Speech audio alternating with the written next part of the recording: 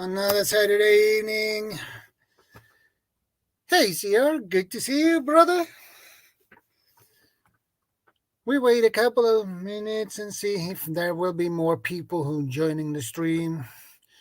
My week has been pretty hectic at work,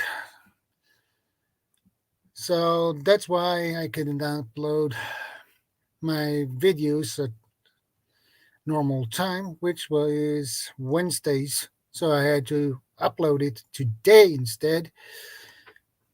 So I thought I could do it yesterday, but I got a terrible headache yesterday, so that didn't work out. But I finally made a video today and uploaded it earlier today, so that one is up. So, how has your week been, guys?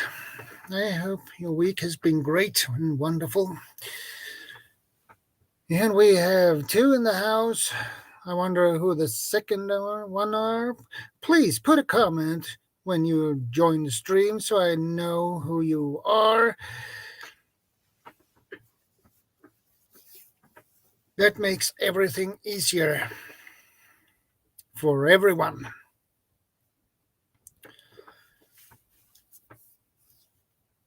So now we drop to 0. Thank you, CR. Good to know. I appreciate that.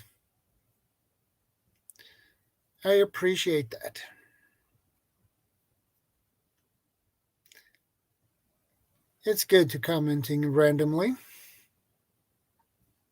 It's a good idea to do. Let's see if there are more people who want to join.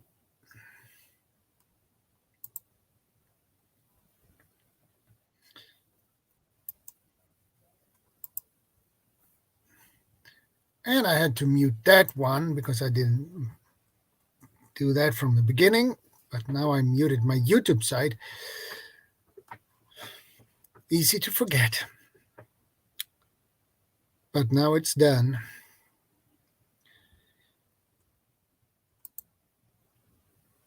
And I have the StreamYard link in the top of the chat, pinned as usual. And we have 3 people in the house. CR is number 1. I wonder who the next 2 people are. Please put a comment when you join the stream so I know who you guys are. That makes everything easier for everyone. And now my phone vibrating as usual.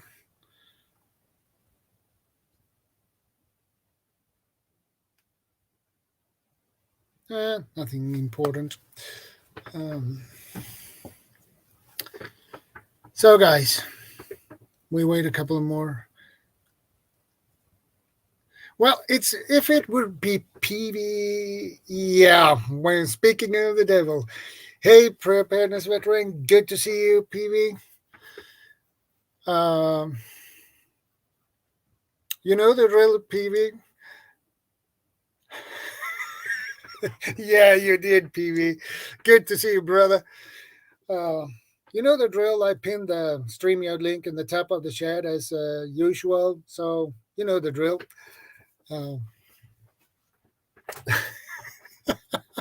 Yeah, I agree, CR.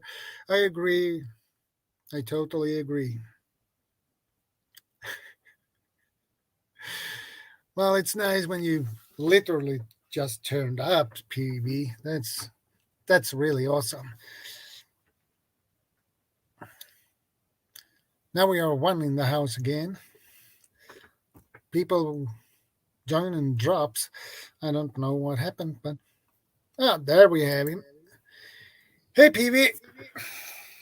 Hey, how you doing? Yeah. Can you hear me okay? Yeah, I can hear you loud and clear. I literally just turned up and I heard you say something like the stream watching. I wonder who the other one is, and then CR said, "Oh, it's PV." Yeah, and he said it was a lol joke. And okay, Oh yeah. So yeah, how's it going? All right. yeah, it has been a pretty hectic week for me at work. This So is slowly. It's the season is slowly changing. It's very feels like autumn now here. I don't know what it's like where yeah, you are. yeah, Yeah, it's definitely getting cooler. And this last couple of weeks, we've had the remnants of the two hurricanes that were on the east coast of America that hit. So we're going to get that fallout from that tomorrow as the winds are hey, picking up Guardian here. Prepping, good outdoors and fitness. Good to see you, brother. Guardian's here. He's probably on there. He's in recovery mode, probably. Yeah, probably. I've been hurting all week. I'm maxed out this week on legs and arms, and I'm still sore all over. Yeah, I can imagine that. I'm gonna. I've been building myself up. I've been doing my leg section every week. I've been doing 500 squats, and I've got that down to 35 minutes. So 500 squats in 35 minutes, air squats, and I'm going to start to retract for them. I'll slow down a bit. I'm going to do one more session of those. Yeah. Because I can't see it being very good for your knees, really. So one more session. Hey, I'll Sandy. document it for prosperity, and then I'll do some other sort of leg exercises. Good to see you, Sandy. Yeah. See, I was right there. It's the first day of fall, spring. It's is it geological autumn that's just started? I think it is. But we have pretty warm here. We had around 13 degrees Celsius up to 15 degrees Celsius. Right. Is that warm for you then? It's warm for September month. Yeah. Right, but in a moment, the weather can quite easily change, and you plunge straight into winter. Hey, Guardian. Good to see you, brother. Hey, Guardian. He's in there somewhere. What? Yeah. Good evening, gentlemen. How are you doing? Are you well? Yeah, you're good. Yeah, good. Yeah, we're doing good. But it has been a hectic week for me at work, so I manage. Might I say that's an extremely interesting topic. Yeah, I agree. And actually, it was PV's suggestion. He gave me a lot of different topics and I used this one for today's stream. Thor's in the house. Good day, Thor. Hey, Thor. Good to see you, brother. Yeah, I thought I'd just reel off a big long list and then pick and choose. Everyone. It's sometimes it can be hard to come up with ideas and it's good to band things around between people. Yeah, and I will use most of them actually next stream and next stream and next stream and like that. So yeah, good. And we got I have outdoors. topics for, Good. Outdoors with Big Matt. Yeah. Good to see you, Guardian, Guardian, you tired? You recovering? You sore? Surprisingly, I actually just came back from a session in the rain. I did my today's workout in the rain and stuff as well, and I was just enjoying doing a whole bunch of handstands on the way to the training session place that I did my workout as well. So I love it. I absolutely can't tell you how addicted I am to the lifestyle of consistent fitness and working out every single day. It's amazing. Yeah, it's good. If anyone hasn't seen it, go to Guardian Outdoors and Fitness's channel, and if you're unaware what he's doing his current challenge is 200 press ups a day on top of his normal activity for a year, and he's on what are you on now? 51,000, 52,000, something like that. Yeah, it's 52,000 since January the 1st, 52,000 push-ups. And then I'm implementing a lot of pulling exercises as well at the moment, obviously to balance out the muscle groups. So I'm implementing like a lot of pull-ups, and then I do tons of hiking and outdoor activities and adventure motorcycles and like you name it outdoors, and I'm there. Yeah, that's yeah, awesome stuff. 52,000 push-ups. You're a push-up expert now, I'll tell you. Yeah. Go. If anyone's unaware, go across, have a go at his channel, and it's good stuff. Yeah. Before we get into the topics for today's stream, I just want to make a little bit of an announcement for next week's stream. The stream for next week will be on Friday instead of instead of Saturday, as usual, as I usually normally have my streams. Because the reason I moved the stream to Friday evening is I'm going for a class. It's about emergency water class I'm going to take, and that is from 8 a.m. in the morning to 4 p.m. And to get to the class is 1 hour travel with car north. So it will be, you will learn hygiene, security things when it comes to the emergency water tanks. And you should learn how to clean them. It's a lot of stuff, and it's a lot of heavy lifts. So that's why I have to move my stream to Friday, because when I get back home on Saturday, I will probably be exhausted. So that's why. Good. So is that run by, who is that run by? Shadow? I do it with our civil defense. It's for our voluntary resource group. We go on that kind of classes. Right. That'll be good. You should in your community board, you should announce that, and you should put something like if anyone's got any questions they want to ask the instructor, put them down, because that'll be good, relevant, current, up-to-date information. And then you announce them on your next go through them on your live stream or something, if you can do that.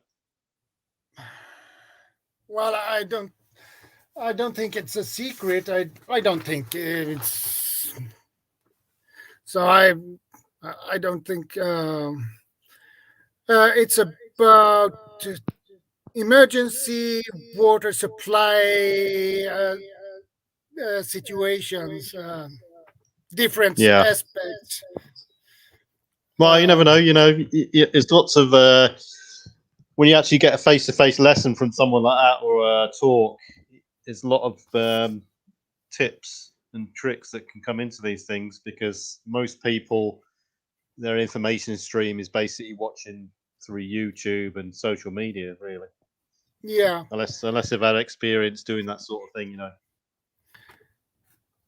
So that is basically it's about the different community, the different actors in the community, security questions about security, hygiene questions, and how you handle the emergency water supply, or to support people if the grid goes down, or if the regular if the regular water supply is contaminated or something, you put this emergency water supporting system on different places, so you can go take your jugs, fill up your jugs, and go back home.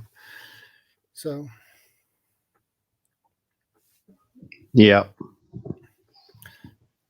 So that will be on Saturday, and it's 1 hour trip north from here and 1 hour trip back home. So that's why I have to move everything to move my live stream to Friday next week. Yeah. And I see Bob is in the house. Yeah. Hey, Hey Bob, good to see you. g'day, Bob. Hi, good evening. Good to see you, Bob.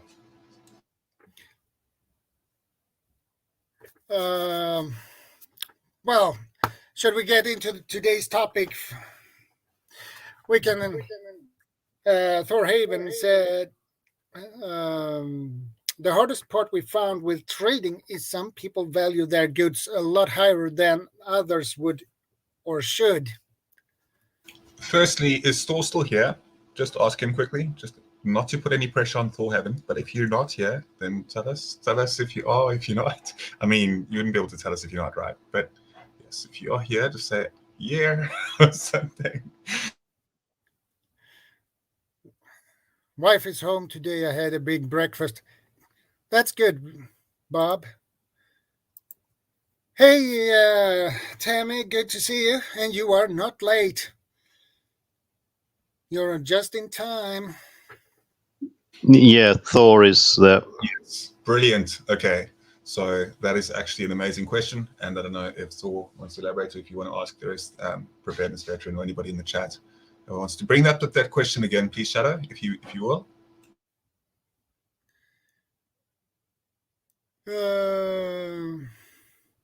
Now I lost.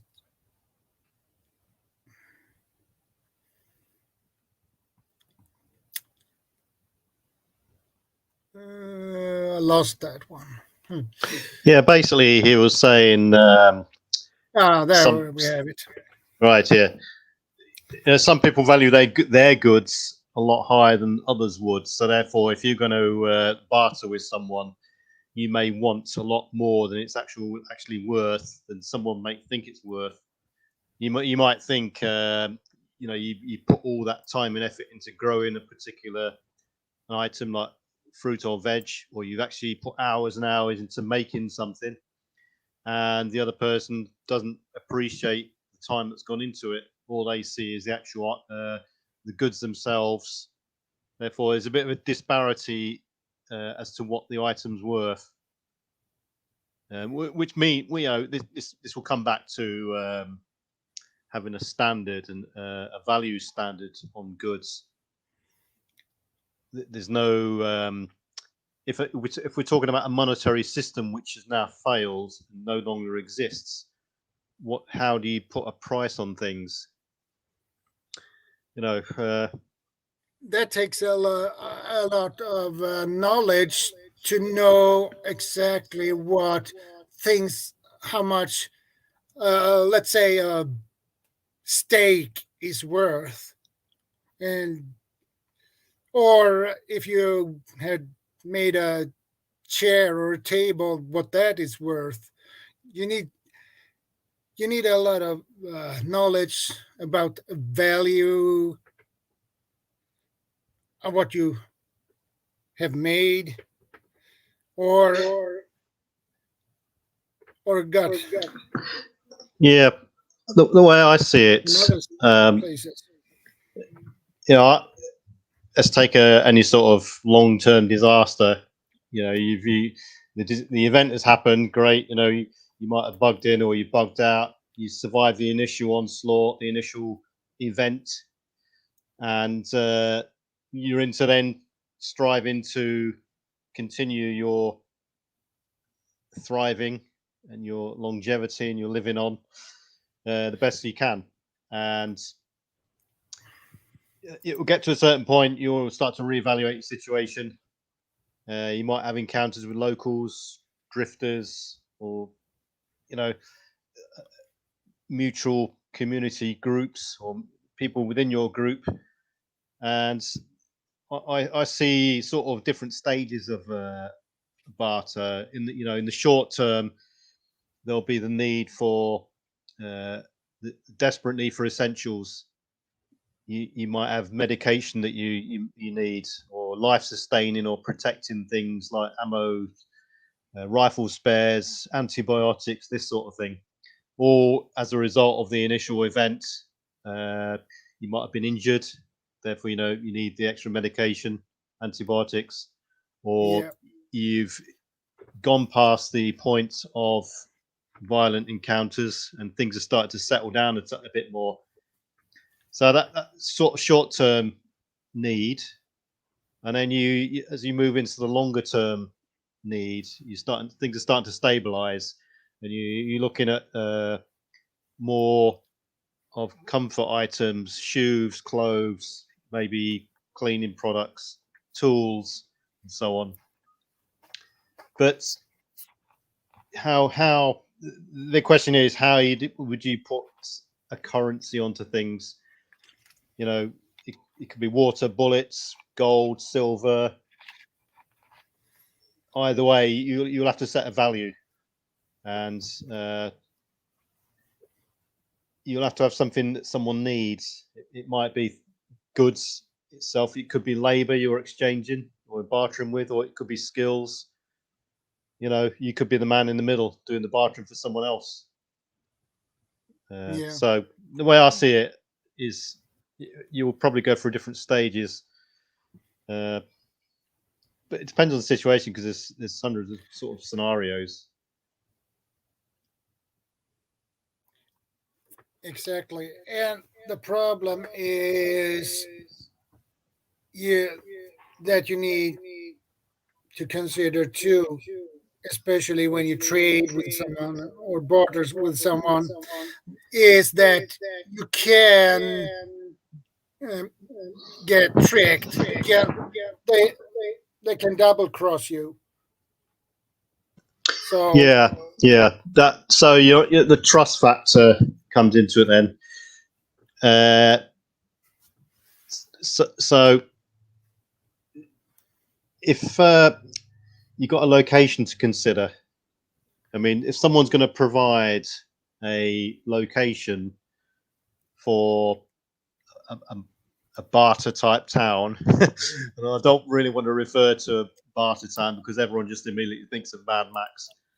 Then, they've got to supply a location, security for a location, and it's got to be a place where people can feel safe in there. They're not going to get robbed. Otherwise, the whole system it defeats the object, really. You're not going to go to a place and get, bring all these essential goods to barter when someone's just going to rob you blind.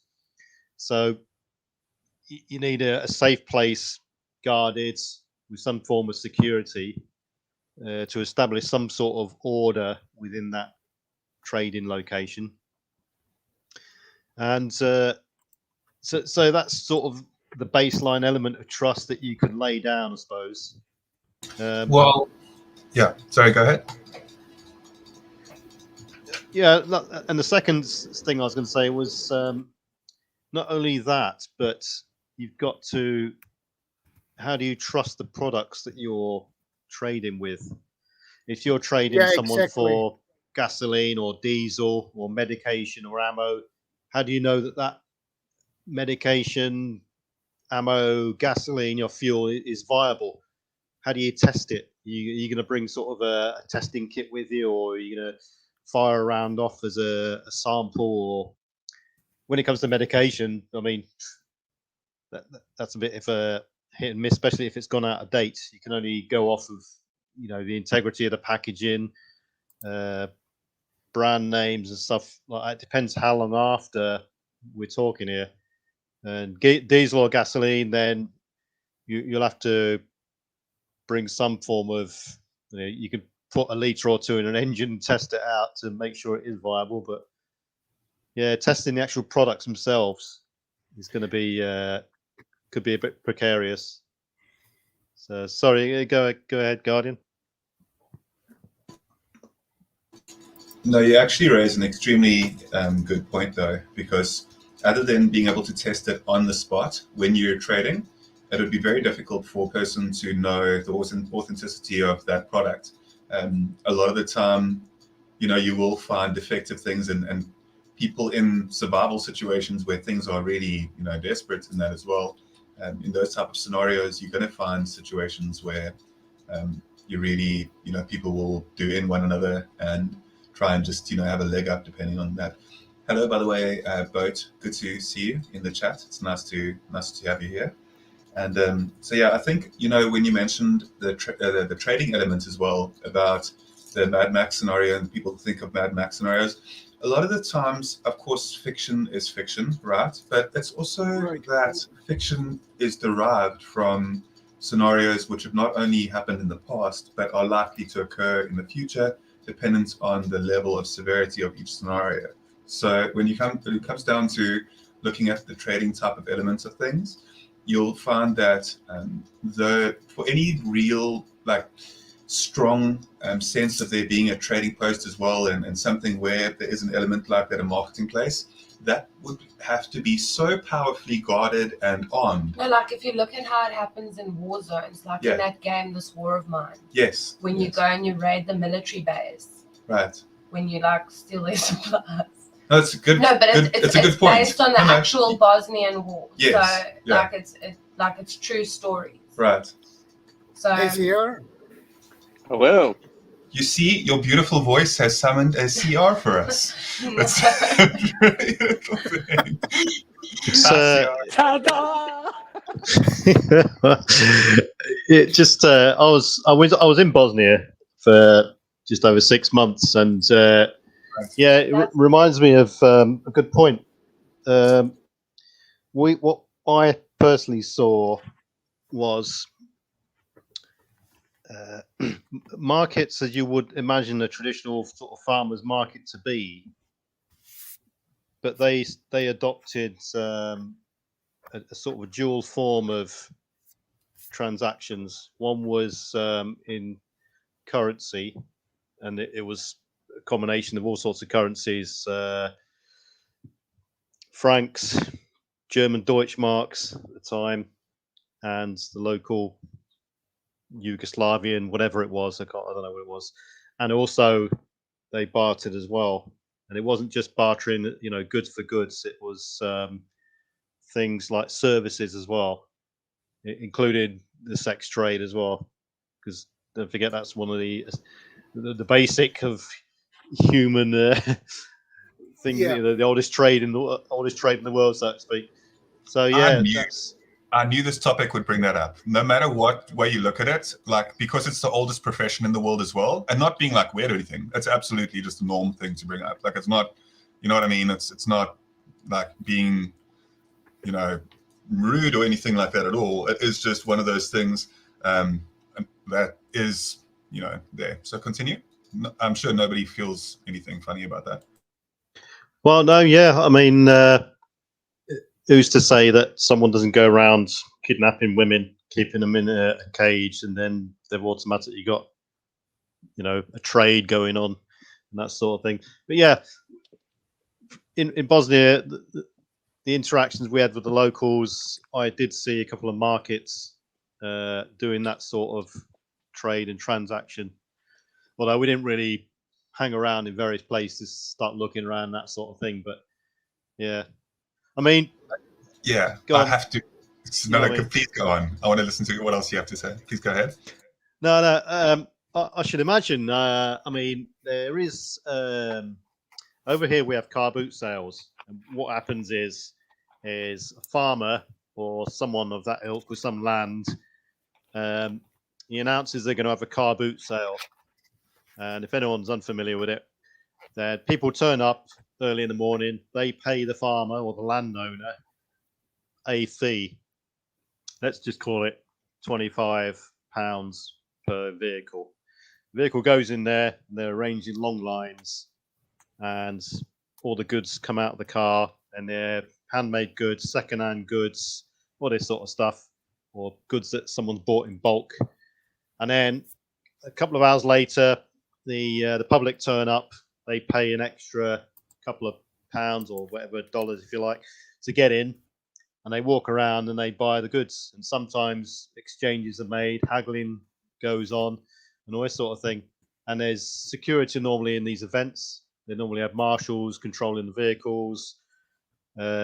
Sometimes, if it's a big event, they have an ambulance there on standby, St. John ambulance, and this sort of thing. And even bigger events, the police can get involved to coordinate traffic and all this sort of stuff. So, yeah, that sort of thing does happen in sort of quote unquote peacetime, but there isn't the element of rogueness in that sort of thing. Mm-hmm. And you can get some real good bargains, anything you like, really, from tow ropes to radios and all sorts of stuff like that. It depends who's cleared out what and all this sort of thing. But it's not based on necessity, in which necessity is the sort of the need that will drive people to come in and want to trade goods and services. Mm-hmm. Or pay for whatever amount necessary to get it. Yeah, exactly. So, no, go ahead. I'll catch up now. I'll hold my thought. Like I have just a general thought on.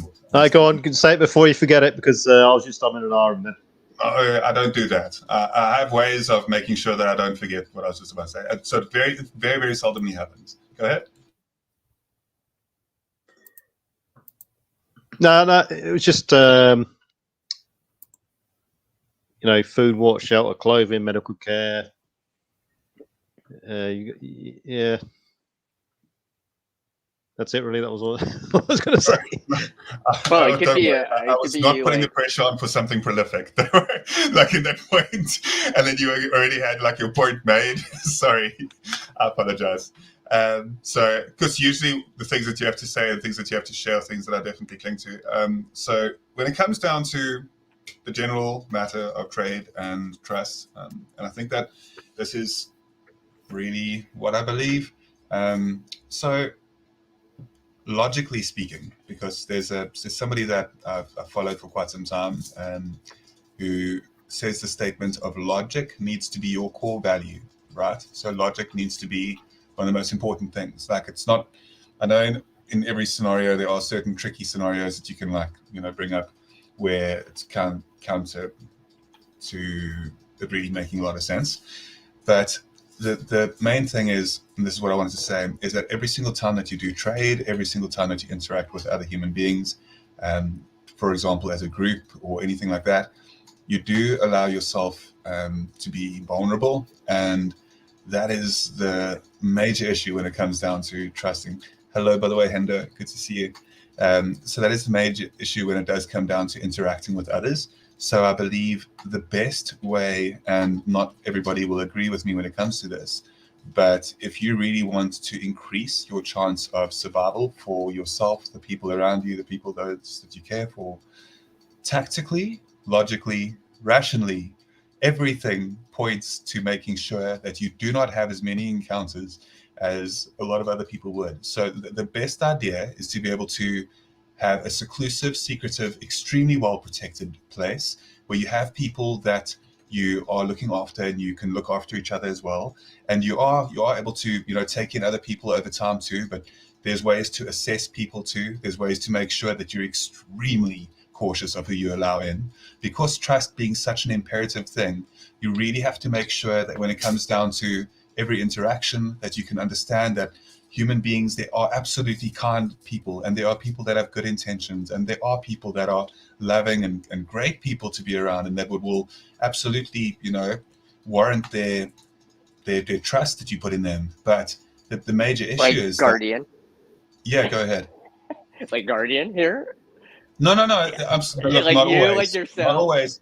No. I don't think even most of the myself. time. Okay, not always, but most of the time. No, I'll be honest and say that everybody lies, as Dr. House would say.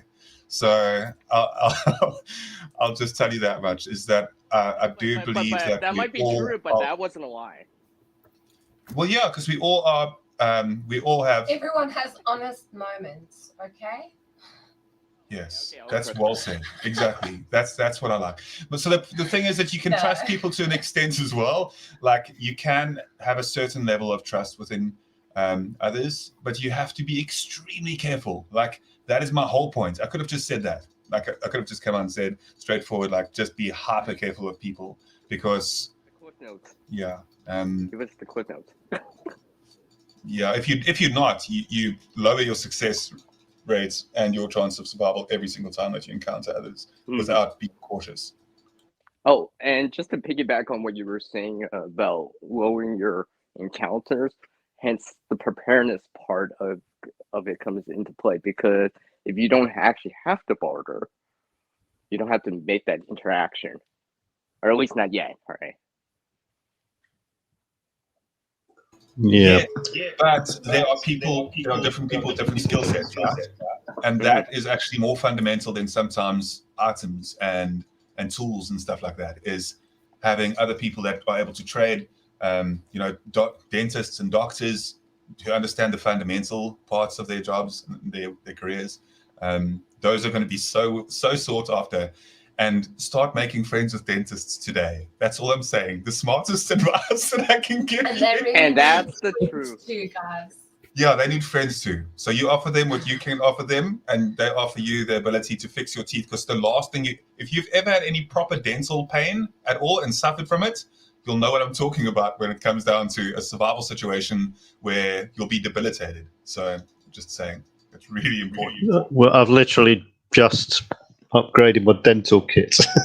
Literally just. Yeah. There's nothing worse than you could provide dental services as a barter item or services. But yeah, I mean, I know trust is in these days it's hard at the best of times. When it comes down to it, and there's no law and order to fall back on, it may become even worse because you could go from a zero escalation to a deathly situation pretty quick on the extreme scale of it. I mean, how do you? It's developing trust over a while, or some level of trust through honest transparency, without divulging all your stores and goods, all this sort of thing. I mean, I've come across preppers before on YouTube who have openly announced that if you're part of their group and SHTF kicks off, if you want to leave their group, they will not let you, and they will quite happily shoot you, Dispatch. rather than let you leave because you may disclose all their hidden little secrets. They unfortunately, logic is winning there, and I know that people may disagree with me, but there is reason for that. There's good reason for that. Yeah, I can understand the reasoning behind it, but people, well, it's just starting to veer off subject. But when you establish sort of a mutual assistance group or any sort of prepper group, then you should have measures in place that will stop this sort of thing happening. Whether or not you can have a centralized core of goods, or everyone's going to have a percentage of the core of goods, and certain people are going to be controlling it, or all this sort of thing. But the basic come down to the level of trust and the extreme consequences of mistrust. Yeah. If someone abuses you or turncoats on you or abuses your trust, moving on from there, trusting again can be very difficult. Yeah. It makes you even more cautious. Almost at the point of paranoia with some people. Yeah, where you're taking everything with a grain of salt now. Yeah, I mean, you can almost, if you meet a new person that you're going to interact with or exchange things with, then you can almost get to the point where you're ticking off a checklist, and they pass. They've got a 90% score in the checklist. I'll trust them to a certain level of degree or whatever. Can you please take this test before we make this trade? Thank you. I really hate how true that is. The comment that you just posted right now, I absolutely despise how on the dot and directly true that is. Well said. Yeah, it's well said. Yeah, I was thinking of another thing that just popped up in my head. I watched another YouTube channel. I don't remember which one, but this was a couple of years ago. And he mentioned bartering and trading. What he said was, and this is applied to US. When you go for trading, like a trading market or like a farmer's market, one, you never go alone. Two, you always have backup with you, which means when you have one who do the trading and bartering, and you have two, maybe four people more who cover your back if something goes wrong. So you have your security that way. So what do you say about that, guys? If you're leaving your location to go and establish some sort of trade, or you're going to barter with someone in some marketplace or something like this, then you got to be aware that you're leaving your group behind, so they're a percentage of capability down. They've got to take up the slack with security and all this sort of thing whilst you're gone. And you've got to also look after yourselves on that trip. Could be a precarious trip getting to the location. And if you're doing it regularly and you're having some sort of routine, like your stagecoach routine, then you're opening yourselves up to getting robbed or ambushed on the way. Yeah, exactly. For whatever you're taking towards bartering or trading and stuff like that. So it's security all the time. Yeah. My opinion on this topic is quite extreme, and I'm okay with that. But I think that one has to look at the past and see who has done best when it comes to methodology of how you would go about these type of things. And unfortunately, there is a couple of examples in different types of law that I could bring up, actually. Not only law, but in real life examples where it has been proven time and time again that the best way for you to... Okay, so I'm going to say this, so don't judge me for what I'm just about to say for this opinion, right? But what a person essentially has to do is consume other encampments and groups and grow your own by doing so, and just become larger, stronger, bigger consistently. You have to grow and become vicious at it, and you have to, like, when you move to another place, you move there with your entire group, and you grow on the move. You look at people like Alexander the Great, Genghis Khan, examples like that, and I know that it's far-fetched and it's fiction, and well, it's not actually fiction, it's really not. But my point is that you need to have a spirit of helping people while being able to take command in certain ways too. And not myself particularly in any way. I'm not somebody that ever thinks that leadership is something that you should desire. I just think that working in a group and having a lot of people that have a similar mindset as well is really fundamental to success when it comes to these type of scenarios. Otherwise, you're just jeopardizing yourself. And it is good to be ambitious and to be determined and to try and grow as a group and grow and increase in your capability, your group, the trust that you have in people around you, the trust that people have in you. It's been done in the past many times. You take the electronic system away as well, and you take the rule of law away, and you see how things crumble very quickly. And in those type of scenarios, how to kind of, I'll stop myself here and I'll say that you got to be very careful, but just be kind, but also realize that there's way more people out there that are trying to do you in than you could ever imagine. Yeah, it's almost like, well, open season on everything. Everybody and everything's open season. If someone sees easy pickings because you've gone from A to B with a load of goods, then you're going to be easy pickings for them. You're going to be opening yourself up for a whole load of trouble.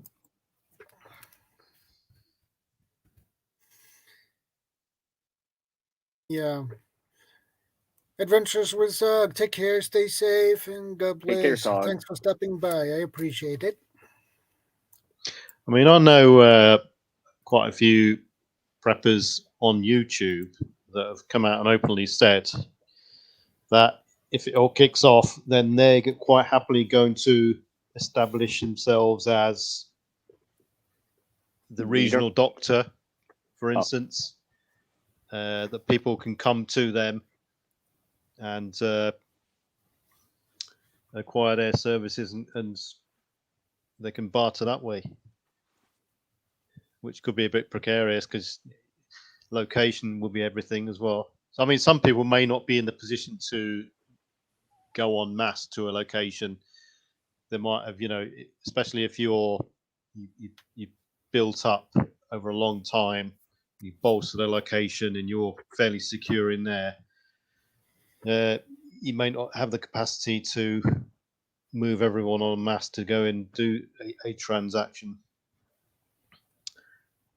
It's very, very difficult. I can remember there was an old TV series called Survivors, the 1970 version. I think it was 1979 or something like that. Late 70s, early 80s, anyway. And towards the end of one of those series, they established a marketplace where everyone in the region went to the marketplace, did their business, like a real rough and ready farmers market, and then left and went back to their location.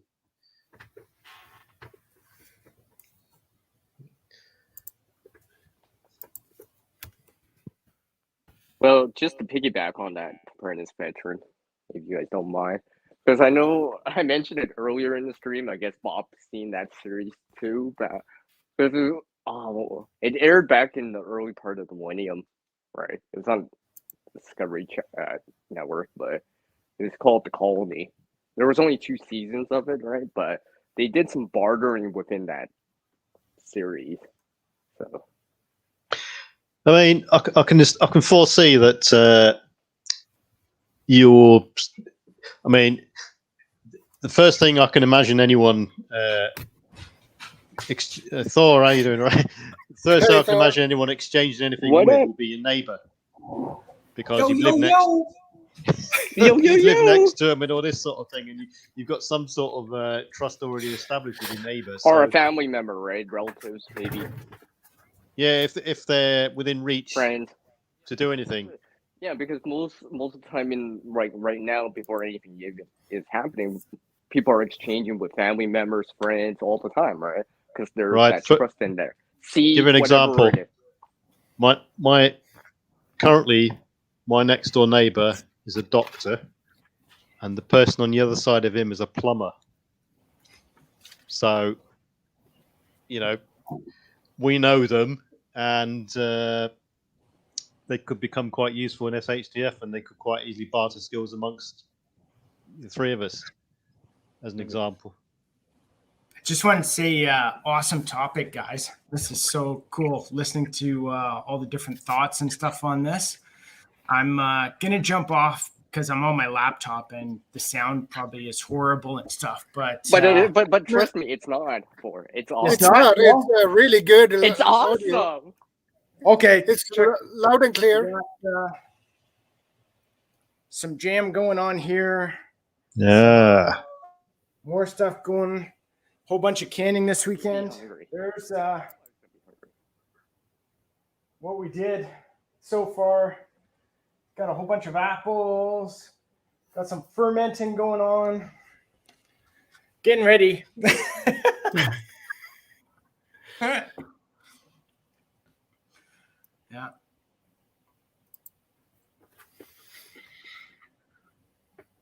So you got winter approaching. It would just hit you. Yeah. we've been down a few degrees above freezing lately. So it's time to shut up the pool and close everything up and finish the harvest. The issue is both freezers are full. So we've got a stand up and a chest freezer. Both are full. And in, I think it's like 3 weeks, we have to harvest our pigs.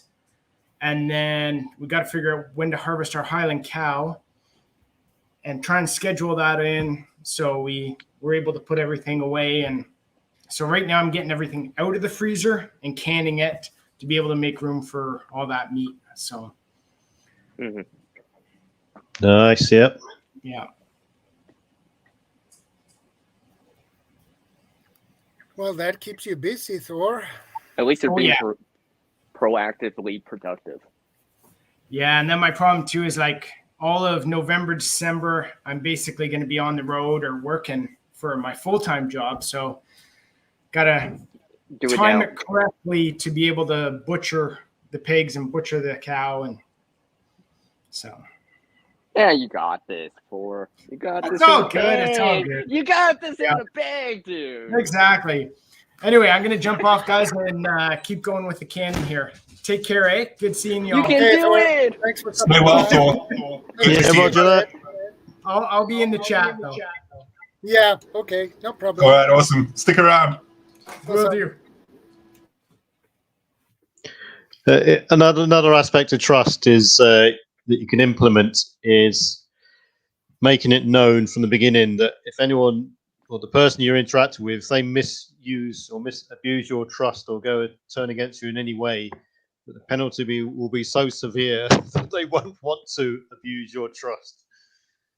So here is the point about these things as well, and something, while you're on the topic.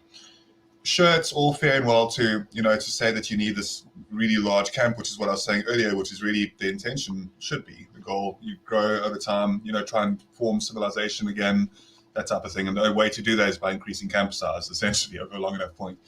But yeah, I'm just. Hey, Nancy, good to see you and welcome. Hi. Be super careful. Sorry, go ahead. How by the way?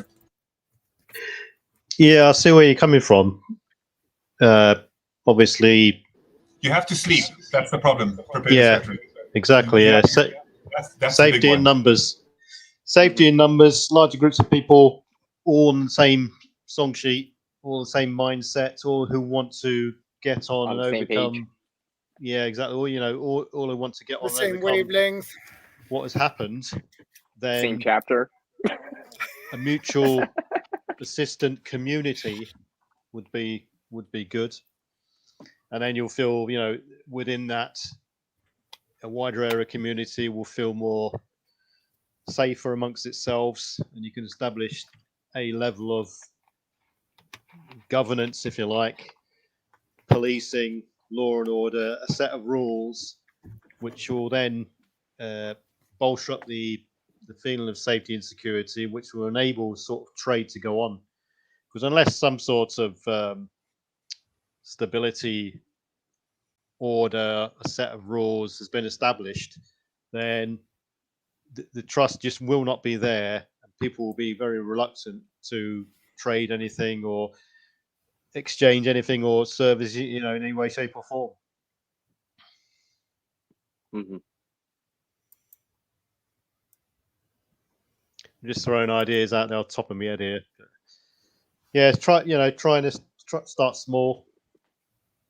I would even suggest you don't even, some people might not even be in the position to have anything physical to exchange, and you might only have your services, your skills to offer, which will probably be better in some respects because you're not losing anything physically. You haven't got any. If you exchange a barrel of apples with someone, they can run off with it, for instance, but they can't run off with your labor, so to speak, or your skills or knowledge. Having said that, if you're if you've got critical skills like a doctor, and another group or community wants your someone's dying in their group and they need you to go in and save them or help them out, and you go there and help them, who's to say that you're not then held captive or taken away with them, so you become their doctor? So very, very precarious.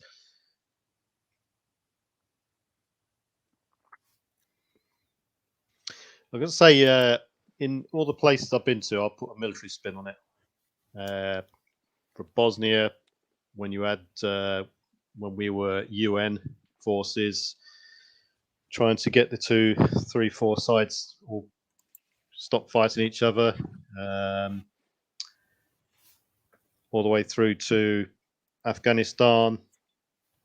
You had to interact with the local leaders, the elders, and so on and so on, and establishing trust. Hey there, Survival. Good to see you. Establishing trust. Oh, it's Costa. Hey, How you doing, there. Costa? Good to see you. Establishing trust initially was very hard, especially when you got people on both sides who have shot and killed each other and all this sort of stuff. And the way it sort of happened there was you would get a liaison officer going in, someone of high standing and high ranking, so they know you mean business and you're serious, and someone who's got some sort of integrity about them, not just a rogue person. They go in there and they start off with low-level talks, and then they sort of build up a rapport, come to some sort of agreement, and then over time, this could be days, weeks, months, you start to get to know these people. You start to offer some sort of services, like you get the medics to come with you, and you start to treat a couple of people here and there. They'll be thankful for that, and then you start giving them some water or food and this sort of aid and that sort of stuff. And then this trust is building up and building up and building up, although it can be broken at a moment's notice. Mm-hmm. You can build up trust over a long period of time, but it can be broken in an instant. And this is how, the way I saw it, things happened over places like Bosnia and Afghanistan, and then you just build it from there onwards. You send in your experts, your engineers, your medics to help rebuild the roads or the bridge, essential things that they required, and you would expect nothing in return, but you're laying the foundations for future trust building and onwards to ceasefire and handing weapons over and that sort of thing. Yeah. The long takeover. You provide the ability for, so there are ways in which to explain this, and I could do so the long way and I could do so the very short way, and I think I'll try to take the brief way to explain it from there are ways to entice people to join your cause rather than bully them into it, because that obviously there's 2 ways to control people: love and fear, right? Directly. It's the only ways that you can control people. And if you decide to use the love element, you'll always have that loyalty run so much deeper than fear and bullying them into doing something, because then you always have to watch your back. But if you can genuinely prove to people that you have their best interests at heart, because it is a synchronous thing to have everybody on the same page, synchronicity to have everybody on the same page, and everybody fighting for the same cause is essentially what you want at the end of the day. But that doesn't always work out, and that's why I said earlier, like, about sleep. And then also going on your earlier point, preparedness veteran, skill sets that sometimes people don't even always acknowledge in the modern world will actually come out as amazing skill sets in longer term SSTF type scenarios as well. Things like counselors, surprisingly, people that have the ability to have really good social skills in terms of making people relax and calm down. Those are things that people look past. There's a lot of things that we just take for granted right now in the world, that people with certain skill sets could absolutely come into hand as well eventually. Okay. Yeah. I was thinking, if any sort of long-term SHTF were to happen, and you got the collapse of civilization and society, law and order, getting people to come out of woodwork and to start thinking about trading and services and offering their services and barter and all this sort of thing will be a challenge within itself. And the person organizing the event, you got to start thinking about back to the sort of how modern day things are run, how you get advertising it, getting the word out. You could be talking about long distances where you want to get people to come to a central point and this sort of thing. Very, very precarious. And I don't know. You can. I mean, are you just gonna hold up a sign? We're bartering. Well, you could go around if things are settled down that much, and you have started to link in with other communities, for instance, you could drop the word in to say, how do you think? What do you think about having a barter trade sort of every week and so on, marketplace? But then again, you're faced with the problem of value. Establishing a system of value. How do you value a certain amount of goods and services? Mm-hmm. Obviously, you could say, obvious necessity is one thing. If someone got a toothache or they got ill health, they'll pay anything to get that seen to. So there's a lot of moving parts involved, definitely. And there are a lot of things to take in consideration too. You could just establish one on a whim. Just take the risk. And for instance, if you're talking about bartering and trade, if you had a team of people well armed, all on the same song sheet, and a truck full of goods, you could roam around from community to community selling things. Yeah. And it's obviously got its risks and rewards, but that is another option.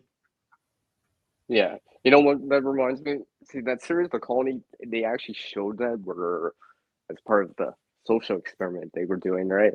There was a convoy of, per se, merchants trading, right? So, I mean, even TV shown that, but I mean, I didn't see that. No. No, but obviously in the real world, it'd probably be different, a little bit different.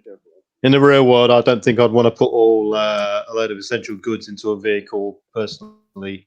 Well, you're just opening yourself up for ambush and stuff. Yeah, getting ambushed and people, because you advertise that, right? It's just like, oh, I know what vehicle they are in, Yeah. All you need to know is the route, and next thing you know, it's like, but I have my stuff. Speaking of ambushing, people advertising themselves on YouTube now. I've got 3 months worth of supply of this. I've got 3 years of food here. OpSpec, 25 years worth of water. Right? Yeah, exactly. You gotta worry about that too. Yeah, you want to. OpSec will be of utmost importance, especially if you're going to and fro from one location to the other. Mm-hmm. A system of communication is important. Informing people, getting the word out when certain events are going to happen would be another key factor.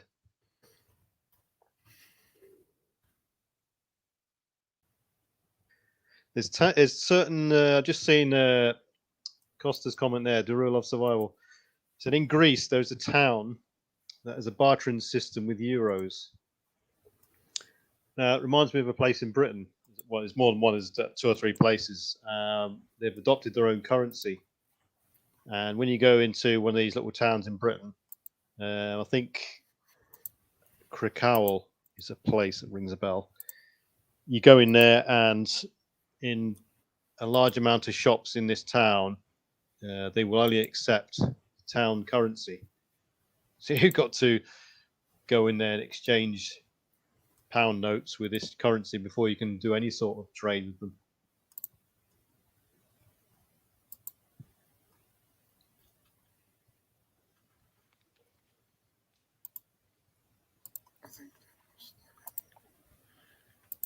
Yeah. I put the link in the private chat for you All right, thank you. to that video, Beer Love Survival dropped. Right. So let's talk about You can check it actual out later. things that will be of key interest and importance that will be up for bartering. Obviously, you could have the key elements: water and food, pain relief medication, antibiotics, Yeah. Power too, right? Batteries could power, So- along the batteries. lines of the right Now- CPAP machines. If you so have to run that, stuff The different like that, ones that we mentioned, right? So the different items that are being mentioned here are a lot of the items that usually come up, and they're really good items. But I've always had this, argument and discussion, debate with a lot of people as well. So heirloom seeds, yeah, there it is. So heirloom Yeah, seeds, seeds. absolutely. So obviously, being able to eat is something that is so important, and being able to not just eat but be able to grow and have a consistent crop is something that obviously does tie you down. So there is a danger to it. That's why I say being able to grow with a large camp as well and grow that camp over time. But seeds are absolutely incredible. Without them, I mean, you can forage up to a certain point, but yeah, you're gonna have problems. Yeah, because you have to be in season for that stuff too. Yeah. You can And add then, in a like I load- said, I was gonna say, like I said in the side chat, consumables, right? Like even in the ultralight camper hiking community, right? There's your base weight, then there's consumables like water, food, fuel, right? Those because you're always consuming that, right? So your supply doesn't always it can get bigger, but it's always going down because you're always consuming it in some form or fashion, right? The water, and hopefully you can add more back to it. Yeah, you can have mission enhancers, things that will increase your ability for long-term sustainability, like nails, screws, wood, clothes, shoes. Yeah, the seeds and stuff like that. Yeah. Yeah, and you got the comfort items, alcohol, drugs.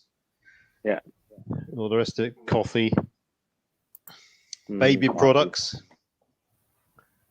Yeah. But Tobacco in general, cigarettes, Yeah. cigars. any form of Honestly- addiction.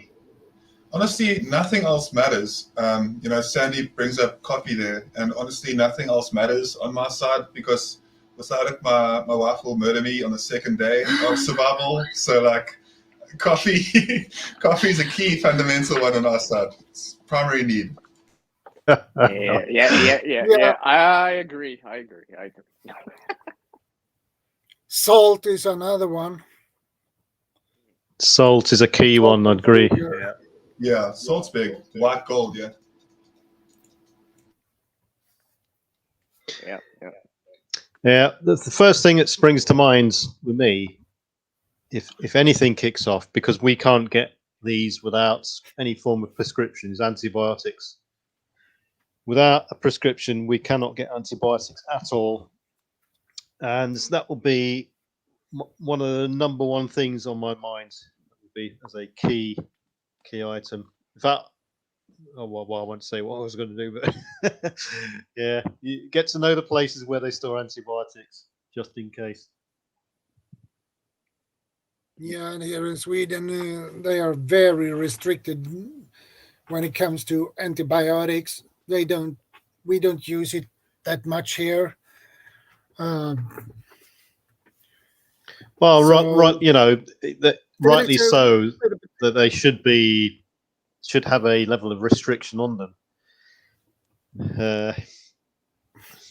Yeah, there's the alternatives. doctors don't prescribe antibiotics that often, unless if you, like in my case, I got ulcer and I get antibiotics for that. In that case, they prescribe you that. But in other cases they don't. So Right. So if you're on regular antibiotic medication, which some people are, they're on long-term antibiotic medication, then what I'd suggest they build up a supply of that stuff over time. But to be honest, any sort of alternative therapy, really, I've not seen much effectiveness, especially when it comes to things like antibiotics. Well, it could be insulin too, right? Yeah, exactly. Any sort of critical product. I mean, you get loads of people come around and say, "Oh, yeah, use colloidal silver," but colloidal silver, it's okay externally to a certain extent. Internally, and to fight off infection, it's debatable. If not, you could always say it's pretty much ineffective internally.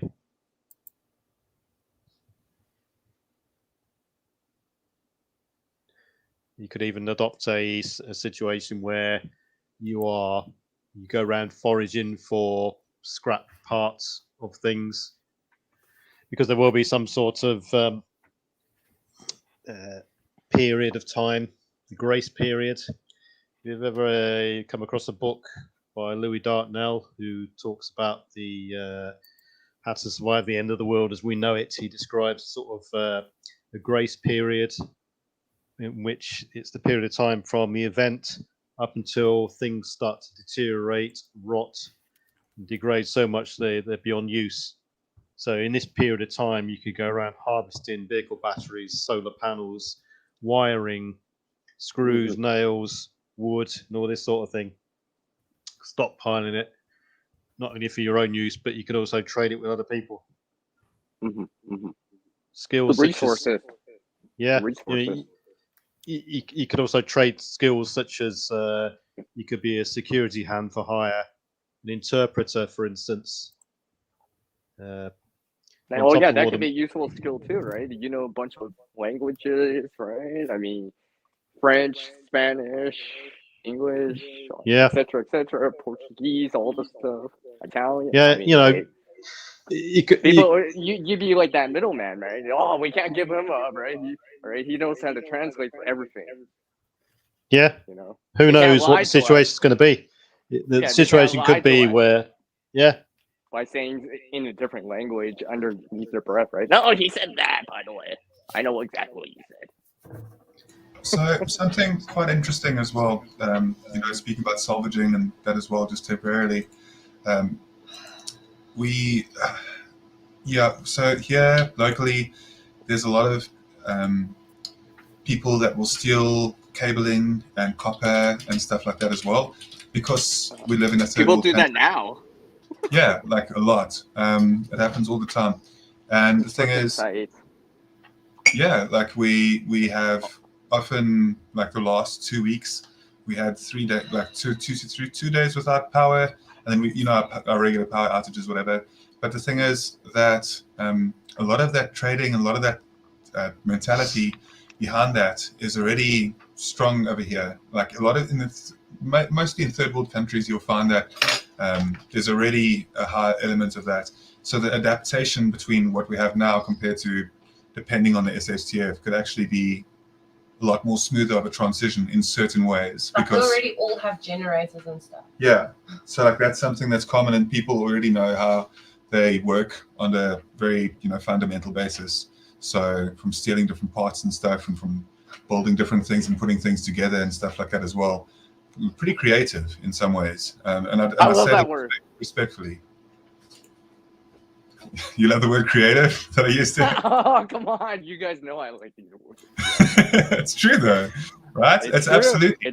You can look at what people are able to do now, and such as like different skill sets that people have that they can use now that can absolutely transition to SHTF. Go ahead, Perpetuous Veteran. Yeah, we get quite a lot of that sort of theft now as well. People ripping up wiring, going into disused buildings, taking the wiring off. We've had instances, one of the places I used to live at, where a 3-mile stretch of road, rural roads, they'd stolen the drainage metal covers on the road, the grates. And we're talking about something which is 1 foot by 1 foot square. And if you're cycling along and you hit one of those, it's going to do you serious injury. 3-mile stretch of road, they all went missing. Wiring, people on railway lines taking the wiring from those. Happens here quite a lot. It got to a certain level where now you cannot go to a scrapyard and trade with cash. You've got to be registered, and it's got to be all done electronically transactions. But it still goes on. It's all legit. Yeah, it still goes on. Mm-hmm. Learning how to hide is a good skill, leaving no trace. Yeah, definitely.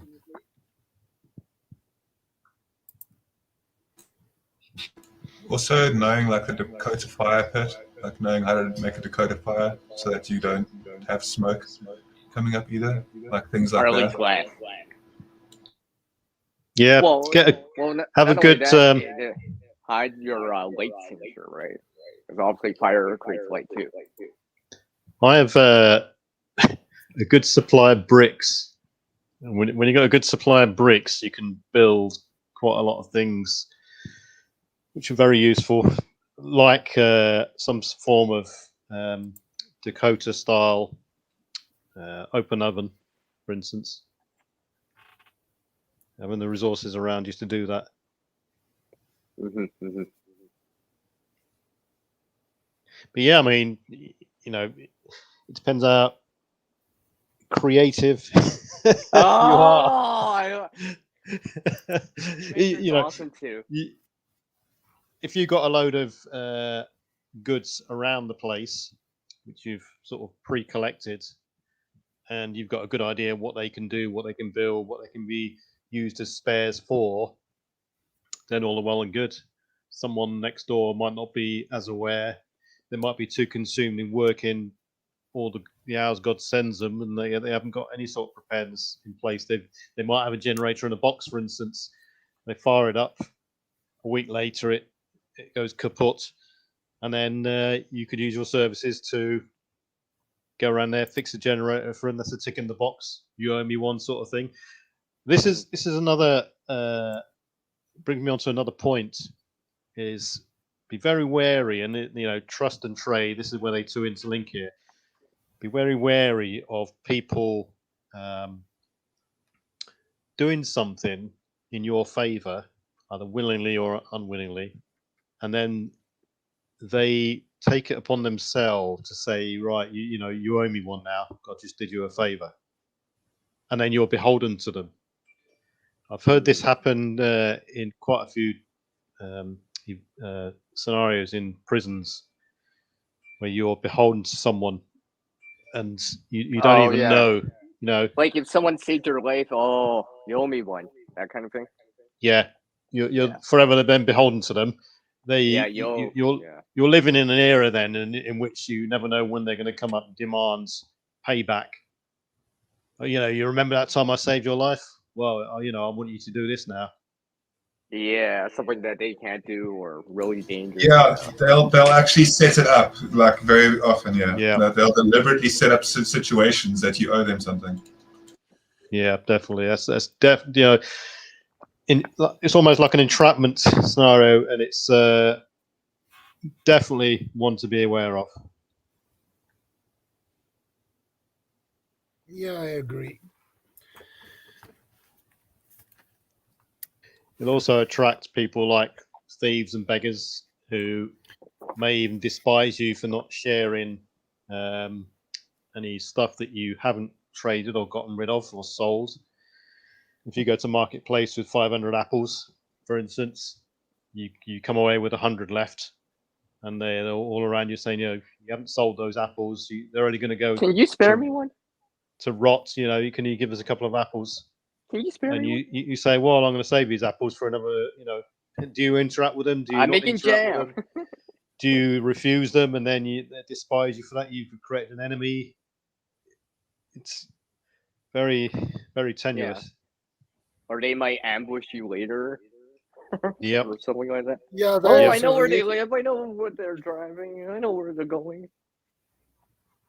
So we're like, it's so bad here that it changed.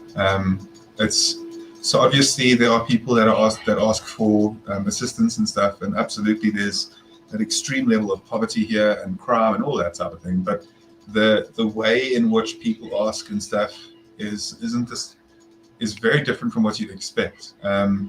Because, and I think maybe it's just personal bias, like from my side, because I think if you are generous when you can be, and if you're nice to people in a lot of ways, as long as you keep a certain level of respect between yourself and people as well, I don't think people will bother you too much, unless it depends in where you are. But here in South Africa specifically,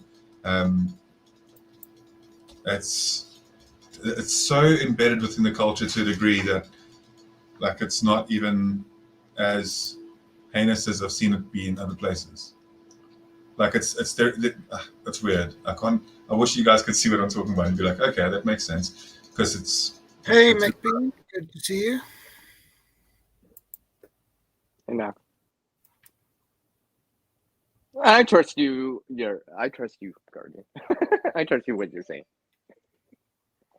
John McBean's in the house. Good to see you, John.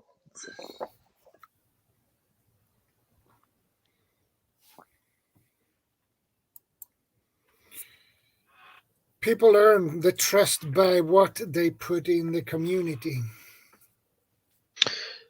Yeah. Being part of a community has its benefits on so many levels.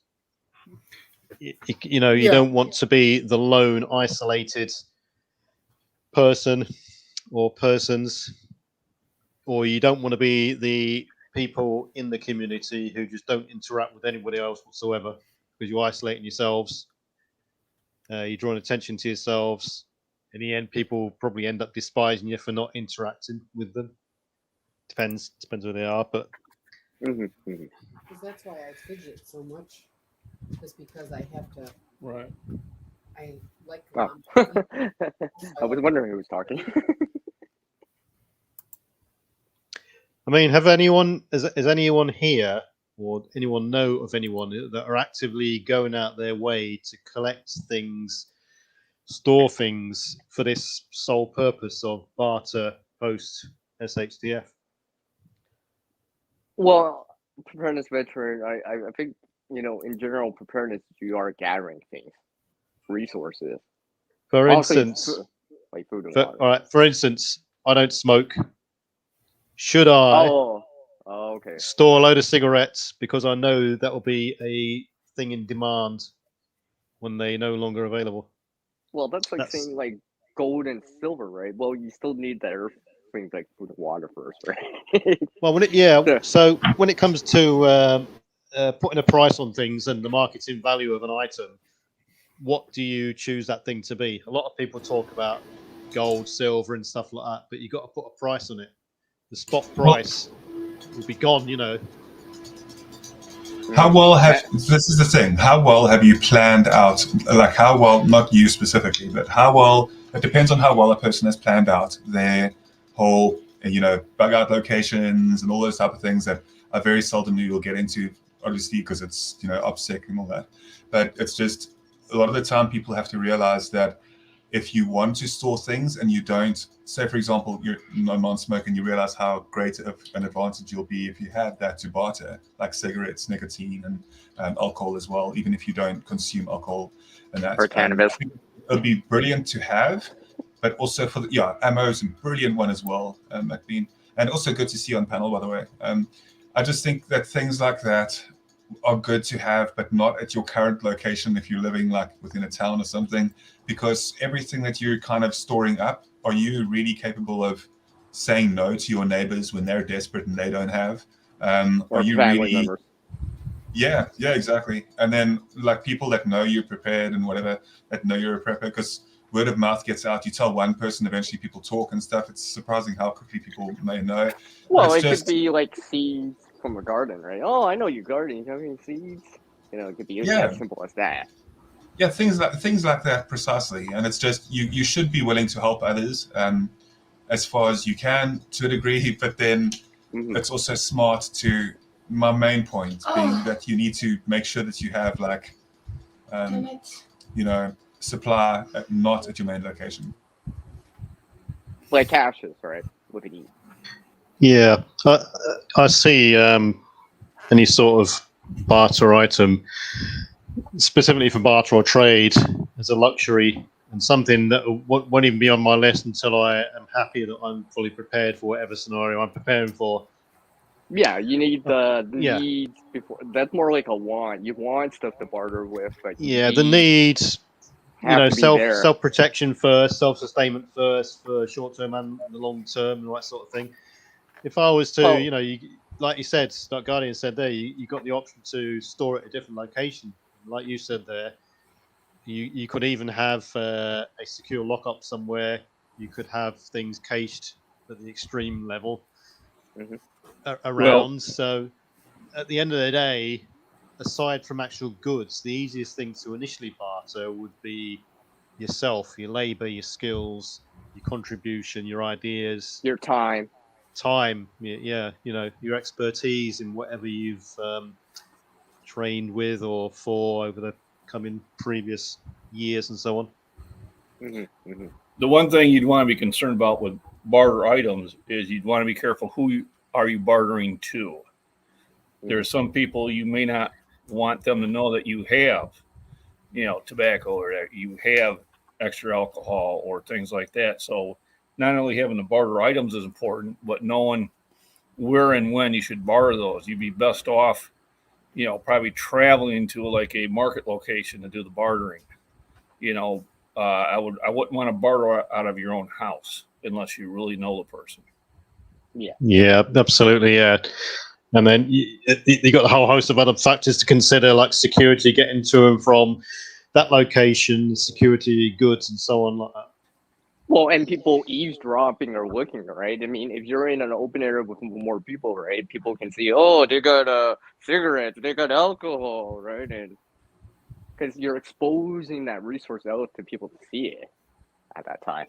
Even if they, and remember, people word of mouth, right? People could be talking to other people. I heard this other group has some supplies from someone else I met, right? And that word of mouth gets around too, right? Remember how the story changes as it transfers over. So it could be that you just had some small items, but time it gets 10 deep, you're Fort Knox. Yeah. They're loaded over there. Yeah. He's got a whole still, 500 pints of moonshine. Yeah. When it's just a little bottle. Feels if you had a load of things to barter, you'd probably be preferential to do it regularly, and you could turn up with a small amount of goods. Right, a few at a time. Yeah. So you're not if you do lose it, gets robbed, destroyed, or whatever, you haven't lost a large amount of stuff. For instance, you could be doing it once a week instead of once a month. Right. If you have large amounts, it devalues it. Yeah, exactly. And besides, who's making change for anything? Right. Well, it goes with alcohol or anything like that, right? I mean, like the quantity, right? If you have bulk items, really large amounts of it, right? Unless they're trading for it, they might just need some of it. When I was in the service, I used to take 2 cartons of cigarettes in the field when we were out for a long time. And then when everybody ran out of their cigarettes, I would, go into somebody's camp and I'd start packing one of them. And, now back then you could get a pack of cigarettes for $1.50. And I used to get a buck of cigarettes. But I didn't go in with I went into the pack. Yeah, I can agree with you that we used to. It was good money. I can imagine. I used to smoke for not that long, but we used to go out in the field and you'd run out of cigarettes and you would literally smoke anything. And I've probably said this before. I've literally smoked tea leaves out of tea bags wrapped in the old toilet paper, which is like tracer paper. I wonder type what stuff. this weed tastes like. So yeah, you would literally, you would pay well over the odds just for a cigarette, especially on exercise in the field. It was an excellent barter item, but I didn't let them know I had cartons. You know, I showed up with a pack, and the day later I'd show up at a different camp with a pack. You know? Otherwise, you would devalue it. Oh yeah, I see. So you would come with like packs, not cartons, for example. Right. Because if you came with a carton, they'd be like, oh, they must have more if they have like, you know. Instead of showing that, you're showing, oh, I just got a few here and there. They're different colors. Right. What if I can get? Now, I'm willing to share, but you know it's going to be pricey. Here's the deal. I mean, you could be in a position where you stumbled across a large resource. Where you, I'll give you an example of the Mad Max, the latest Mad Max film, where he's in control of the water. Right.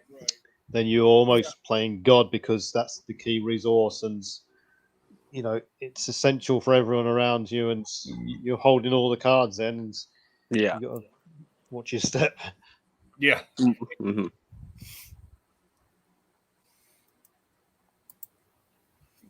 But I don't have any of that as barter items. Luckily where we are, we're up in the boonies, and there's a lot of concerns that I don't have to have, that someone has to have in a very, in a small city or a large city or even a big city. It's a whole different scenario. Well, you know, these you got hidden almost stealth items to barter there, where if something has happened over every town and city in the country, people are fleeing the country, the cities and the large towns. They are. They have a lot of small towns to go through to get to me. Right. And we all have one thing in common. We're armed. You could be in a position to barter parts of your land for those to temporarily stay on, for instance. Well, then you kind of get into your mag group, you know who you're trying to rely on to actually be on your area, because, remember, one is none and two is one. One or two people are not going to be able to secure a location 24/7. You have to sleep. You can only cover, one or two directions at a time. So then you have to, then you get into, do you have a mutual assistant group? You have people that you trust, that if they had the time and resources to get out here, and that they're actually adding to the resources. The thing with these scenarios is, about time that some of these people realize that the scenario is actually happening, there's too many choke points, bridges, big cities, major interpasses on roads would be obvious choke points that's going to make it difficult to travel. Yeah, indeed. I have friends, but they live in different towns, and for them to get here, if they don't react soon enough, it won't happen. That's why living in a remote area is really good. Like, that's why it's such a benefit too. And then not only that, but if you can live, of course, like along a coastline or along a river, like river travel is always something that can be dangerous as well, but it is a way to, traverse. Absolutely. Yeah, rivers and coastlines, they got the addition of resources that come with them as well. Daryl Love says, trust counseling, bettering. What about vetting new team members? Oh, absolutely. I mean, these are people you want to know for, I would say, for decades. I mean, we had on Prepper Nation, we had a discussion earlier in the week about, they call them werewolf preppers. I don't know if you're familiar with the term, but their idea of prepping is they're just going to steal from their neighbors. Oh, I see. I figured. We had kind of different from the lone wolf. Right. A lone wolf just goes out in the woods and tries to, survive on their own. But a werewolf one is actually saying, well, I don't need to prep because I will just take from my neighbors. I have guns. That hunting aspect. So And we actually had somebody we knew for a long time when we were discussing about being prepared. That person made that comment, well, I'll just take it from my neighbors. And my godson was with me. And after he left, I said, I hope you caught what he just said. And he goes, no, I did. I said, so that's somebody, even though I've known a long time, if he shows up on my doorstep, it's not going to be a good thing. Because I know he cannot be trusted. And a werewolf prepper is not going to last very long. I mean, you're going to rob one or two neighbors. The other neighbors are going to figure it out. Mm-hmm. But there are a group that say, well, I don't need to prepare. I will just take, I'll be the raider. Well, And, the thing about, I was going to say, the thing about that is you're increasing your encounter rate again. Remember what Guardian said earlier. You want to reduce your encounter rate because the more you're more out there, the more exposed, the more word of mouth gets around. Oh, someone's been going around, right? That word of mouth will get around faster than So you want to limit your interaction. Well, I shouldn't say limit, but kind of reduce the information. We used to have a saying. We had a person who liked to gossip. We said there was 3 forms of communication: telephone, telegraph, and tell Frank. And telling Frank was faster than the other 2. But I think at that point, the fact that that person let that information out, well, now we're all forewarned. Mm-hmm. Where he has the resources and he has the time to prepare and not be that way, but this is a decision that this person has made, and I've known this person for 35 years. So obviously he does not have the invite. And then you'll have the other people going, if they know that you're military or whatever, if everything goes bad, I'm going to head out your way. And I'm going to say, no, you're not. Unless you got something to add to the situation, you're not coming out this way. You're not going to be a drain on resources, because resources will drain quickly, a lot faster than people think. Mm-hmm, mm-hmm. When we had the first pandemic, and we had shortages, I watched some of my food stores disappear far more quickly than I thought they would. What happened to all this box of food? I started realizing just how much food I ate. I mean, I thought I had, canned tuna for 4 months. 1 month, it was done. I said, well, okay, now I got to rethink that. So in some retrospects, it was a good thing because it let me know just how fast resources can be used up and where you needed to concentrate on. The toilet paper was a kind of a surprise to everybody, but I was set up for it. Yeah, the TP was issued here in Sweden as well. I'll go ahead and I'll say, sorry, go ahead. I have a dad joke on that. So okay. Please, everybody was confused about the toilet paper being gone. So everybody's starting to go on these prepper sites, and in the top 10 list, toilet paper is in the top 10, but it's not number 1 on the list. It's number 2. It's number 2. Bada boom ching. That is the perfect position for it. It's the right place for number 2. Yep.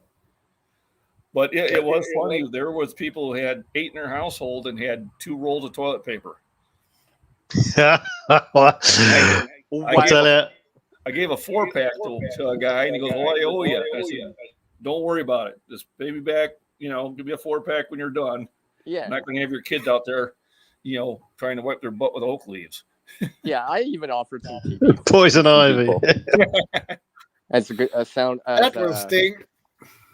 I told when the pandemic kicked off, I always remember. Well, a bit months beforehand, I always remember my cousin's friend was a submariner, and he always come out with some terms saying, "When the toilet roll stops on the submarine stops." And it always rung with me, that did, and I stopped up, and I actually did a couple of posts on, I don't know, it might have been Twitter or Steam It or something like that. And I got all these sort of ridiculing comments from it. Next thing you know, pandemic kicks off, and there's a mass rush of toilet roll. Yeah. Who's laughing now? You know, So sort we're of. laughing now. Luckily, we always had a rule that we wanted to have an extra 20 pack, and we're glad we did. Absolutely. I store the in every British Army ration pack we used to get for 24 hours. You used to get a couple of small squares of this like tracing paper stuff, which is supposed to be toilet paper. It was absolutely useful. No one ever used it. They just used to roll their tea leaves up with it and smoke it as a cigarette. Anyway, also you'd get a little square pack of those toilet tissues, the 10-pack, Kleenexes in a little pack. That used to last one person 24 hours. And me and the missus, I'd have one of those for me stored away for 3 months, and I'd have 1.5 packs for her for 24 hours for 3 months. And it only the size, it wasn't, it didn't. They were all nice and stored, pretty quick, easy. They were very cheap to buy, and it was only like a 2 foot by 2 foot cube, and that was 3 months supply sorted.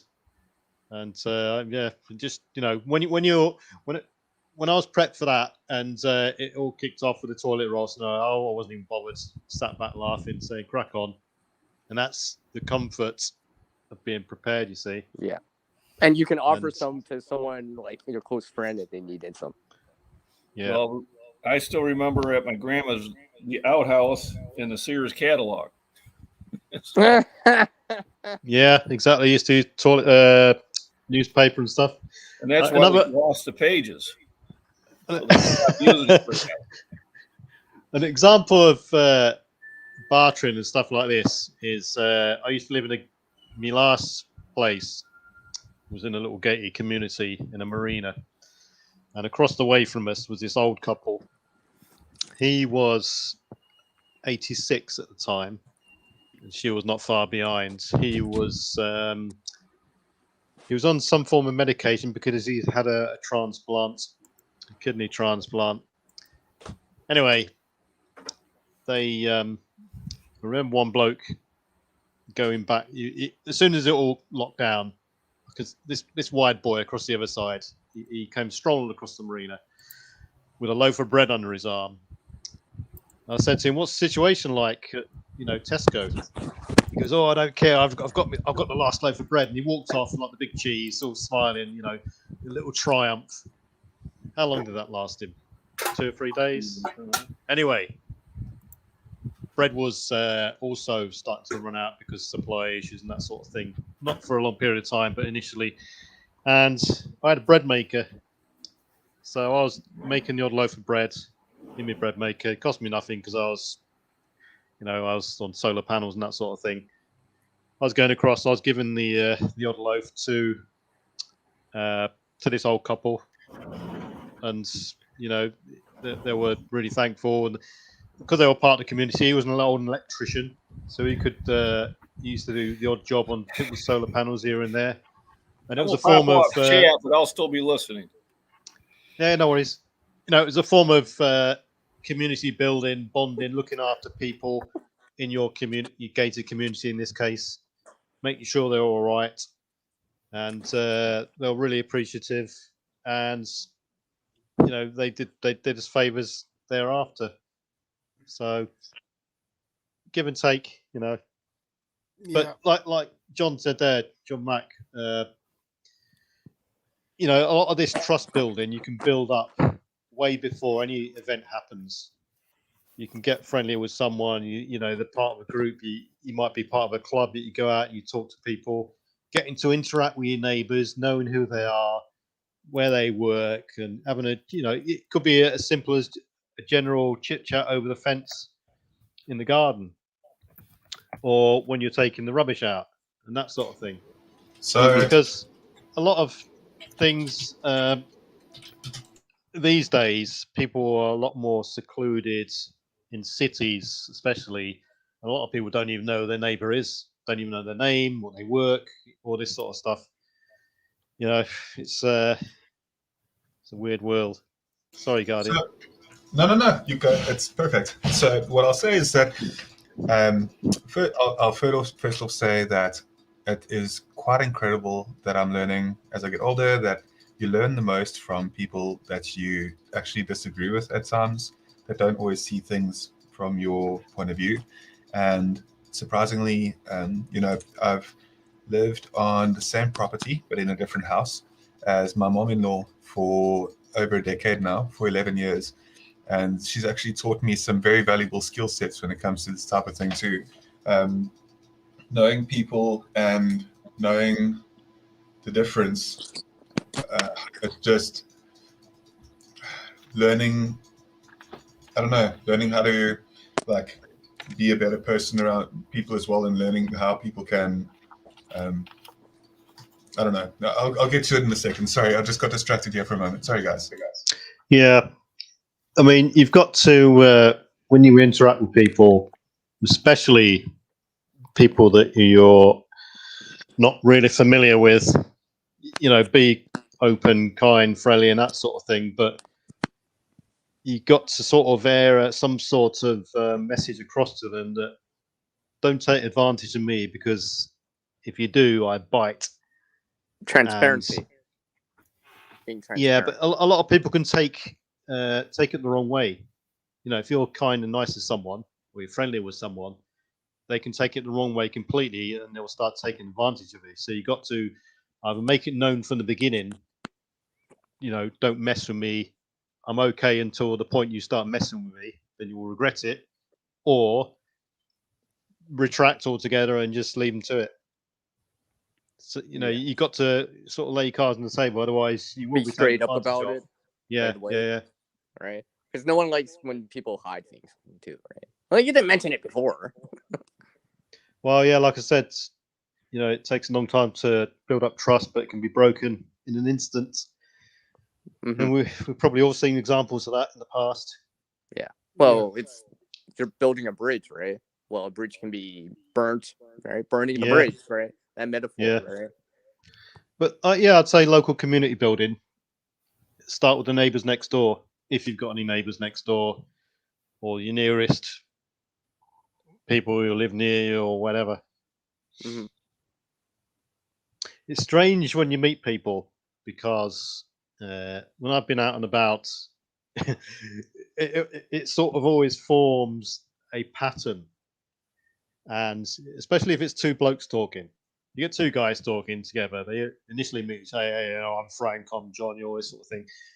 Next thing you know, the pattern starts to open up. Then they start sort of to establish who they are.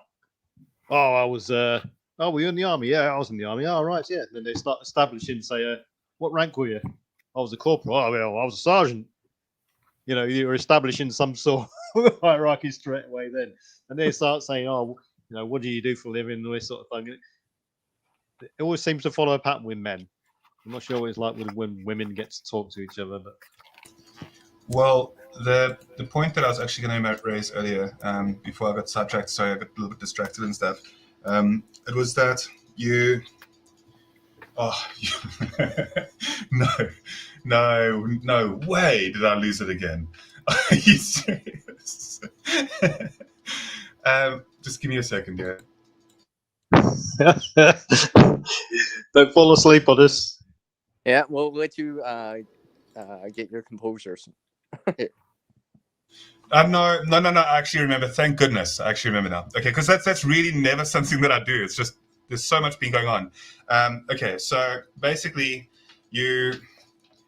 when it comes to being involved in the community around you, right? My mom-in-law actually was the person that encouraged me, because I was a cub when I was younger, and I was involved in scouting movement as well. And when within the last couple of years, my mom-in-law actually was the person that said, I should get involved in the local crime prevention group as well, and I should try and just go for it and see how it goes and stuff. And even though as I said earlier, like that sometimes you learn the most from people that you don't always see like eye to eye with originally. Like the fact is that if you listen to sometimes people that you might not initially agree with and just see what happens, like it's surprising how beneficial it's been and how great of a way it is to learn more about your community and to get more involved is if you join things like local community groups and that type of thing as well. And if there isn't many as well, you can always like, initiate them. You can start them off yourself as well. But it's really good to be involved as much as you can because it's an amazing part of preparedness.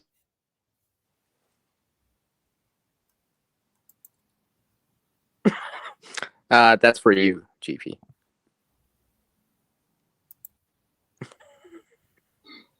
Yeah, I know where he's getting at there. Yeah, it's the thing. It's awkward in some circles when you get a group of people together who all want to contribute some form of discussion. Everybody starts to agree with each other, like Guardian said there, and no one ever really learns from it. You got to be a critical thinker. If you're going to disagree with someone, just say, well, yeah, I know what you're talking about, but I don't really adopt that sort of regime, or I disagree, and that sort of thing. I call it, there's a thing I call geek syndrome. And geek syndrome is my term for, let's say, the paranormal aspect of life. So you get ghost hunting groups there, for instance, or UFO groups together, and they all start talking about UFOs, and they just go into groups.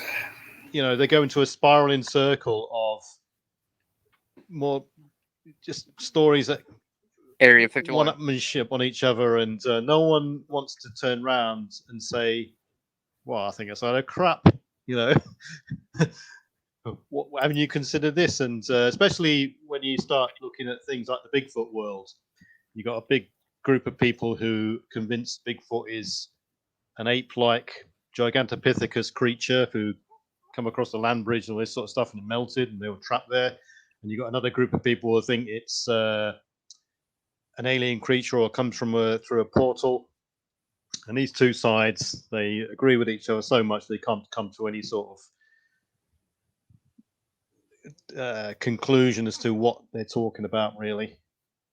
And it can get quite bitter, and people just go away adopting the same attitude as they went in. They haven't really learned anything. So unless people are willing to contradict, not disrespectfully, or put some sort of play devil's advocate or whatever, or disagree, we can't all learn by agreeing with each other. So yeah, I agree with Guardian. Right, it's funny how that worked. Yeah. No, it really is true though. Having a bunch of yes men around you will never allow you to learn anything. You know what I mean? Like it's absolutely true. I mean, no. I mean, yes or no. maybe. Who's going to be the one to disagree? So, look, it's pretty interesting with all the. Okay, I don't think that this new recent discovery with the actual bodies of the aliens that they've got or whatever, but I do think that the whole UFO thing is always pretty interesting. I know that that's not the first time that they've released it to the world, that they've got this interesting stuff, but we don't even need to go there. Don't worry, because as you talked about this Mexican thing. Yes, I was mentioning that briefly. I mean, I've got my eyes on things like that, but it's really, I don't know. Like I think everybody's so skeptical these days. What's funny is that they announce all of this stuff to the world, and the whole world's like, I don't know. Like we don't trust the government at all.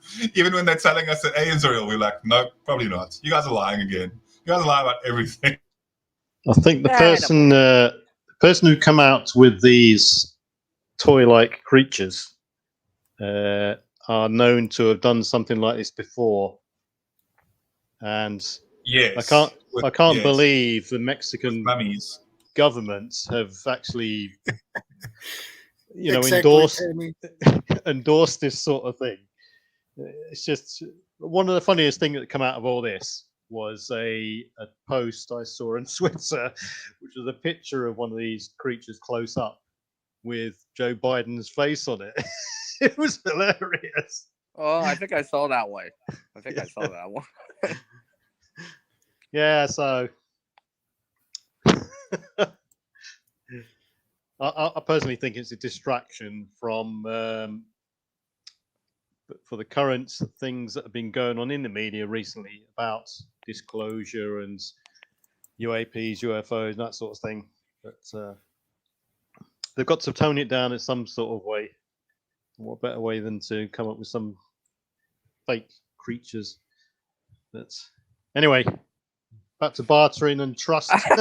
Yeah, how we just it's such an interesting topic. No, really, it is an extremely interesting topic, and it's just nobody, even when it's like a heated current topic, nobody talks about it, because as soon as you do, it's got that fringe element to it, so people don't want to be like categorized into that too. And I don't know, I think it's just very, very interesting as far as it goes. But if you're caught speaking about it, if somebody comes into the chat and we're deep in UFO conversation as well, it's also, I don't know. This could be for another topic for another Saturday.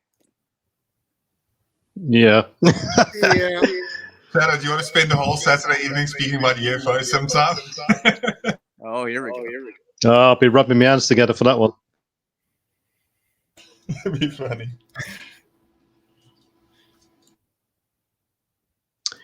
There's just on a sort of sideline of trust. I think this next, I think we're almost reaching a point, a pivotal point, almost a 9/11 moment coming up in recent times. This next American election has the potential to have ramifications across the world, because there's such a divide that I can see at the moment between the Republicans and the Democrats that either one of them is really going to majorly spark something off in this next upcoming election. And I think it will be an election of trust, not so much political, but more of which, no one trusts a politician anyway, because the amount of ongoing corruption, lies, reversals. You vote for a politician who says he's going to do X, Y, and Z, and they get into power and they don't. How many times has that happened? And people just keep voting for these clowns. So the trust and value, I think people are going to be, it's going to be do you trust them or not? It's going to be a vote for the truth. Yes. And the only person at the moment who is holding some form of credibility is Trump. And either way, regardless of who wins, I think that flashpoints are going to spring up all over the place. And just like the Occupy movement, it's going to spring up in places like London, Paris, Rome, and all the other European cities. And it has the potential to fully escalate and not de-escalate for a very long time. And it could be at the point in which essential services, it could almost be to the point where there's no coming back to any form of normality. So beware, folks. We also have our local elections here next year too, and that's also very heated at the moment when it comes to certain things. So we've got double whammy when it comes to that. I think that the US elections, which will be taking place next year, will absolutely be pivotal. And I think that there could be things that come out of that which are, as you say, concerning. I wouldn't be too surprised if there is more things that occur that are divisive, that occur within the public eye, and then get blown up through the media, and then also get get emotions attached to it as well. And then watch, before the elections come up, there'll be something huge like there was, and I'm not going to mention it because I don't dare to tread on that territory, but I'm just going to say that there was those riots that occurred in the United States, and we could see something similar before or around the US election period as well. things similar such as that could impact the rest of the world. And it's just, everything seems so unsteady at the moment. If you're just looking around at the way that the world is, like, it's such, like, shaky ground. And I think that the most pressing thing at the moment, and something that could be amazing, is, just technology and the next stages of machine learning, but we don't need to go down that road. But I'm going to say that it is also one of the highest reasons for concern, because there are people that would prefer, things to be reset in that way. Who knows? Well, the political aspect of things is quite key. The amount of people are here talking about. Hey, Victoria, good to see you. Yeah. When they start talking to each other, oh, he's a Labour supporter, don't trust him. He's a Conservative supporter, don't trust him. He's a Republican, don't trust him. He's a Democrat, don't trust him. Come SHTF, if the reason for any particular downfall of society has been a political issue, the main instigators, as the public see it, right or wrong, let's say they're Democrats, for instance. If a Democrat then comes up to a group to try and trade things, he's not going to be flavor of the month, because people don't forget that sort of thing quite so easy. Just like the Japanese after World War II who came to Britain were hugely distrusted initially, because they were, up until that time, the enemy. So whatever the cause of SHTF collapse, or whatever people want to call it, anyone involved, affiliated to the group who was seen as the cause, will not be trusted at all. Maybe, I don't know, maybe there will, but there will be questions hanging over them, as we've seen in the past throughout history. Numerous examples, and another example would be the Germans just after World War II, for instance. So it pays not to, or it could pay not to go around advertising the fact you're an extreme this or an extreme that, or you're affiliated to this party or that party, or part of this group or that group. So all comes back down to OPSEC as well, especially with trust. It'd be interesting to look at. We've got to look at some trust-related books, I think, because it's. I haven't read up about it at all. It's just based on previous experience. A lot of the in Afghanistan, for instance, the Afghans were seen as, and the Iraqis in Iraq were really seen as a bunch of cowards in some form, because they would adopt the side which was winning. They wouldn't really stand up to their side. So if you had one group of villagers fighting another group of villagers, and the losing group were all sort of come to be brought together, they'd all say, "Oh, we're part of that group." It's a weird sort of mindset. So, yeah, like Sandy Serenity Corner says there, the Germans are still stigmatized, and there's plenty of jokes flying around all the time now. Don't mention the war and all this. I must apologize for my comrade's performance during the war and all this sort of stuff. And it still goes on today. People might not openly say it, but it does go on.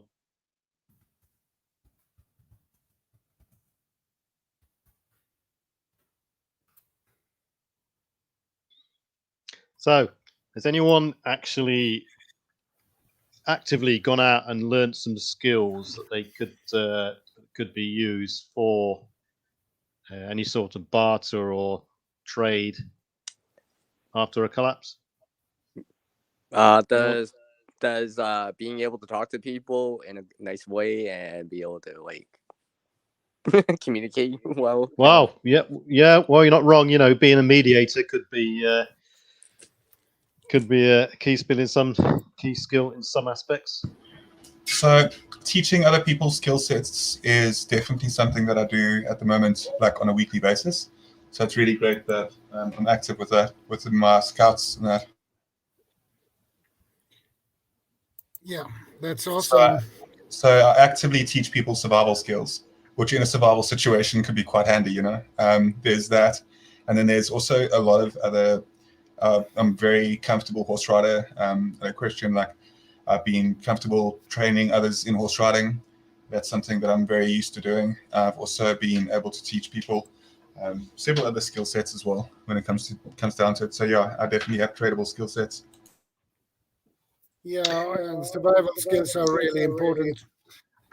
I think anyone who's into some form of preparedness, disaster preparedness, or the extreme end of preparedness, the complete end of the world type scenario or collapse of civilization, they've got to have some form of skills that they can continue on, not just to trade or barter with someone, but to be a trainer type person. Because you know, if you've got 2 or 3 skills like you're a good machinist, or you're a welder and a woodworker, for instance, and you're part of a community, and the demand is such that you don't want to be sat there every day, day in, day out, the only one making the furniture or repairing furniture and welding all the time. You want to distribute the workload, so you should adopt a sort of training regime where you've got overlapping skills that you can teach other people and be the trainer as well, or a coordinator and such. So that's awesome, Tammy. Right, yeah. So Rebel Canvas had said they expanding my medical knowledge by making more herbal tinctures this year. Good to know. Good to know.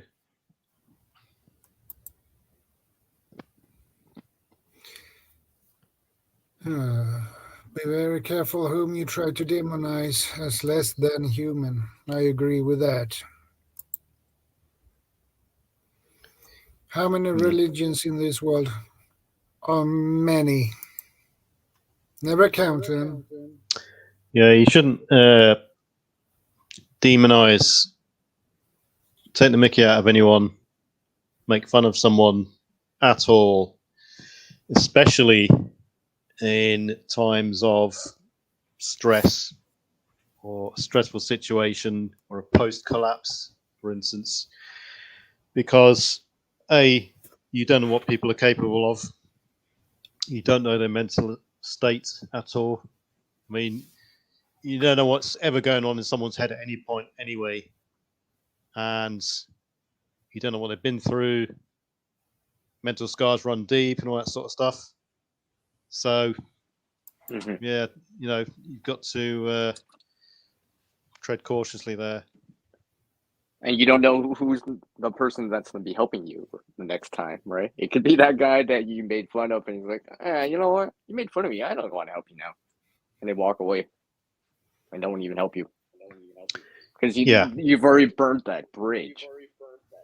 Right? Back to that bridge metaphor again, right? If you burn that bridge, it's very hard to rebuild it. Yeah. I'll tell you a story now. It's one of my little story. Right, story. Okay, I'm sitting. Right, there was a sergeant in one of our units, and he was telling this story, and he did something wrong, and he got put in military jail for a serious offence. He was in there for about a month. And military jail, I'm not talking about local military jail, I'm on about the glass house. They take him, they demote you down to private, and you get put in this place, and it's a proper military prison. So every day you get beasted, physical training, and this guy, you get taken to the prison gym, and this guy in the gym, he lined them all up. This happens 2 or 3 times a week for his whole duration. And he goes, right, my name is Corporal Jones, spelt Bastard, and I'm going to beast you to within an inch of your life. The beasting would happen, and this session would last 40 minutes to an hour. They beast them till they got no sweat left in their bodies, and they're just completely knackered, and they go back to the beds and continue the next job or punishment routine or whatever it is. Next couple of days, same thing happens. I'm Corporal Jones, spent BASTRD and all this sort of stuff. You beast him with an inch life, and this corporal who was taking this gym session, he was on a real power trip, apparently. So anyway, this guy served his term, done his stint in military jail, went back to his unit, and 3 or 4 years later, or 5 or 6 years later, should I say, he eventually reached the rank of sergeant. And this new guy posted into the unit. It was this Corporal Jones. So morning muster parade, and this bloke didn't recognise him, but the sergeant did. He looked back at him. He goes, "You remember me, Corporal Jones?" This guy was still a corporal. He didn't raise through the ranks. He goes, "I'm Sergeant Harris, spelled BASTARD, and you're in my troop now." So what goes around comes around. So be very wary of how you treat people, because this guy on a power trip in military prison, he was beasting people within an inch of their lives, and later on these guys coming out of prison were climbing through the ranks, and they were in a position of power. So it works both ways. Well, this is at Barksdale Air Force Base, summer 1982. 3 airmen were court-martialed over beating up a Coke machine, stripped to prisoner status, 2-year prison, and then bad conduct discharge. For beating up a Coke machine? Oh. Wow. Worst things happen at sea, so they say. Yeah.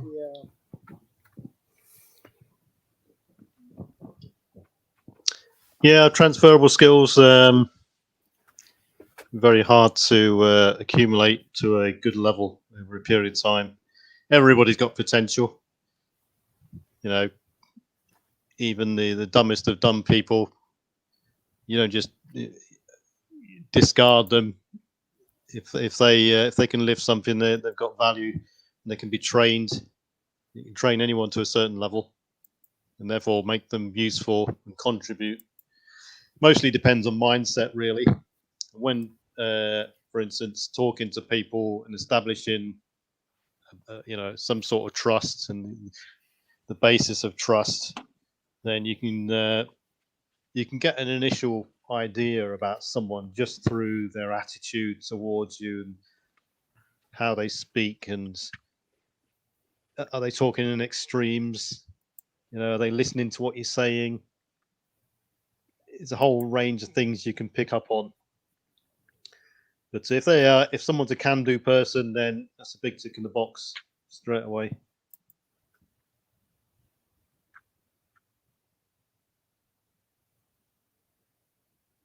Oh, sorry, I'm just listening. Yeah, okay. So yeah, I mean, you come across. Kidding. I mean, when you're in the military, for instance, you come across a very wide-ranging amount of people who previously were, down and out, all the way through to people who were trained as lawyers, and all of a sudden you're thrown into the one mixing pot together. And generally, people get on okay together when they're all working towards a common goal. Mm-hmm. It's when that common goal starts to diminish, you see more of people's intentions come out, and it only takes one person to disrupt the whole status quo. And everyone else is questioning it. Yeah, I mean, I went to one unit, and there was this sergeant, and he was the worst man manager I've ever seen. Everything about the way he did things, we just got people's backs up, and he, is a way of telling people to do things. and a way you don't have to give people unnecessary jobs just for the sake of your own gratification. And as a result of this one person, 23 other guys, they just lost interest. They wanted to leave, and 5 or 6 of them did leave the army, all because of this one person. And no one trusted him.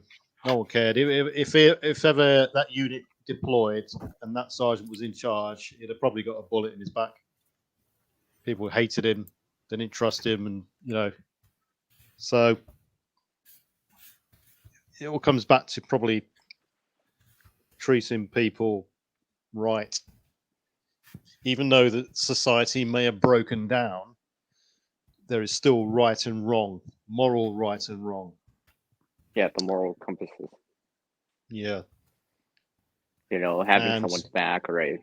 No, Yeah. the thing is, you also have to live with your actions. Like, you have to live with your actions. Even if somebody's like, conscience is like broken down, whatever, like what they do and what you do now, if things do return to normal and you acted, if a person acted like a complete maniac during like SASTF in the beginning, if there was a sudden thing and things do return back to normal in any sense, you still have to, and even if they don't, like, you still have to live with that on your conscience. So like, you really just have to be cautious in your actions so that you can sleep easily at night.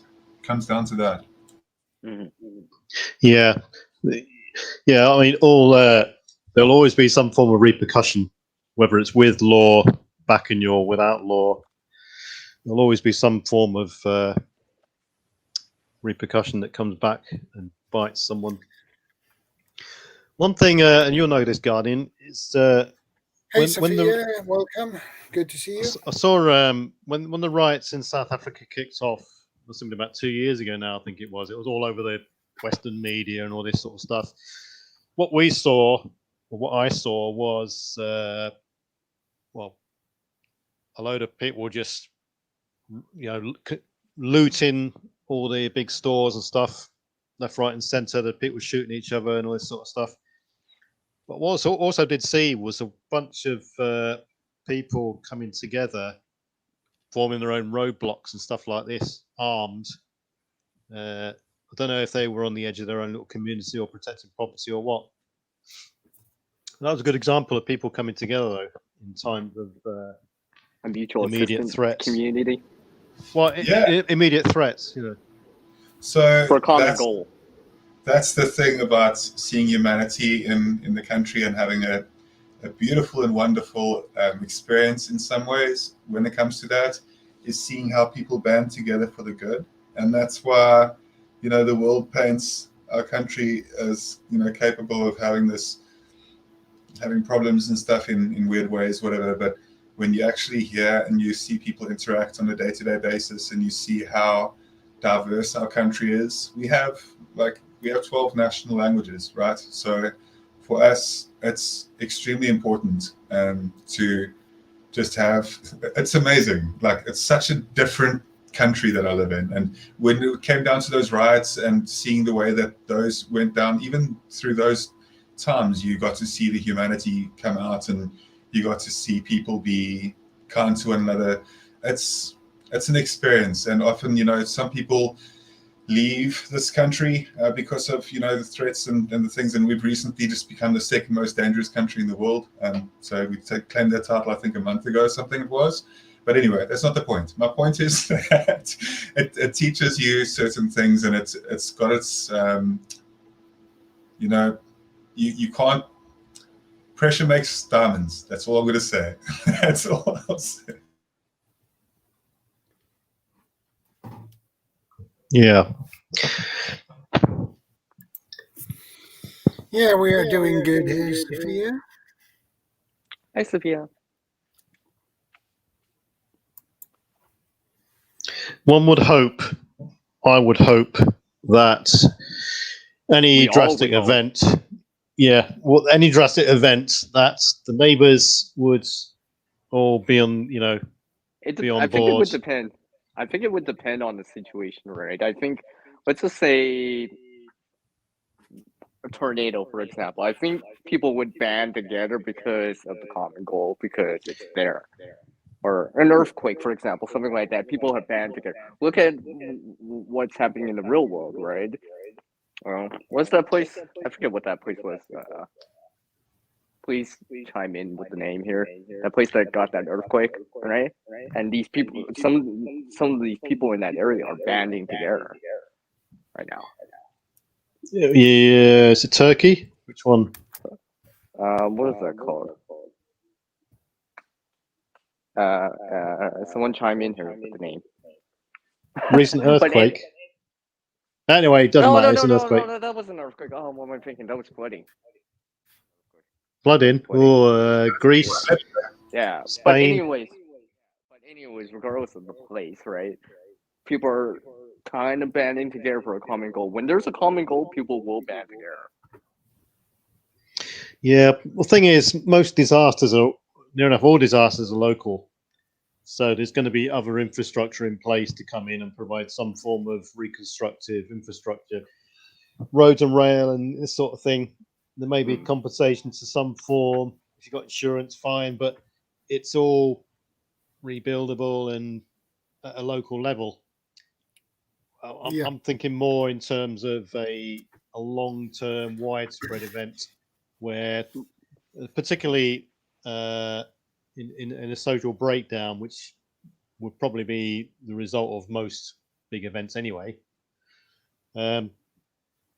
Something where there's not much chance of normality ever resuming for a very, very long time. So yeah, this will be the new normal for a while. Yeah, so I would hope that my neighbours would interact, the street would interact, the people in the community, the gated community, or whatever, would interact to a certain extent and contribute to a certain extent. Whether or not they're helping to block off a road Resources at key times or or time. what. Resources Yeah, or and then, time. Even just saying, talking to people, information sharing, talking to them in various meetings or over the fence or whatever, is a key thing to establish, because you wanting to know what's happened, and the need for information will be key. Over and above that, then it starts to get a bit precarious initially, because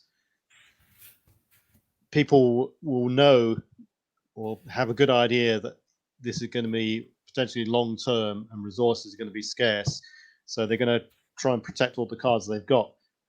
And it'll only be the items of necessity, the real key things they real need at that time, which will be of bartering or trade value straight away, like medication to heal the injuries they've sustained in the event, antibiotics. People might not have even bothered to have any Maybe water insulin on hand, insulin, Yeah. Any key medication to keep them alive. Yeah, things that are within that less than 72 hours, within less time than the water or dehydration part. Yeah, exactly. It could be things like a bag of coal that you could. Oh yeah, shelter, controlling body temperature, right? I mean, like, look at Texas. People did freeze, right? I mean, like, people were probably bartering fuel. I mean, I've heard stories of Texas where people invited neighbors into their house because they were the only one within 3 neighbors around them that had a solid fuel wood burner, for instance. Or even a barbecue, an outdoor barbecue pit, right? With an open fire, stuff like that. Yeah, I mean, if anything happens, then that the likelihood of anything getting back to normal is going to be months, if not years, like a widespread blackout, EMP event or whatever. Then resources, your own personal stash of preps, are going to be so key. You're not the uncertainty of relinquishing any of these assets that you got is going to be so precious that you're not going to want to trade with anything. Well, yeah, because it reduces your survivability. Exactly, yeah. Unless it is so desperate you are so desperate that you need to swap something like resources or time. Yeah, let's say you're in real bad pain. You've during the events, half the house has collapsed, and you've got 3 teeth knocked out. You're in so much pain. You're in danger of not only in pain, you're in danger of needing antibiotics. That is so critical to you. That's all you're going to be thinking about all the time, and the risk of it killing you through infection or whatever is going to be pretty great. Yeah, So greater therefore, than the amount of food and water Yeah. that you have. yeah. So therefore, your Bob. priorities. You'll have to make that Hey, guys. judgment call. Hey, Bob. What's up, Bob? See, Hey, Deorse. priorities are going to change. Oh, Deorse too. Wow. So, Deorse and Now Bob, we how you got a doing? crowd. Hey, fellas. What's going on? We're talking Are we about talking about anything exciting like boobs or anything? Or I missed that bit. Sorry, Bob. We went for that. Yeah, catch the Well, oh, all right. Well, we're talking about no. key Just kidding, things. just kidding. Key things that you would want to barter and train initially through necessity, whether it be through pain, medication, antibiotics, or whatever, insulin. But we have actually talked about the longer term need for the sex trade and stuff like that. Okay, just because Bob's story. Or the hot-blooded men with vests, string vests, roaming around the countryside looking for women and that sort of thing. Women maybe a key These things commodity. happen. That can be a happens, and problem it's, there in love survival. Well, May I tell not- you what, if that happens, I'm There we hanging go, out with dude. Shadow because he gets all the good-looking women who comes on his line. So I'm going to hang out with that guy. Yeah, and I think that is because of my accent. So We No, had it's your females charisma. like my It's your accent for charisma. some reason. we had many a story in Bosnia of people renting themselves out for the basics, like tins of food, for instance. Yeah. That's a story older than oldest time. Shoot. Sure Like is. the Vietnamese women, during the Vietnam conflict, that did the same thing to the U.S. soldiers, U.S. GIs to pay for food for their families. And like oftentimes it would be the daughters, that would be doing that to get food for their parents and for their other siblings. My dad in World War II, he said in Italy, you could get a woman for 1 can of sea rations. Yeah. Yep, doesn't surprise me at all. And what I've come across before, I've probably said this before, is a key product or asset that is in demand will be meat, canned meat. I mean, when you talk to any food bank, or anyone who's involved in the food banks, one of the things they're always after is canned meat. And I've seen people do all sorts for canned meat in Bosnia, for instance, and even in Sierra Leone as well. Yeah.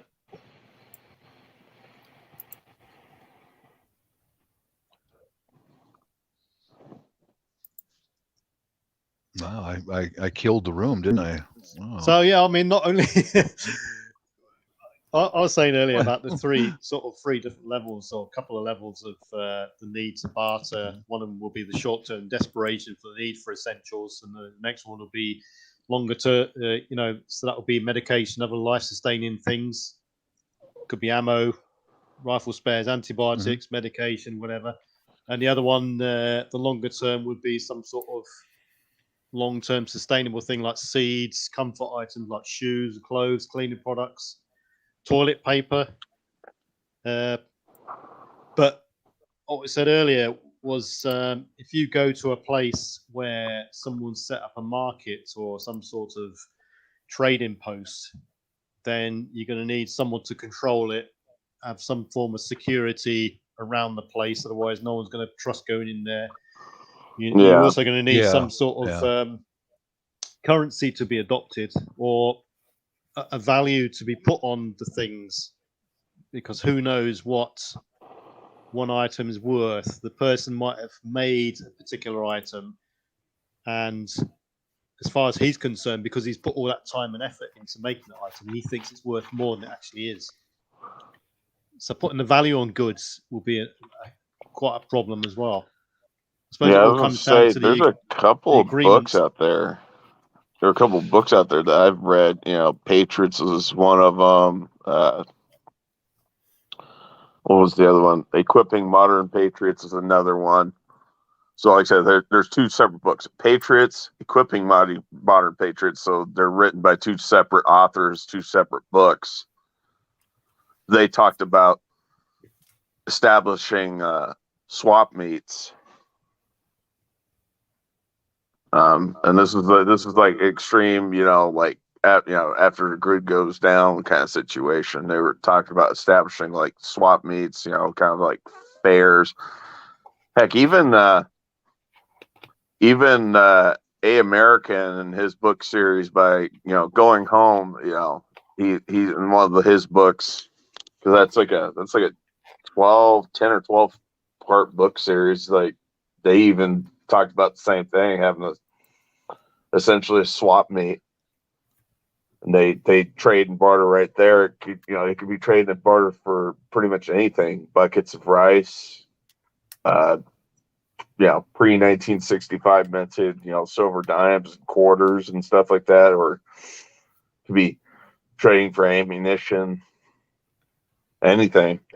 Yeah, a lot of people talk about gold and silver and this sort of stuff for post SHTF bartering and stuff, but who knows what it's worth? Who's going to put the price on an ounce of this or an ounce of that? I prefer to exchange things that cannot be replicated. Right, you can inspect it immediately, like a pair of shoes. Well, yeah. We said that. It was on about earlier. It was on about how do you trust the viability of an item? Like, for instance, if you want to trade any sort of fuel, diesel, gasoline, any sort of medication, how do you know that it's a viable product unless you've got something there and then to test it with? Yeah, I'd be a little skeptical about trading fuel. You could trade 40 liters of. You give someone away, and you come away with 40 liters of diesel. How do you know that diesel isn't contaminated with diesel? Yeah, or been cut, as they say. It doesn't even have to be contaminated. How can you verify how they stored it? How can you verify if they added the correct amount of additives to properly treat it so it doesn't prematurely break down? Yeah, I would suggest. Sorry, Bob, go on. Oh, canned food. Yeah, like I told you, my dad said in Italy during World War II, you could get a woman for a can of food. Yeah. Mm-hmm. I would suggest, for me, I would suggest that the most valuable items would be the ones that cannot be replicated. It's all right. There'll be an element of things out there that could be foraged, bodged, cannibalized, and all this sort of thing. But there'll be another element of things that cannot be replicated, like any form of medication. Although you've got the herbal side of it, it doesn't really stand up to the refined aspect of, It could be insulin, right? Proper medication like insulin. You know how to make insulin? Yeah. Do you know how to make insulin? Exactly. What? Two key things stand out in all my thinking of sort of post SHTF events, and one is antibiotics, and the second one is pain relief. Any sort of anesthesia or pain relief, they will be pretty key. Who knows how to make them? Anyone know how to make laughing gas? Well, another thing at the more basic level would be cooking pots. You can't really. How do you replicate a cooking pot and make your own unless you can, like Bob there, unless you can weld or make? You've got the resources to hand. I mean, I don't know if the cooking pot's going to be such a huge issue. There being a bunch of abandoned homesteads, abandoned houses. You know, heck, you got thrift stores that have example, like piles of clothes, used clothes and used, cooking utensils that don't hardly ever move at a thrift store. So I don't see that being a huge issue. And like I said, that's even an extreme situation where, like I said, an EMP weapon was to be used or CME was to go off and take out the power grid. I would say safe water that you can consume. Right. I think you'd just have to keep your eyes open and see what's in demand. Yeah. Just be observant, see what's in demand. I know in Equipping Modern Patriots, the characters ran across this guy who was reloading ammunition for trade.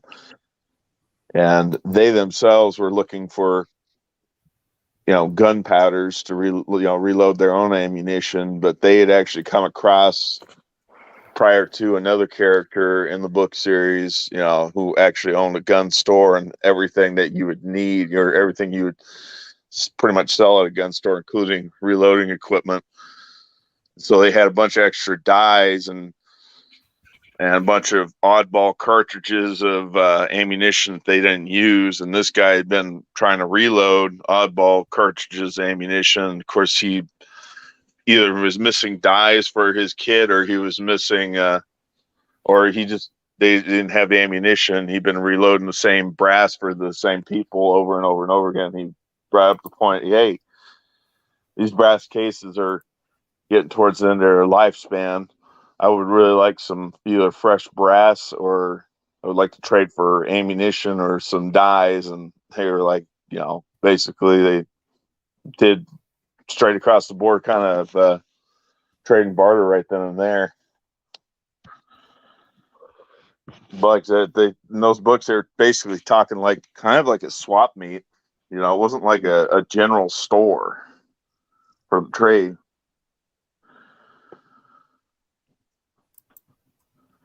Okay, well, Paterna's veterans sliding out here. Yeah, I've got to split. So I'll catch you all later. So catch you later. Did you see me the sunflower when I put up for you? All right. It's on my top to later, do, Vet. on Take the care. watch later, right at the top list. It's a short fear. See you later, Guardian. I'll catch you on the flip side. Okay. Bye for now. Bye. Take care, Bob, catch you PB. later. Deorse, see you later. Shadow, catch you later. Catch you later. I didn't know GP was going. I didn't even say bye to him. Yeah. Oh, I missed that memo. So about that trading stuff, right? Well, Bob, you're still here, right? Well, remember what I said earlier about the colony, right? I mean, I watched that for educational purposes. I know it's a simulation, and obviously these people can see there's cameras and stuff like that. But I was just thinking, there might be a degree of realism to it, to a certain degree, right? To a certain degree, for what it was. Like I said, I enjoyed season 1 much more than season 2. I was like, if we go back to the Wild West, heck, there was some trading that went on there too. It wasn't necessarily trading for money. Mm-hmm. Classic example. Anybody ever wonder the history of how the shop class came to be? Friggin', you got cowboys and ranchers and people coming from the frontiersmen coming from the frontier, coming from the plains or wherever it is they're coming from, riding into town and wanting to drink, and they didn't have any money, and so they trade pieces of ammunition from either from their weapon or from their gun belt for one shot of whiskey or one shot of whatever it is that the bartender happened to have. Mm-hmm.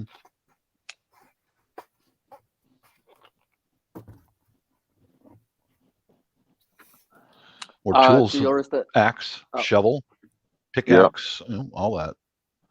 Yeah, the tools. Actually, I'm glad you brought that up, Bob. I believe the richest guy from the 1849 gold rush, that came out of that. The richest guy was actually a guy who sold pickaxes and shovels. He actually went around. He bought, like, basically as an initial investment, he went and bought like all the vendors, all the tools from all the vendors, and he established his own shop and sold everything at his own fixed price. Well, if you look at the early Chinese immigrants during the gold rush times, what did their stores sell? They had laundry service so the miners could get clean clothes, a bath service, and tools. That's what they specialize in: new clothes, tools, laundry, bathing. And those guys were able to establish in any mining camp around the country. Yeah, And because that need was bring the there money for in. them. Yeah. They didn't go There's into the need, mine. Yeah, they provided what was needed. Yeah. Yeah. I was Yeah, when also you provide thinking, something needed, then oh, you're useful. We can't give you a bowl. Yep. That's just taking back to that show on AMC that had a while back, Hell's Wheels. The Chinese immigrants were also in the, they were also part of the building of the Transcontinental Railroad, and they were selling some of the same things. Like say, they'd be trading in some of the same things, or they'd be purchasing some of the same things. Explosives for removing the rocks, and pickaxes and shovels, same stuff. Laundry services. Yep, that's smart. That way, you don't die in a mine cave in, but you're making money off of the mining process. Yeah, smart, very smart. Well, yeah, and the Chinese are pretty good blacksmiths too. That too. I was going to mention here in Canada, well, obviously in other places too, about the snow removal, right? It's a big thing, right? Because it needs to be removed in time, eventually, right? Yeah, so don't freeze over. Well, it could be as simple as like you got the tools, like, hey, I got a roof shovel that I can remove your snow. I have a can of beans, and you exchange like that, right? Certainly.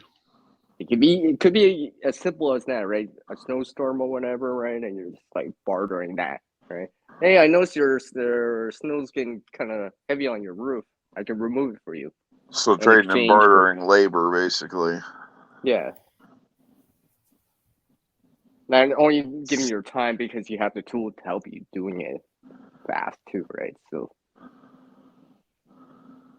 I guess in the same lines, you could have somebody, because I know, and I didn't get a chance to answer because I came in the stream too late because PV was asking the question, what about trading and bartering something that nobody else has to offer, it's like, you can't replicate. And I was like, again, maybe you have some kind of a skill or trade that as far as being able to repair things. And at least one or two of those books I read, actually, one of the skills and trades was being a cobbler, being a shoe repair guy. For sure. Yeah. Being able to build shoes from scratch and being able to repair existing shoes and boots. Man, things got really, really bad. A few things that we take for granted today, like a decent pair of footwear and some really good pairs of socks to go with your footwear. Man, I like I said, I feel that a lot of people that are in the quote unquote preparedness community, they're not ready for that.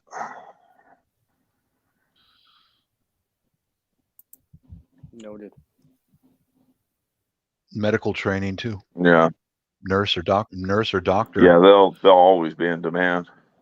Always. You bet. I bet you many of the nurse practitioners in an SHTF event, they're probably going to be the doctor because you know it. They're pretty much at that point. I mean, most of those guys they're already doctors without the title of doctor. They're doing the same functions as a doctor.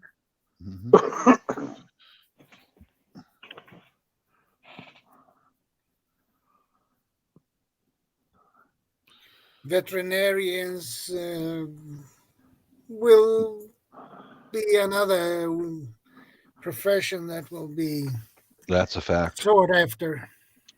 Can't let your livestock die. Yeah. You know?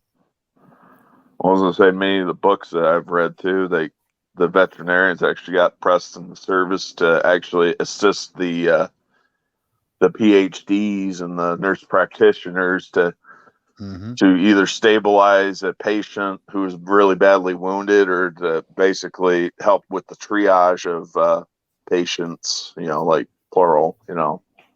Certainly. Try and patch people back up.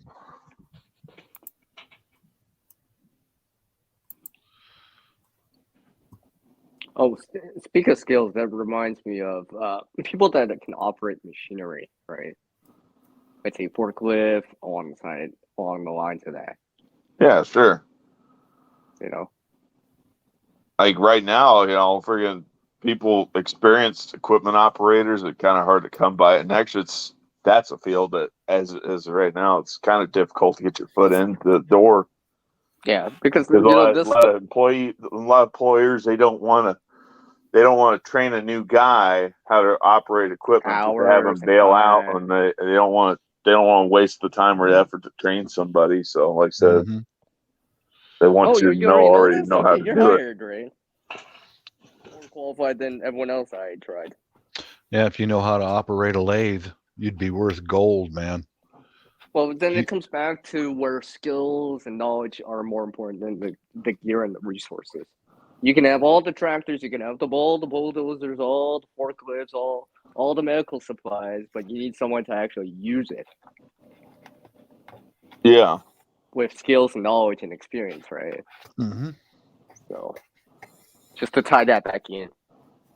I know some people say, you know, skills over gear, right? So, that's a point example. As far as the heavy equipment goes, the only thing I know how to operate is a backhoe, and that's it.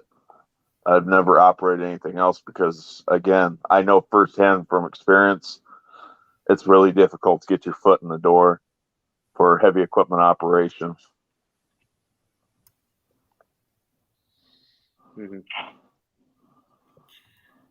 Vanessa Kitty has a point. If medicine systems go down, you will not have access to the meds we currently do. Yeah. That's a fact. That will be a big problem. Too many are on life-saving medicines.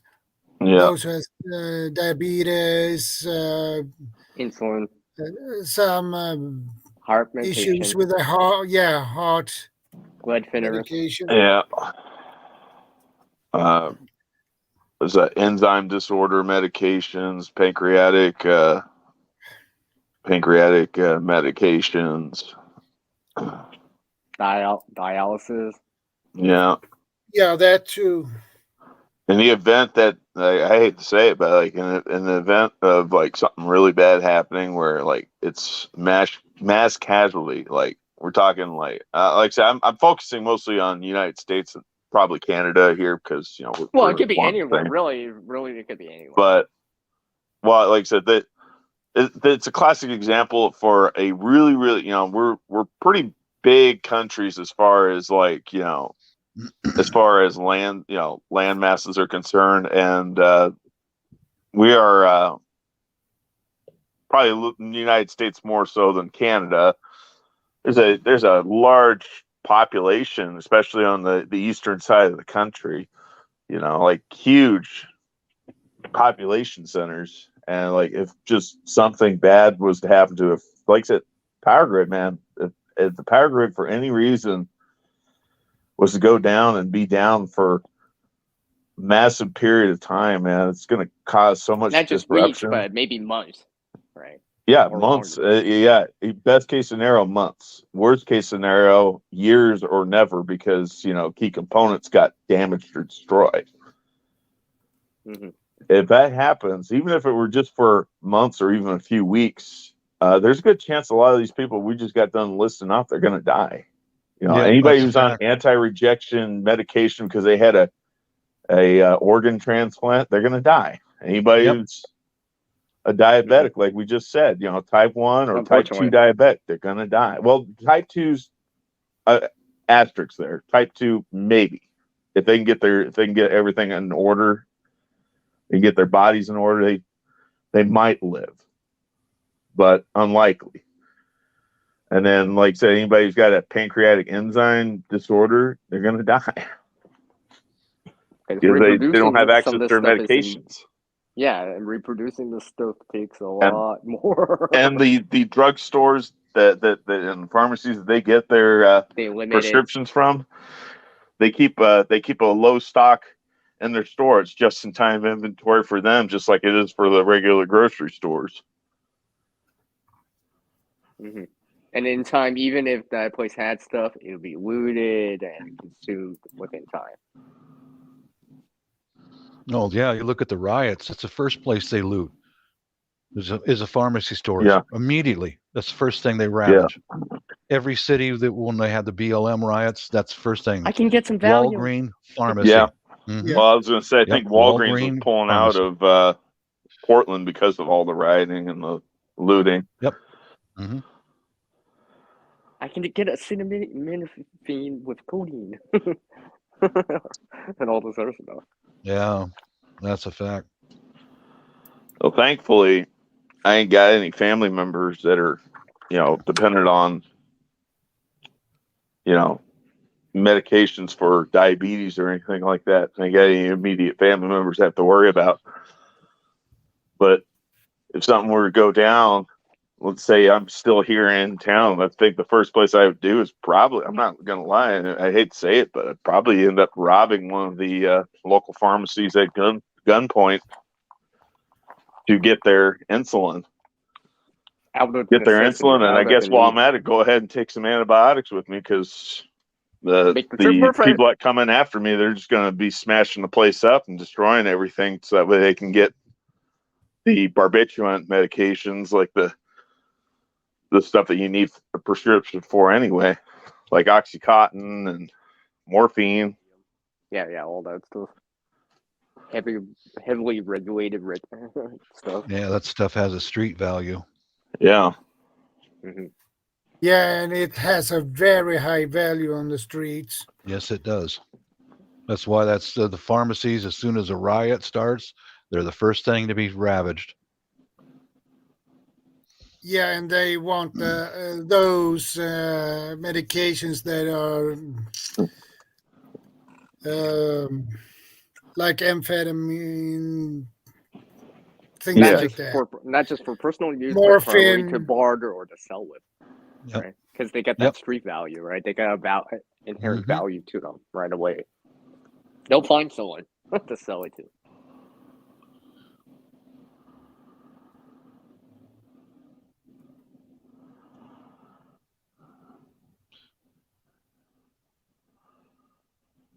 Well, don't everyone talk at once here.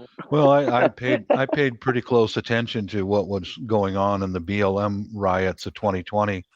Because it's just right down the road, and any place that the first thing to go was the pharmaceutical companies, followed by Walmart and all that, who sell clothing. They went in there and ravaged the clothing first thing. Yeah. They didn't even pay attention to the bottled water or cans of Spam. They just went in there and grabbed clothing and run out with it. They still do that. Yeah. Or the TVs. I remember about a month or two ago, I was watching a video of this lady, and I felt bad for her. She's a young black woman. She's walking through her local Walmart. She's already videotaped, documented the aftermath, the damage of everybody. And this isn't even for the riots, people getting together on Facebook and basically arranging a predetermined location that they're going to go and smash up and do a smash and grab at the local Walmart. They destroyed, those cases of water you're talking about. They didn't pick up or anything like that. They might have taken one, but like I said, a lot of the boxes of groceries were and everything, and prepackaged food. And the fresh produce was smashed up on the floor and everything. You know, I'm sure they probably stole some food. Like, I don't doubt that they didn't steal some food, but yeah, no, they friggin' ravaged the household goods and the stuff that in the long term wouldn't mean anything. And they did it for you know, for just giggles, you know. One of the things that one of the things that the guy who successfully did a home invasion on my place, he had hidden on my side patio. That's why he came back 30 minutes later to pick up all the stolen goods on my side patio. He hid over there was diapers, boxes and boxes of diapers, because he sold them because they have street value. Yep. You know? Oh yeah. Well, it's just like all the Tide that keeps getting stolen from the local stores over there in Portland. Actually, I think Seattle too, but mostly Portland and mostly San Francisco. They're actually having to lock up the Tide laundry detergent either behind a counter or behind a display case or behind a wire cage. Yeah, it's not because just tools. People are stealing those to sell them, and they're actually having to. They had to go as far as to actually lock up the tubes of toothpaste because, like you said, the street value. People are stealing this stuff so they can sell it for drug money for the fentanyl. Yep. Fentanyl or methamphetamine or whatever it is that people are on over there. That's the environment I live in every day, guys. Like, I can buy liquid Tide to wash my clothes, but I can't buy the powdered because it's all locked up. You know, they haven't locked up the toothpaste here yet, but I've seen my local supermarket here, the amount of stuff that they carry now is reducing and reducing and reducing. They'll try to lock it up. They'll try to lock it up because the stuff keeps getting stolen. Theft.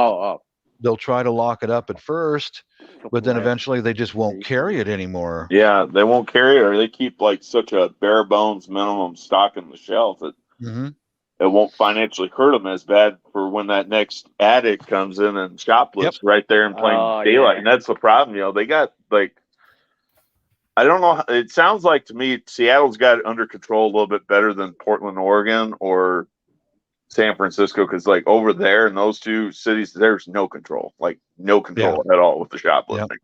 Stores are closing left and right because, you know, Mayor Ted Wheeling of Portland, Oregon won't do anything to prosecute these people. You know, like literally it's catch and release. Heck, the police don't even come anymore because it's like, why even go through the effort of processing these people, even slapping a pair of handcuffs on these people when we know that as soon as we get over to the jail, they're going to get released either that afternoon or that night. Yeah, and there's just too many of them to lock them up now, Steve.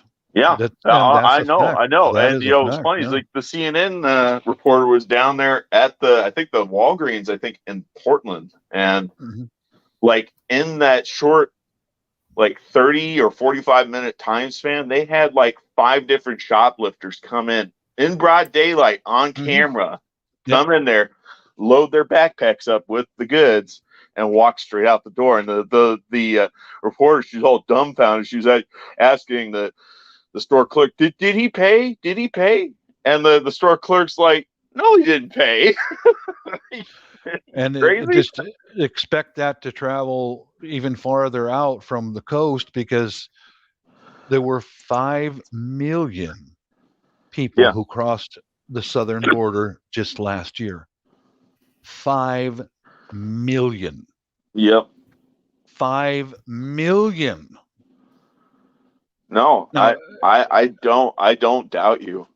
And you multiply that by the next 10 years, shit, man, we're going to be living in just a hell on earth, and it's already pretty close to that here where I live. It's just insanity, man. That's why you and your family are trying to beat feet and go back to the Philippines. Yes, sir. That's exactly right, because I don't want my wife to be murdered in a Safeway parking lot for a pair of shoes. You know, I keep thinking about what happened to that people forget about what happened to Kate Steinle over there in San Francisco, who got murdered by an illegal immigrant who shot her with a stolen firearm that he stole from I guess like a park ranger's truck or something like that. Shot her with a stolen handgun. Wouldn't surprise me. That was back in 2015, and BLM and Antifa were actually protesting her funeral and everything like that. And it's like, the dude wasn't illegal; he was a convicted illegal. It wasn't his first. It wasn't his first time getting caught. He'd been deported I think 10 times or something like that. Well, there was last year, I believe it was, out in a remote area on the peninsula of Washington State here. It was a couple that just reminded me so much of my wife and I. She was a Japanese national. He married her when he was stationed in the Air Force over there. He retired Chief Master Sergeant in the Air Force. They lived in a remote island. They were starting up a brewing company, and they were murdered in their home by a dude who had already been arrested twice in the same year for breaking and entering and robbery. And he was on a pre-trial release for breaking into a house and stealing guns. They let him out. He stole more guns out of somebody's house, went into this couple's house, came in the middle of the night, gunned them both down. They got into a gunfight in the house. He killed both of them, stuffed their bodies into their trash cans, stole their credit cards and their car, and took off. Couple same age as my wife and I. Jeez. Yeah. Get me the hell out of here, man. Get me out of here. Yeah. And this was in a remote area on the peninsula, but he drove around the peninsula and went up into the remote areas and found a house where they were more or less isolated. I'm going to assume that this isn't Forks that this happened, and I imagine people in Forks probably wouldn't stand for any of that crap. No, it was in a smaller community south of Forks. I can't remember the name of it, but nobody stands for it, Steve. But the thing is that there's so many people flooding into the country, we don't have room to lock them up, and you're going to have this stuff right on your back doorstep, like I do right now. It's coming. Get used to it. Mm-hmm. I mean, you can't really get used to it. Well, this is why I'm kind of glad that the arrangement I've got right now is pretty good. So, my roommate, he just moved in almost a month ago. Mm-hmm. He's actually a good friend of mine. We're both ex-military, and we're both from the same graduating high school class. But he works days, I work nights, so. Almost like I said, most of the time, this house is not unoccupied. There's actually somebody here most of the time. Yeah, that's important. And actually, on the weekends, he doesn't really go anywhere. He just stays here. Yeah, he's a gamer. He likes to see video games, so that's cool. But the nice thing with that is he's always here. So that's how it is in my house. Like my son, he still lives with us. He's over 25, and before I run down to the market, I do occasionally when he's not home, but we have a good alarm system. It's kind of a deterrent, sort of. But I usually wait until he's home before I run down to the market and get bread, milk, cigarettes, whatever else I might need. I wait till he's home. He open carries in the house every day. Yeah. Every day. He has for years now. And that's what all of us are going to have to just adapt to. You're going to have to. Yeah. We get another 10 million people coming across the border. We do not have the room to lock all these people up. And they're going to be more situations like that couple out on the peninsula who both of them were murdered because the guy was on a pre-trial release. Get used to it, guys. It's a fact. That's where people who talk about shit hit the fan, dude. It's already here. Yeah, this is a shit hits the fan light scenario. This isn't a Ted Koppel lights out. Yep. Where he's talking about how bad things are going to get. A slow burn, as they say. Yeah. Mm-hmm. Yeah, that is a fact. Right the proverbial frog in the boiling pot of water that just slowly turning the heat up. Yeah. We're in that state. I do believe that. Yeah. It's the way that you keep seeing things, right? You just keep seeing things time and time again, week after week. It's just And make no mistake, Bob, I've got no delusions because I'm here in Texas that I'm safe and I'm good to go because, it seems to happen in the major cities. in the major cities. Mm-hmm. You know, a lot of this stuff that's unfolding. And yes, Well, it I can do happen live anywhere, in a too. city. You I never do know. live in a city, but like I noticed that it's also which city and which state, because it doesn't matter if the state's red or blue. You know, if the cities aren't prosecuting and just letting people do whatever they want to do, it won't matter. That's part of the reason why I will not live in East Texas, because they tend to be a little bit more liberal out there. Yeah. Oh, Not all of them, but a lot of them. And now the businesses have a don't engage policy, right? You know? Yeah, that's how it is here, CR. Yeah. The employees just walk out. Okay. You know? Yeah. But Right. that's why, you know, we've got pistol belts. But although I'm a pacifist, I don't own any guns. Okay. So pretty much but, security and cameras don't do a thing. Pretty much, right? They don't care they're on camera. They don't care they've been spotted.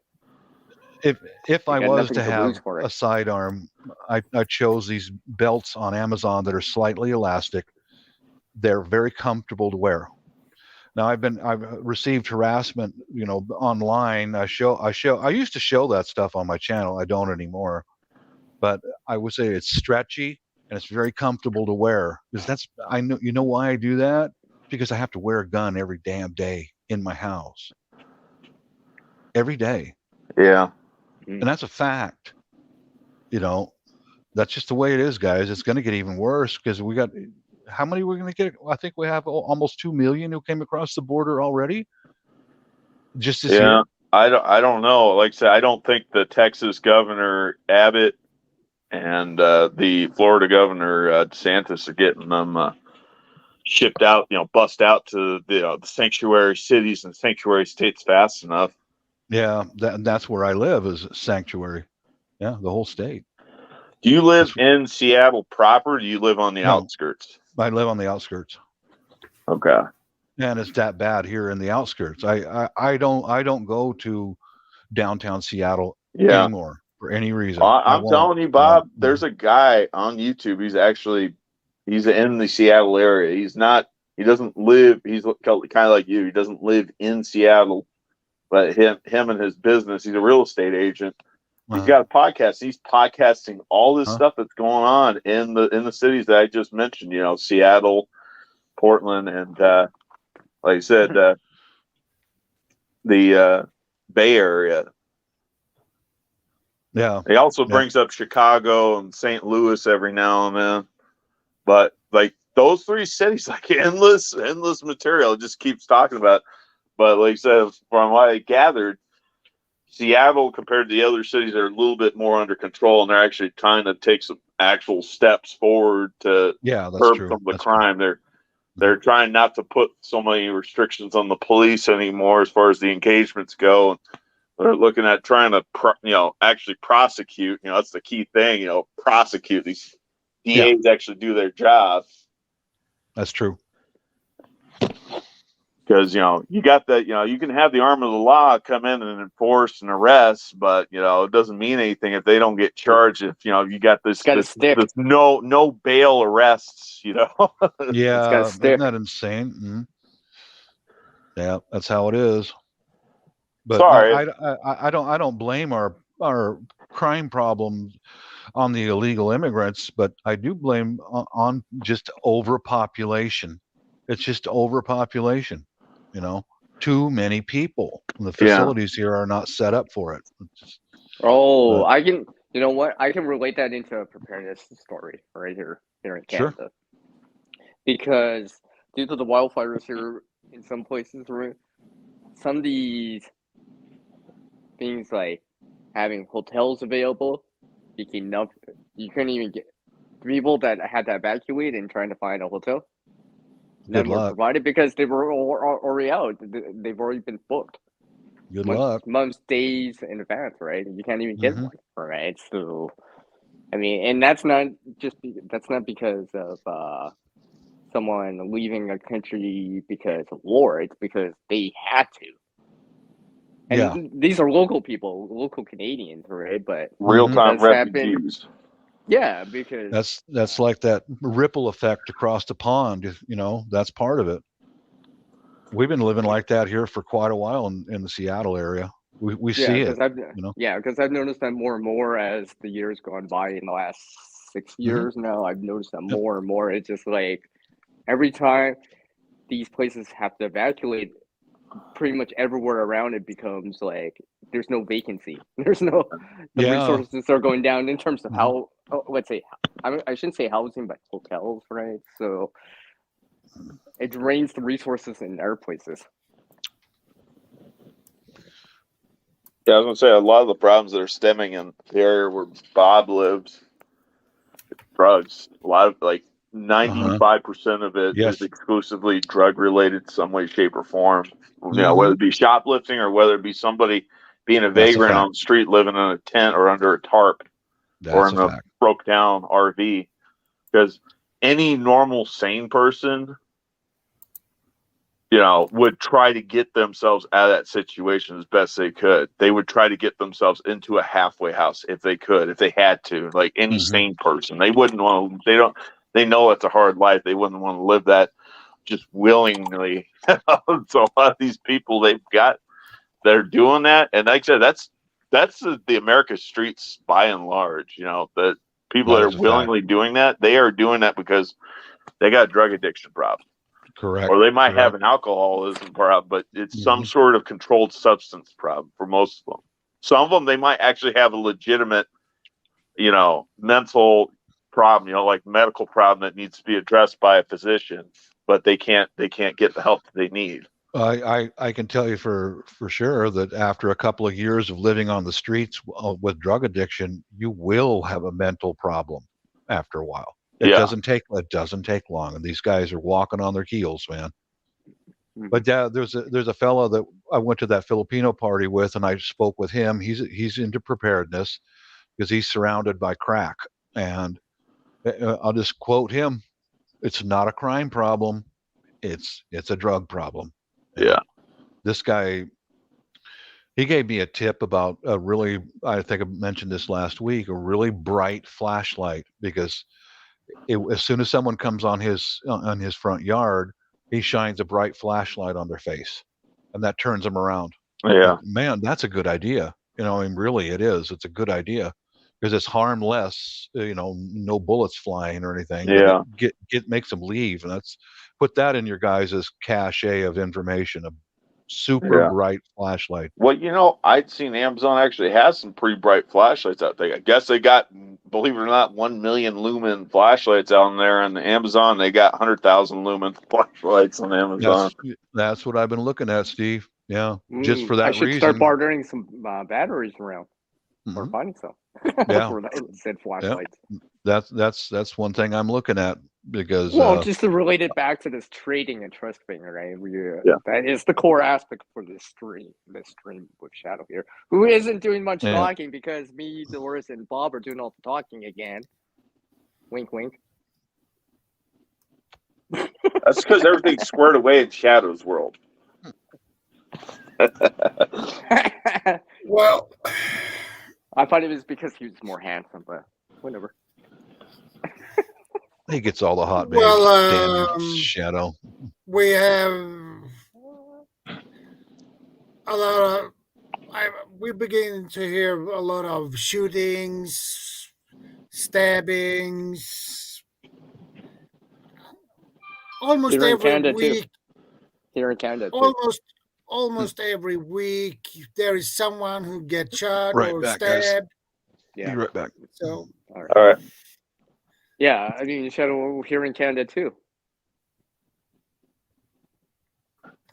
Here in Canada too. And, you know, and the crazy thing is, you could regulate the crap out of people being able to carry a firearm or carry a knife, but it's still not going to stop the criminal element from, you know, doing bad things. They're still going to, they know when and where they're going to commit their next crime. They know who's going to be their next victim.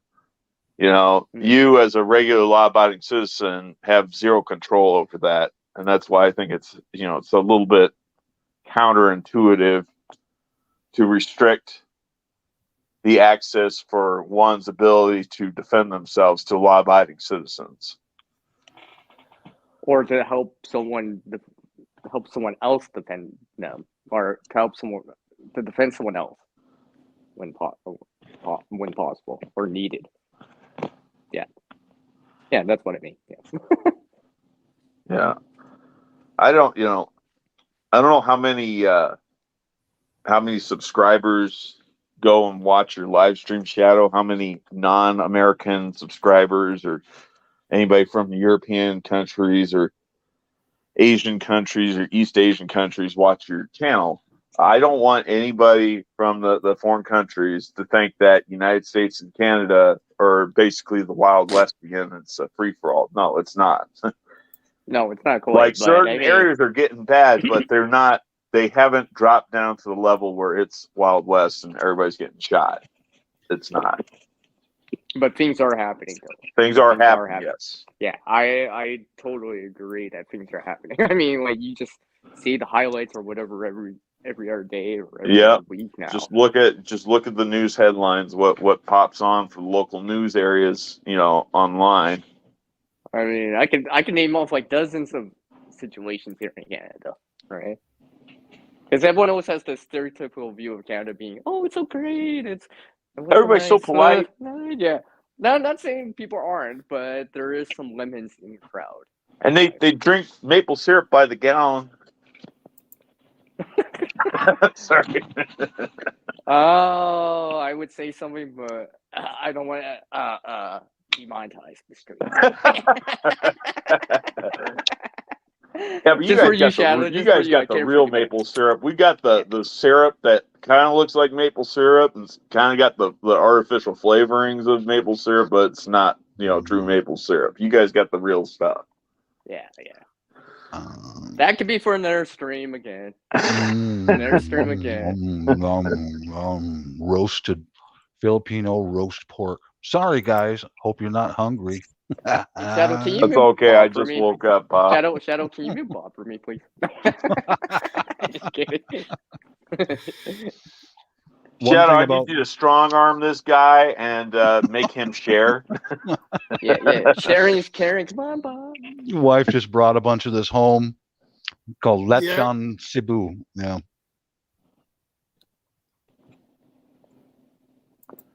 Barter and trade. You know what you guys could use for barter and trade right now? Mr. Barter and trade. You can make them yourselves. No. Striking weapons. That's a golf club. Oh yeah. Oh, okay. So we can have You can buy a golf club for $3 in a secondhand store and cut it down, and there's one of the best striking weapons you can buy right there. We can make something that looks like The Walking Dead. Here's the seal. See, I thought about just leaving the putter head on the end of the golf club and using it as it is. Now, so nobody has any question. Now I tried that, but this is shorter and it's easier to maneuver inside of a building. You probably want that, right? Yeah, my wife taught me arnis or eskrima, Filipino stick and knife, and you want it right around the same length as from your elbow to the tip of your finger, somewhere in that range, right? Yeah. There. Okay. So I could be on the stairwell and just still wailay the crap out of somebody. So basically, it's kind of like a collapsible police baton without it being, collapsible. Exactly, Steve. Exactly. That's a good comparison. They're very lightweight, and even my little tiny daughter can waylay the crap out of somebody. And I took a head of lettuce. I think I got it on one of my videos on my channel, and I sliced that head of lettuce just like a knife. Just make some of these, keep them around for barter and trade. Remind me not to PO Bob here. Yeah, exactly. I'm sorry, Bob. Forget what I said earlier. I didn't mean it. Something like that. If you hit a guy across the ear, like with the number 4 strike, it'll split his ear wide open. Yeah. You win the fight. It'll break knuckles, all that. There will be less compact. I can definitely see some effectiveness. psychological impact from hand-to-hand fight like that using an instrument, and you do some mechanical injury, cause somebody, if they notice, say, holy crap, I'm gushing out a whole lot of blood, even if it's not necessarily arterial bleeding, but it's just enough, that psychological impact. It's like, oh, shoot. Dude, any circumstance, if I see someone running at me with some kind of a baton, I'm going the other way. Yeah. I'm not going to stand there and, get waylaid. But roast pork. I'm sorry, fellas. Yeah. I was going to say, like the police training, whenever these people are going through the police academy, or if you're going through like some of the special training for the military for basically learn different levels of response, as far as like how what the heck do they call it? The force continuum. That's the terminology I'm looking for. But you actually have to go through training for that anyway, and they require that, like I said, you're obviously you're gonna get pepper sprayed in the face with OC spray.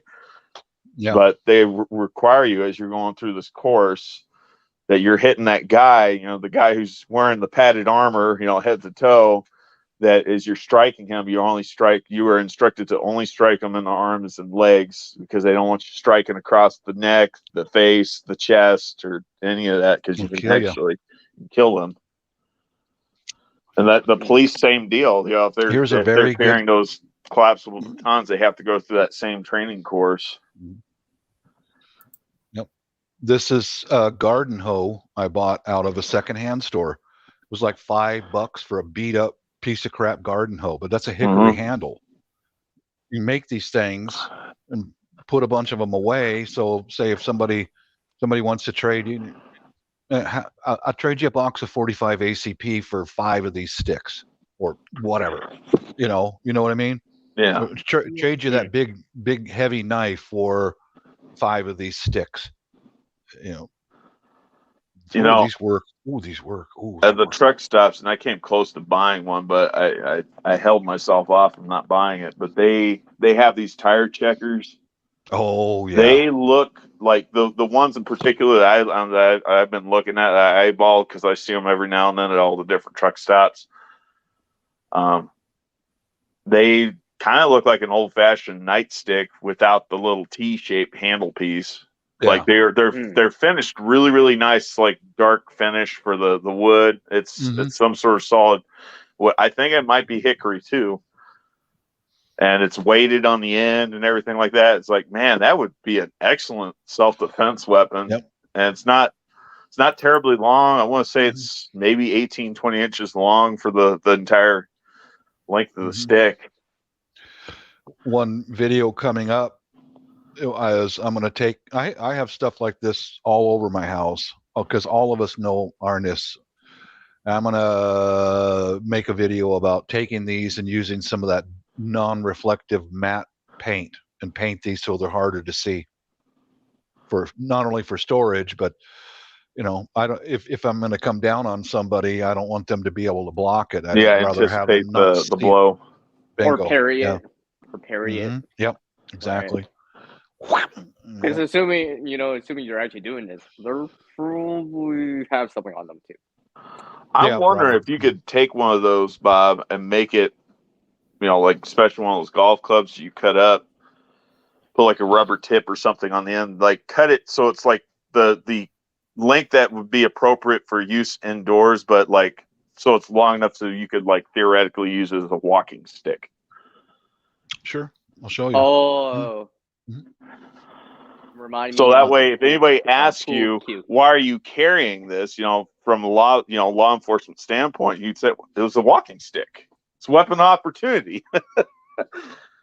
Yeah, this is my walking stick. Yeah, that's. I mean, no, legit. It's a walking stick. No, you manufactured it into a walking stick. Like you're no tongue in cheek, no pun intended. It's a walking stick. I repurposed it into a walking stick.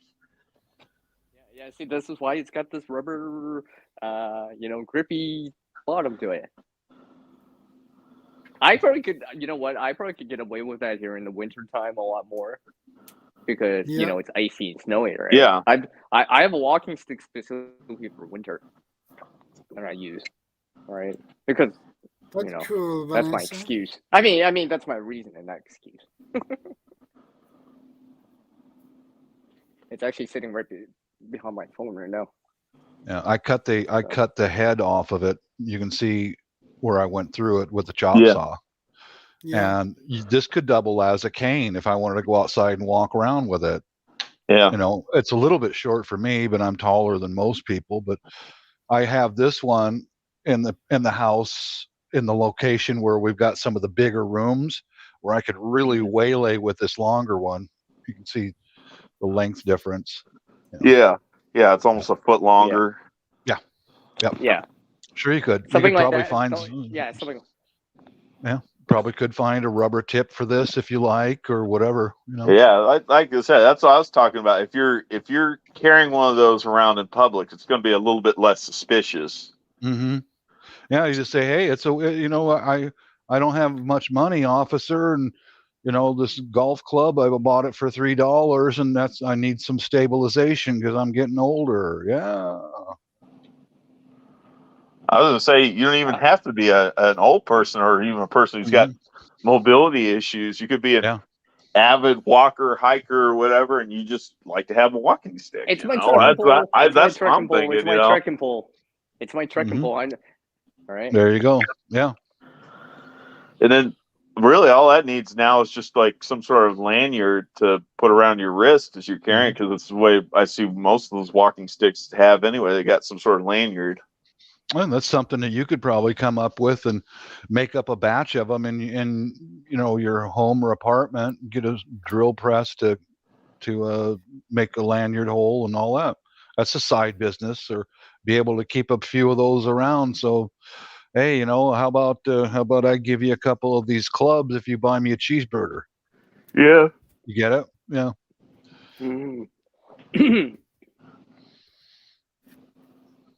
Yeah, with gear like that, with some skill, knowledge, and experience, you can do something. And tools, if necessary. If necessary. All right. Yeah. How about I give you this if you change the light socket? Yeah, I'm going to darken all these down. I'll do that as a video one of these days on my channel. I'll show you how to prepare the surface and then how to paint it and all that. So exciting stuff. Yeah. Yeah, that could be another barter item right there, being able to repair stuff, right? Whatever. Absolutely. It doesn't even have to be SHTF, right? It could be even just now, right? Right. Yeah, well, that's what I was thinking too right now. But a plumber or something like that could be very useful. But just think of it this way, guys. The way I've been living here in the Seattle area for a long time, we're already in SHTS. You understand? We really are. We really are. And notice what I've got right here handy. There's a reason for it. Yeah. That's slow boil or slow heat. No need to wait anymore, guys. Do it now. Yeah. Well, it is National Preparedness Month. Yeah. Is it?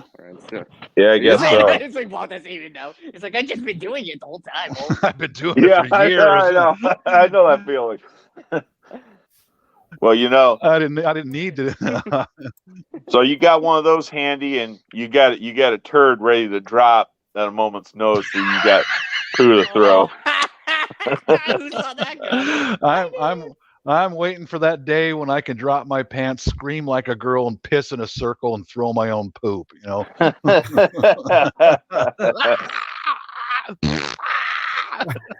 Bob, you better train for it. Shit, at my age, they'd probably hook me up and send me to the old folks' home, man. Dude's lost it. He's all yours. Pick him. Where's that straight jacket? The cuckoo's nest, yeah. Cuckoo's nest for the old folks, yeah. Yeah. So, officer, can you give me a turnover with this patient? He was screaming like a bitch, pissing in a circle, and throwing his own poop. Oh, we have a special room for Mr. Roberts right down the hall. Are you hungry, Mr. Roberts? It's so bad. Padded. It's nicely padded.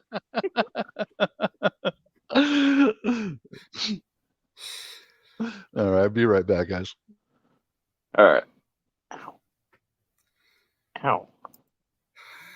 No, Vanessa, I can't say I have an idea. Ow. Oh boy. If I would have permanent diarrhea, I wouldn't be able to work. That would be nearly impossible. You'd be running into issues all the time, literally running. Yeah.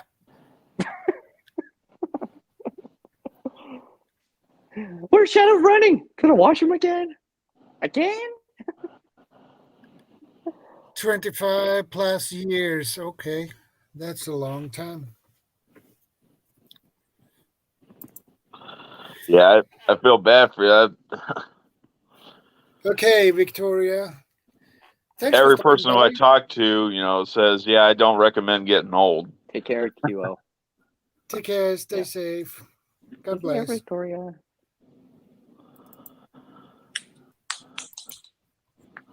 Life is messy and gets worse. Yeah. Hence, you got to do something today about it. Well, that is a problem if you have permanent diarrhea for that long. You lose a lot of fluid. Yeah. You need to replace it constantly. There's another gallon down the drain. I remember what it was like when I was in the hospital and I was recovering from COVID. Here we go. Fish. Why am I looking at the screen? Why am I looking at this big? Yeah, look at that. My wife just got back from a Filipino store. She got this, and then she got this lechon de Cebu. This is roast pork. Hey, if I do have to spin in a circle and throw poop, chances are the nurses are going to be Filipino, and I can speak their language, so they'd probably be bringing me stuff like this, for. Yeah, probably. This might not work out so bad, Look at that. Hungry, CR? Hungry? I'm not looking at the screen. I'm not looking at the screen. Listen to you, Bob. I'll hear you, but I'm not looking at the screen. I'm just saying. The newest med for it has begun to fail. That sucks.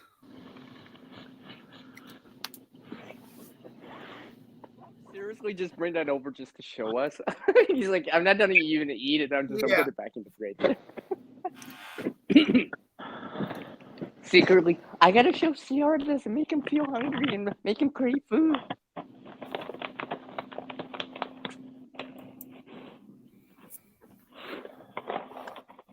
I might as well just do a video on it now at this rate.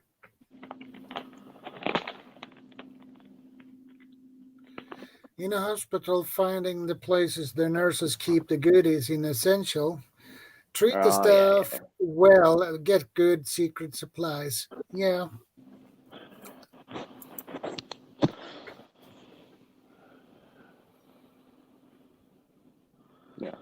Yeah, I was going to relate to Vanessa Kitty's issue she was talking about.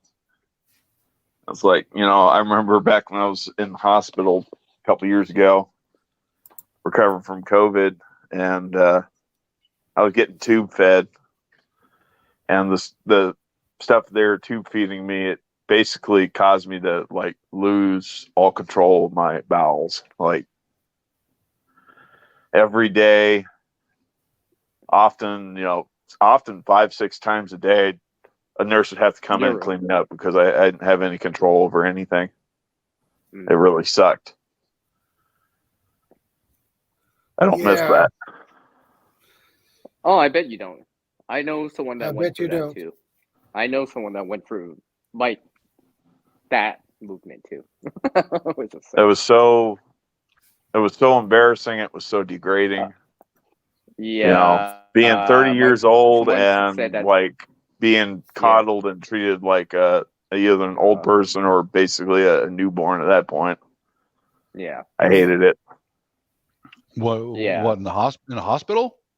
Yeah. I hate that, Uncontrolled but bowel like movements. I like the nursing staff was cool. Okay, they were all very nice. They're all very friendly, and yes, the stereotype's true. A lot of them were easy on the eyes to look at, but like I wasn't concentrated on that because I was not all there, to be honest with you. I was trying to recover. Yeah. It's pretty trippy to wake up, from a coma 3 weeks later and find out, shoot, Christmas has already come and gone. We're like 3 days away from like New Year's Eve. Lord have mercy.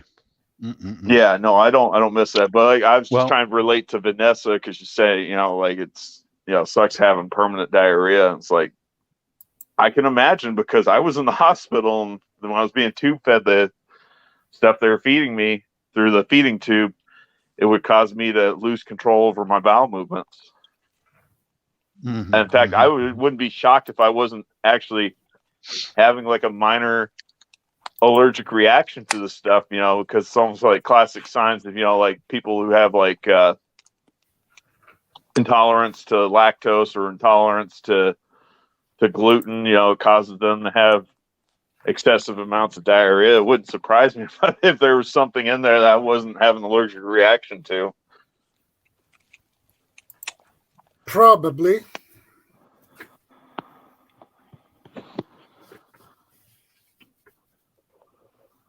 Yeah, I don't want to go out in that way.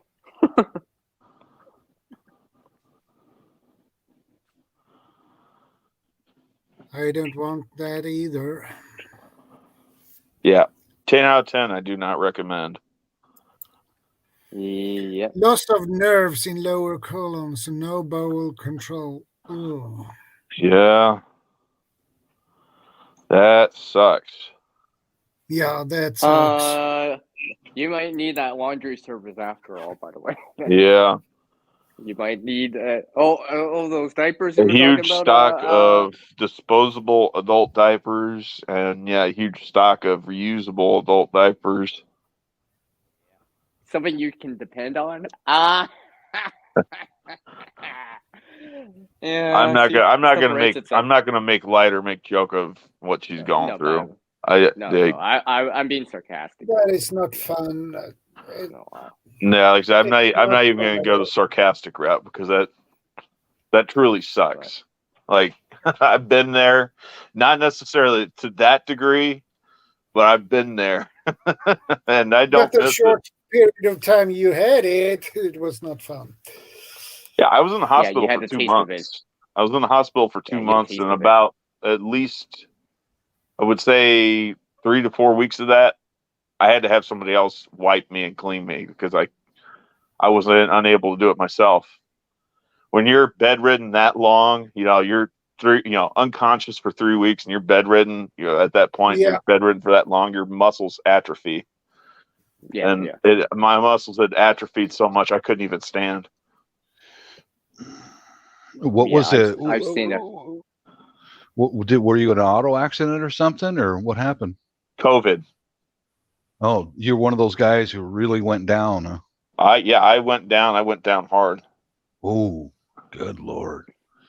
Yeah, like I said, if you look at some of my past videos and look at some of my present videos, if I ever have like a face shot, like a front face shot, you'll notice I got a scar on my neck in the later videos. That was when they did tracheostomy. You already had something with paint in the Navy, right? Respiratory? Yeah. Well, not respiratory. It was actually it's actually skin related. Probably didn't help. No, it didn't, because ever since that there's a lot of things I can't do anymore. Yeah. I can't mess with fiberglass resin. I can't mess with the body fillers like Bondo, and I can't mess with the Loctite 2-part epoxies because, I had been exposed to a large dose of it when I was in the Navy, and it caused me to break out. Like I said, the paints on the ships, the naval ships, they're not your typical paints. They are 2-part epoxy based paint, and they've got a lot of other nasty chemicals in them as well. Yep. And I was just reacting to the fumes that were coming off the uncured paint. I get it. Yeah. Well, look at me, dude. I mean, not only smoking, but all the chemicals I worked in aviation.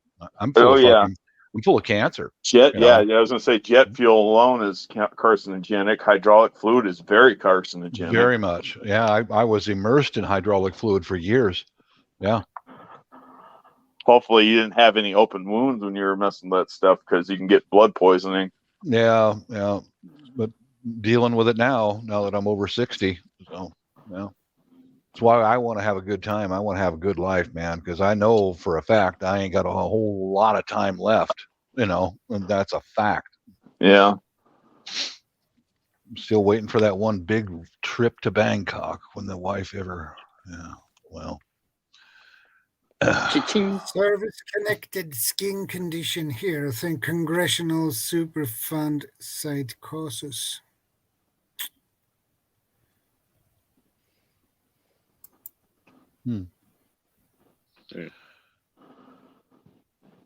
Yeah, I was on a live earlier, on Maria's live, with a fellow. He's not medically educated, Steve, and he was leaning towards, it's all the COVID stuff is all fake. It's all a lie. Yeah. Well, my wife's in the business, and there was a lot of people freaking went out in body bags, man.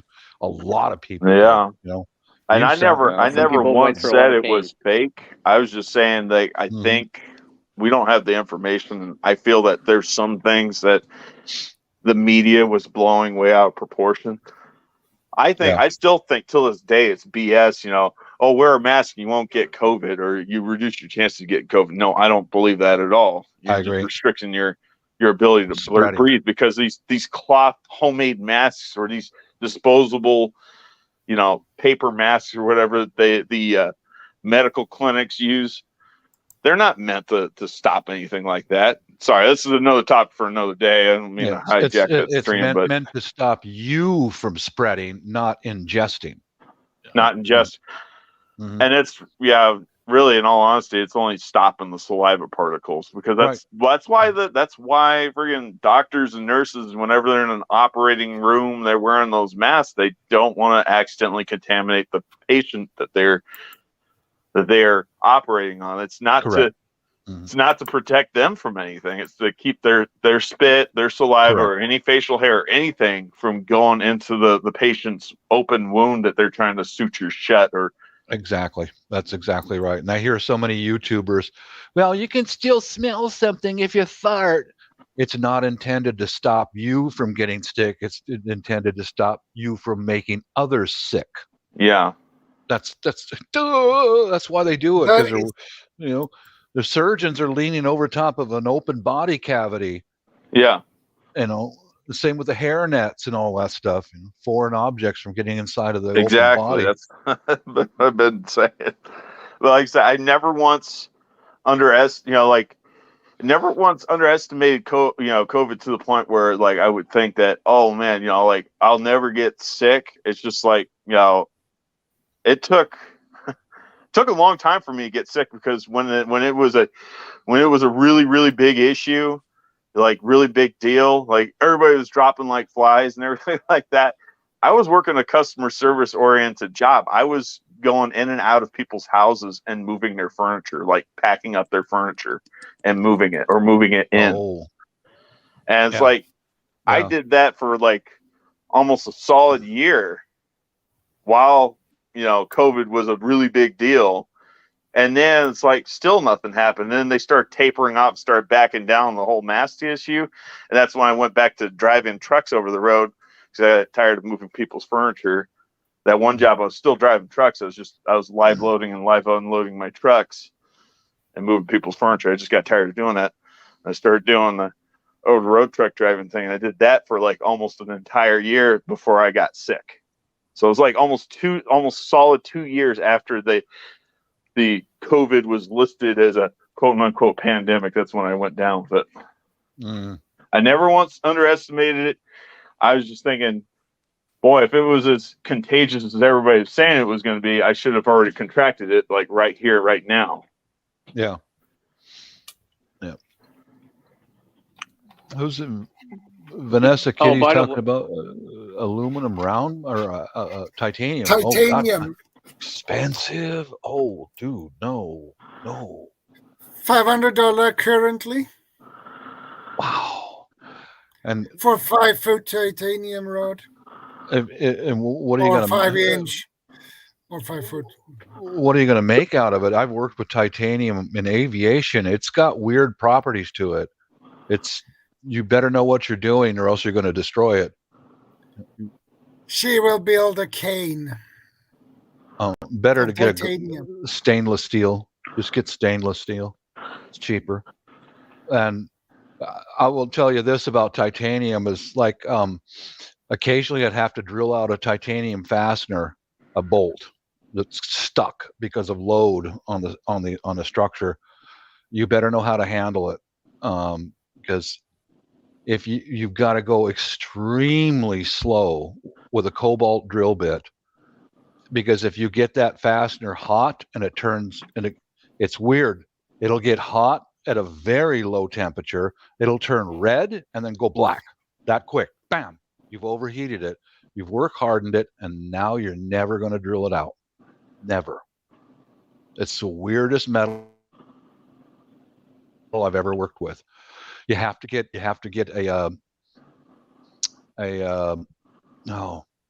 like a welding tool to burn it out. I got one of them sitting right over there. What the hell? A hypotherm, but yeah, you better know what you're doing. And if you take a walking stick made of titanium and you want to turn it on a lathe, good luck. Good luck. Yeah. Well, Bob, apparently you can barter titanium your sparks. fabrication skills and your knowledge behind them. I can. Yeah, I've done it before. I've made money off of just this little machine shop I got right here. I mean, I've made money off of snow removal too here, so it's the same thing, right? The knowledge of said item or whatever. Yeah. Anyway, that'll be for another stream, for another day, like usual. Okay, I'm done blabbermouth, and I'll just sit here and listen for a bit. Yeah, let's let Shadow do all the talking again. Start now. Just kidding. But if The you guys, sorry, go ahead. The problem with all these shootings and stabbings and things that going on here, the government is worried. They don't know what to do, how to stop it. I'm actually shocked that there is any shootings taking place over there, Shadow, because you told me it's really difficult to get a gun over there legally as a civilian. Legally, well, a hunting rifle is pretty easy. Get your hunter's exam and then you have your license. But I doubt the people that are going through all that trouble to get their hunting license to buy a hunting rifle, I doubt they're committing any crimes. Correct. No, they don't. Correct. And the I other imagine way that's not very cheap. Black market. Is that's what I'm saying. Going through the red tape of all of it. So most of the guns the criminals use is illegal weapons. Black market. And in my city where I live, it's a lot of illegal weapons here in my city where I live.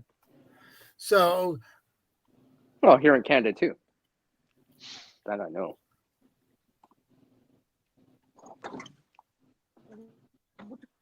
Yeah, they just steal them from the legal owners. Yeah, that's what I'm saying. Yeah, or they get the they weapons smuggle them in. Smuggling them in. Yeah. So, actually, I've been meaning to. I got some of the materials. I don't have all the materials, but actually, I've been meaning to build myself a break action black pipe shotgun. So I kind of want to do as a hobby. I want to build one, just see if I get one that will actually function. You know, I don't want to do slam fire because that's just too easy to do. Too easy to have an accident, and that's a fact. Yeah. Mm-hmm. That's part of the reason why I bought that flare gun, because it's a single action flare gun. You got to cock the hammer before it'll fire. And I kind of want to build something. I want to build a trigger mechanism similar to that, what's in that flare gun, to replicate that, because I figure that'd be a little bit safer.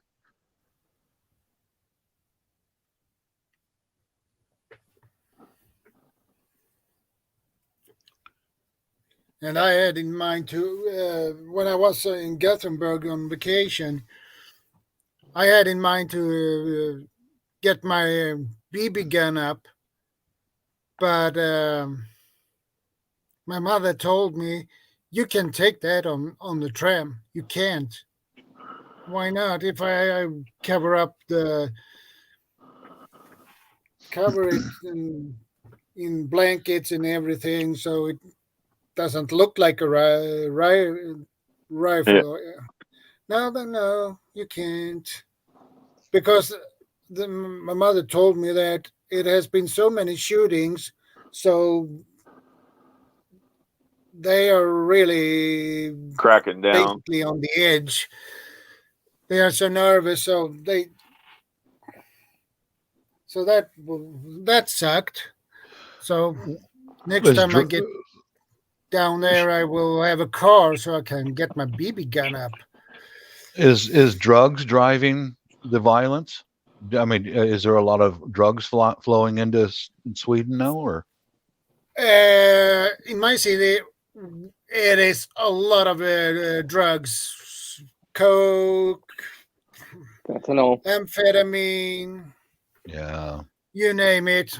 Correct me if I'm wrong, but weren't you guys one of the countries over there in Europe that took in a whole bunch of Syrian refugees between like years 2014 to 2016?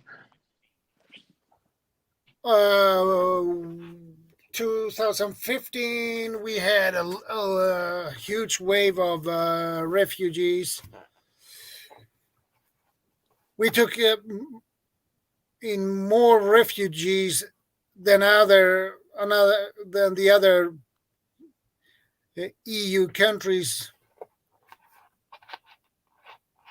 We took in more than we should take in. Yeah, because like there were a bunch of countries that took in refugees. I know Sweden. I'm pretty certain Sweden was one of them. I know England was one of them. I know France was another one. Germany and Belgium was another one. Poland. I spoke with a Norwegian man when I was in the Philippines a couple of years ago, and he said that right after all that happened in Norway, the crime went up, just outrageous and violent crime. And he said that they were talking about moving the capital city to another location and starting all over again.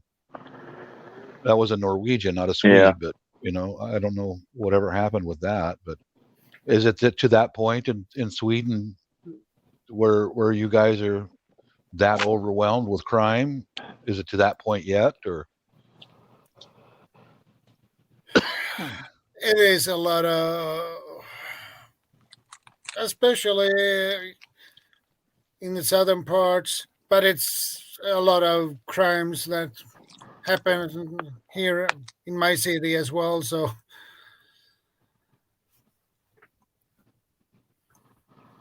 yeah, get used to it, man. It doesn't get better. Yeah. I hope not. I don't want to sound like the bad news bear or whatever, or bad news guy, but it doesn't get better. It doesn't. Yeah.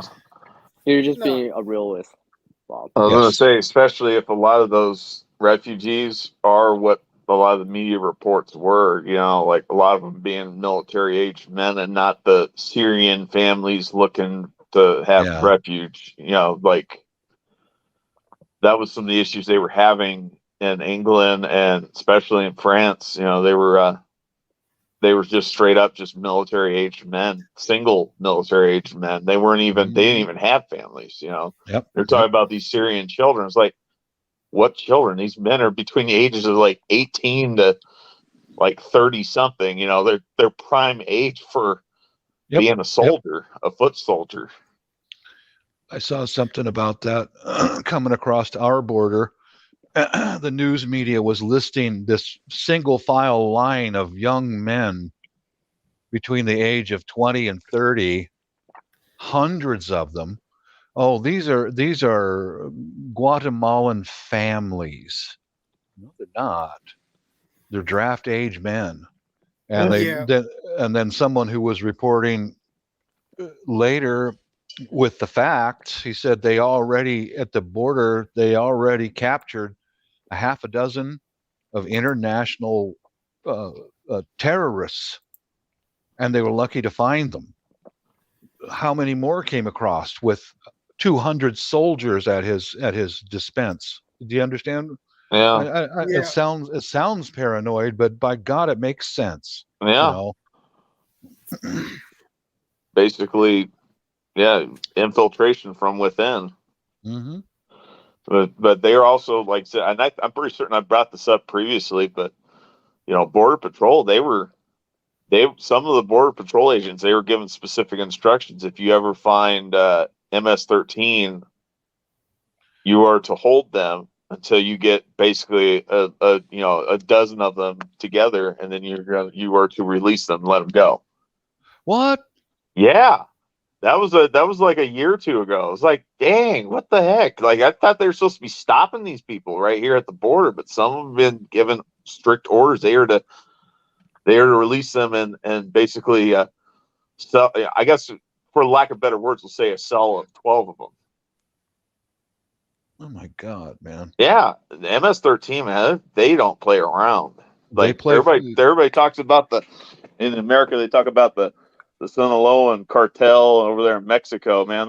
Those people from El Salvador, man, they are savages. Like, not all of them. They are. Talking about MS-13 element of them. I wasn't aware of that. God Almighty! A couple of years ago, when I was on my way home from a scout meeting, and I walked home, and when I reached the old bus station, I saw a couple of young guys, probably teenage years, maybe 15 years old, and they were just hanging down around there, and they noticed me that I was walking alone, so they followed me kept an eye on me for some reason, and they made me, my gut feeling told me these guys doesn't feel right. And these guys were from, I don't know what country, but it doesn't matter, and I don't care. But anyway, they looked at me, and I just looked at them and kept my eye on them. Mm-hmm. And they began to look a little bit nervous because I made myself a little bit bigger than I normally is. So they begin to get nervous, and I increased my tempo, and so I could get away from there as fast as possible. But they didn't follow me or anything like that, because they just stopped looking at me. So, but I was pretty nervous because there were 5 or 6 of them.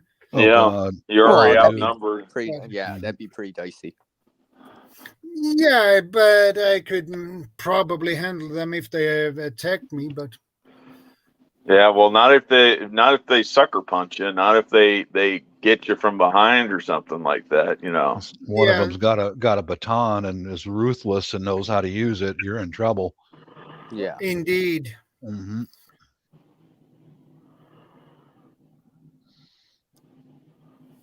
Because there is guys here, people here who get knocked down unprovoked, basically. Oh yeah, yeah, that happens here in Canada too. By the way, happens every day here. Happens constantly. Yeah, doesn't matter the state. It happens everywhere, pretty much. Yep. No, I know that. Yeah, it's quite often they'll attack these little Asian nurses on their way to work, beat the hell out of them. I mean, they got it on video. These savages just.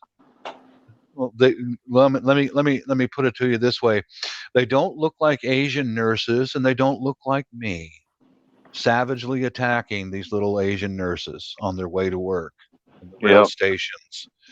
You can guess who they are, and they're not robbing them. They're just beating them senseless. Good job, guys. Well done. One of them was 60 years old. The lady was 60 years old, heading to work.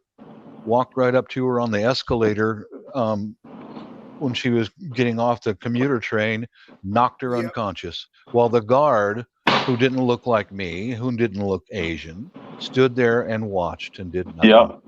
And that part right there just absolutely infuriates me when there's a police officer or a security guard just stands idly by, doesn't do anything to intervene. Oh, I didn't see that.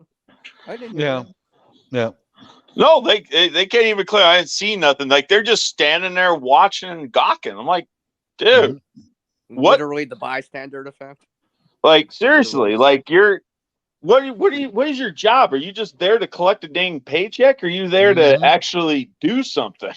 The most that one guard did with that 60-year-old, probably Filipino nurse, after she got knocked unconscious, was he helped her move her body off of the escalator and then stood there with his hands in his pockets. Yeah. Yeah. Actually infuriates me more, especially if they're actually armed with something like a taser or a collapsible baton or a can of mace, and they still don't do anything. It's just still didn't do nothing. Are you like paralyzed with fear? You've got tools on your Batman belt. You could actually do something. Yeah, the freeze response. Yeah, that too. And the fact that he had the same physical appearance of the guy who just knocked that little nurse unconscious. Get it? Yeah. I want to say about a year ago, maybe 2 years ago. I think it happened in New York, but there was a woman, like a older woman, who was getting beat up, like she was getting thrown down flights of stairs, and people were just standing there watching this guy do it. She'd fall down the next flight of stairs, and he'd pick her up and throw her down some more, and she's already beat up. Like he beat her up prior to, and she started throwing her down the stairs, and people are just standing there, like people, just everyday people. Like I'll give them a little bit of a pass because they're everyday people, but like I don't want to get hurt. I don't want to get involved. I don't want to get sued. Yeah. And remember, that's a real thing too, right? So I mean, I can understand. Yeah, it is. It is. You're right about that, CR. Yeah, that is but a if real you have thing. the skills, and I mean, I can't say do it or not help, but I mean, but that's your job. Better. Yeah, that's what I'm saying. If that's your job, I'm sorry. At that point in time, if something's going down and it's going down on your watch, yep, you need to not only be fired, but I'd say you need to face some prosecution because you didn't step in. You could have stepped in, but you didn't. You just stood there. Yeah. And you can't use the excuse of, oh, I was outnumbered. If there's like 3 guys, I would say you at least have a chance to at least put 1 or 2 of those punks down.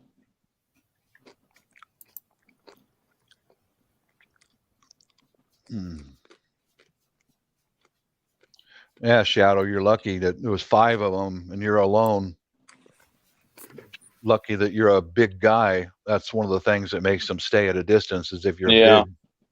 Yeah, they keep their distance, but they kept their eyes Yeah, they on probably me. kept following you, pursuing you from a distance. Mm-hmm. Yeah, they might. I think they might had in mind to jump on me, but trust Or me, I probably had rob you. probably, yeah, but I would put up a really good fight. Well, you were looking at them and you keep making eye contact. I see you guys, man. It's not like you Yeah. guys just get the jump on me here. So, and I look well fit and everything. So, I don't think they want to take a chance or the risk. The risk versus reward of it, right? Exactly. Because remember, from their point of view, they have no idea what you're capable of or what you have on you. They're like, exactly. Is this worth? Yeah. Is this worth the score that we can get? Right? Is this worth it? And their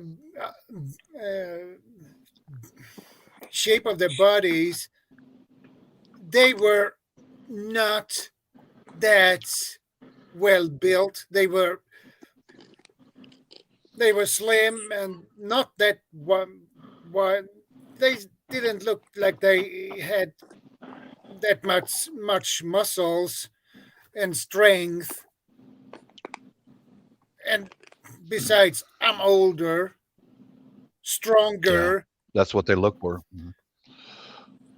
I'm older and stronger, so they would have probably not had a chance if they jumped on me.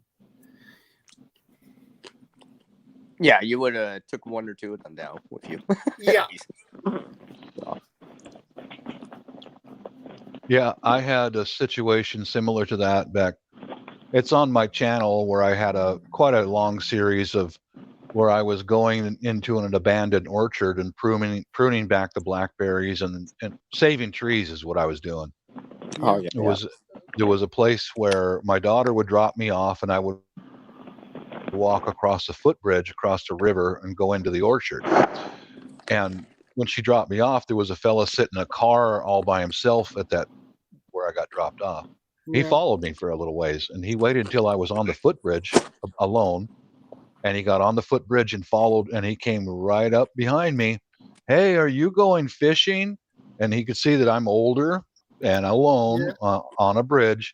And as soon as I turned around, I had on my waistband, I had a separate waistband with a baton, a knife, and a big can of bear spray. As soon as he saw that, he stopped dead in his tracks. And I was walking backward. I said, no, I'm not going fishing. No, it's not worth it. Not worth it. You're going to get hurt. Yeah, hurt really bad too. You want to dance? It's not hurt. All right. I'm looking. Yeah, you're going to pay for it. I'm just glad there wasn't some other guys on the other side of the bridge that came out of nowhere as you turned your back to respond to this guy. Because that's a classic situation where like that right there, ambush. You know, diversion. Yep. Distraction and attack. Yeah, you gotta watch out for those things too. Yeah. Trust your gut. All right, trust your gut. Bingo. Yeah, I told that to my wife, and she said, "I don't want you going out there anymore. You're out there all by yourself in a wooded area, completely alone." And she I still went out a couple more times, but she was right. Was obviously if he saw me there once at this time of a Saturday afternoon, he might be there waiting for me again, or one of his friends. Well, it could. Yeah. That's in a natural area, but it could be in a more urban area, like down an alley, or a more low key type of street, for example, right? Mm-hmm. With not many lights or whatever, right? Street lights or whatever like that. those opportunities too. Well, Yeah. Bob, remember that story I told you? Like I said, I've had my own experiences, not as major as what you guys go through at times, but I have a taste of it. Right? I'm like, yeah, I'm quite lucky that stuff didn't go down worse. But yeah, that's why I'm very precautious about that spatial situational awareness. Because if you can have more lead time, it gives you a better chance to react and maybe pull some gear out that might help, whatever it is, right? You know, I'm looking up Washington State knife laws right now. 2023. Yeah.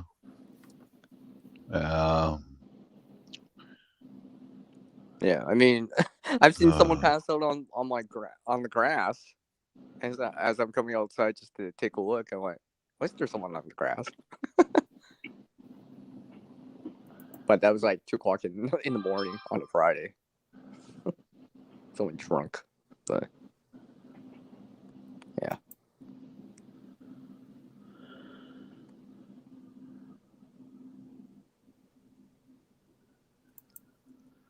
Well, Bob, I don't know if I've ever mentioned this. See, this is when I used to go to the bar, I used to always take people home.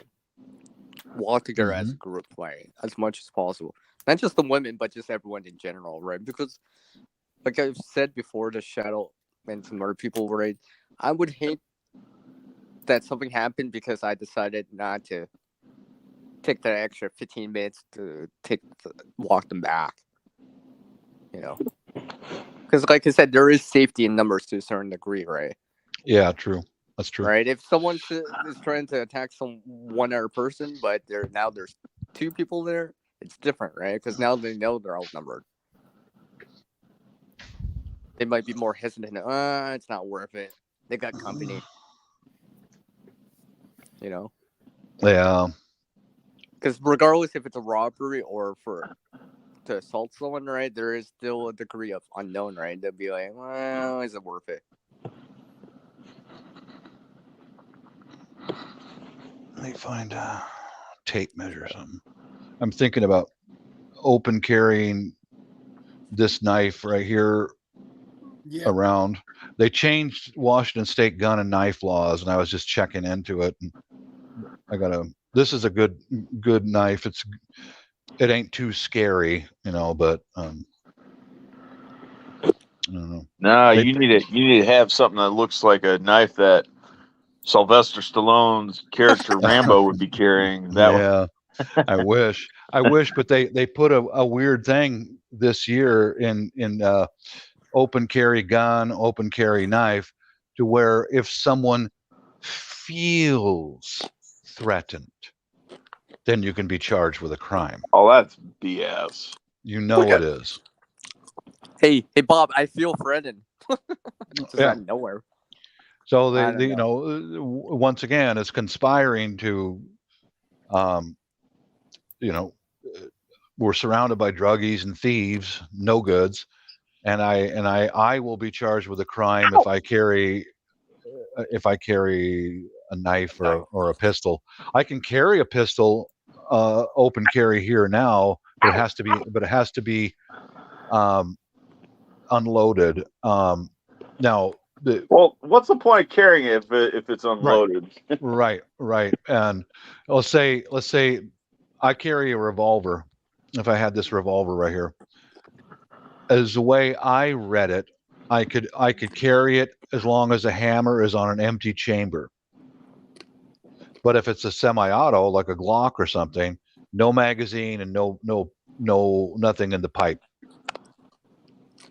And even though I am in full compliance of everything, and someone sees the weapon, a knife or a gun, and they feel threatened, then I can be charged with a crime. Well, I hope to God you at least get a chance to face your accuser. I would hope so. Because at that point in time, I'd say it's warranted to be wearing a body cam to protect you. Yeah. From false accusations. And that's something I'm strongly considering doing, is getting a body cam. So that way I can't be falsely accused of saying something or doing anything. Well, you see, that's another reason why I want out of here, man. Let me find a tape measure. I'll be right back. Yeah. Mm-hmm.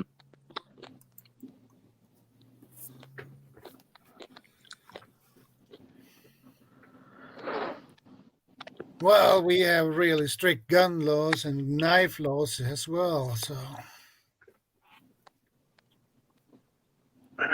Well, I And know so, someone was asking me that earlier. and isn't it amazing? Anybody who's not in compliance, they were already criminals to begin with. Yeah. Like Exactly. when I say in compliance, I'm talking about the ones who are actively committing the violent crimes with the instruments. Yeah. Mm-hmm. Okay, I'm good with this one. Long as it's no more than 4 inches. I could carry it concealed or open. So this is a good one to keep around. Yeah.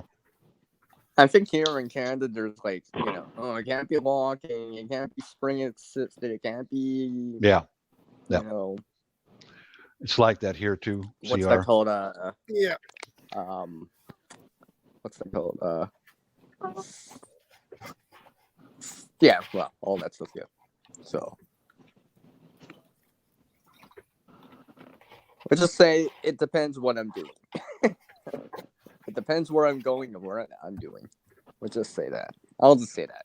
You're less likely to get in trouble carrying a hatchet around than you are if you're be caught carrying a large bladed knife or a machete around. Yeah. You know what? I actually walked.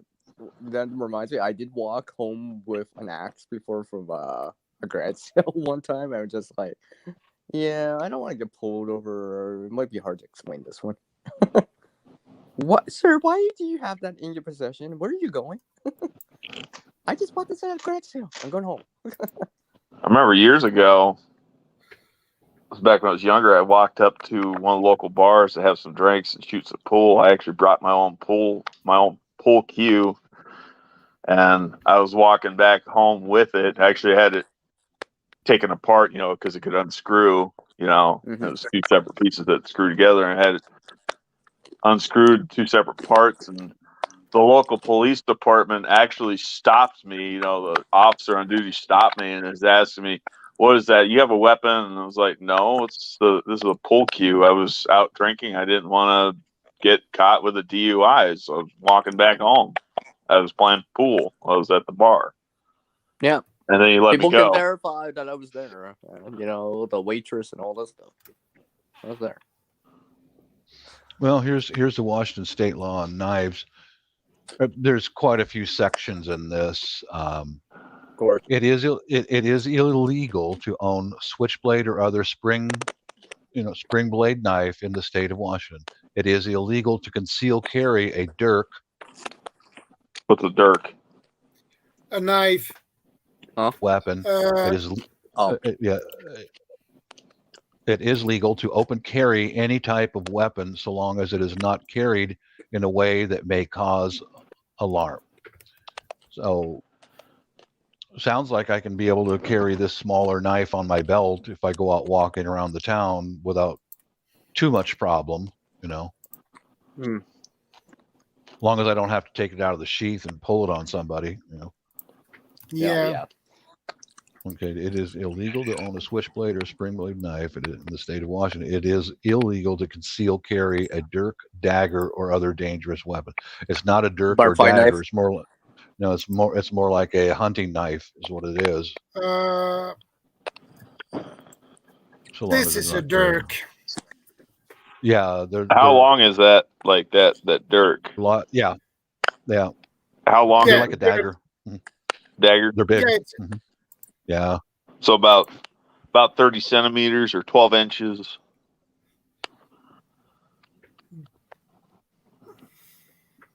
This blade is probably 25 centimeters or something. 25 centimeters. Yeah.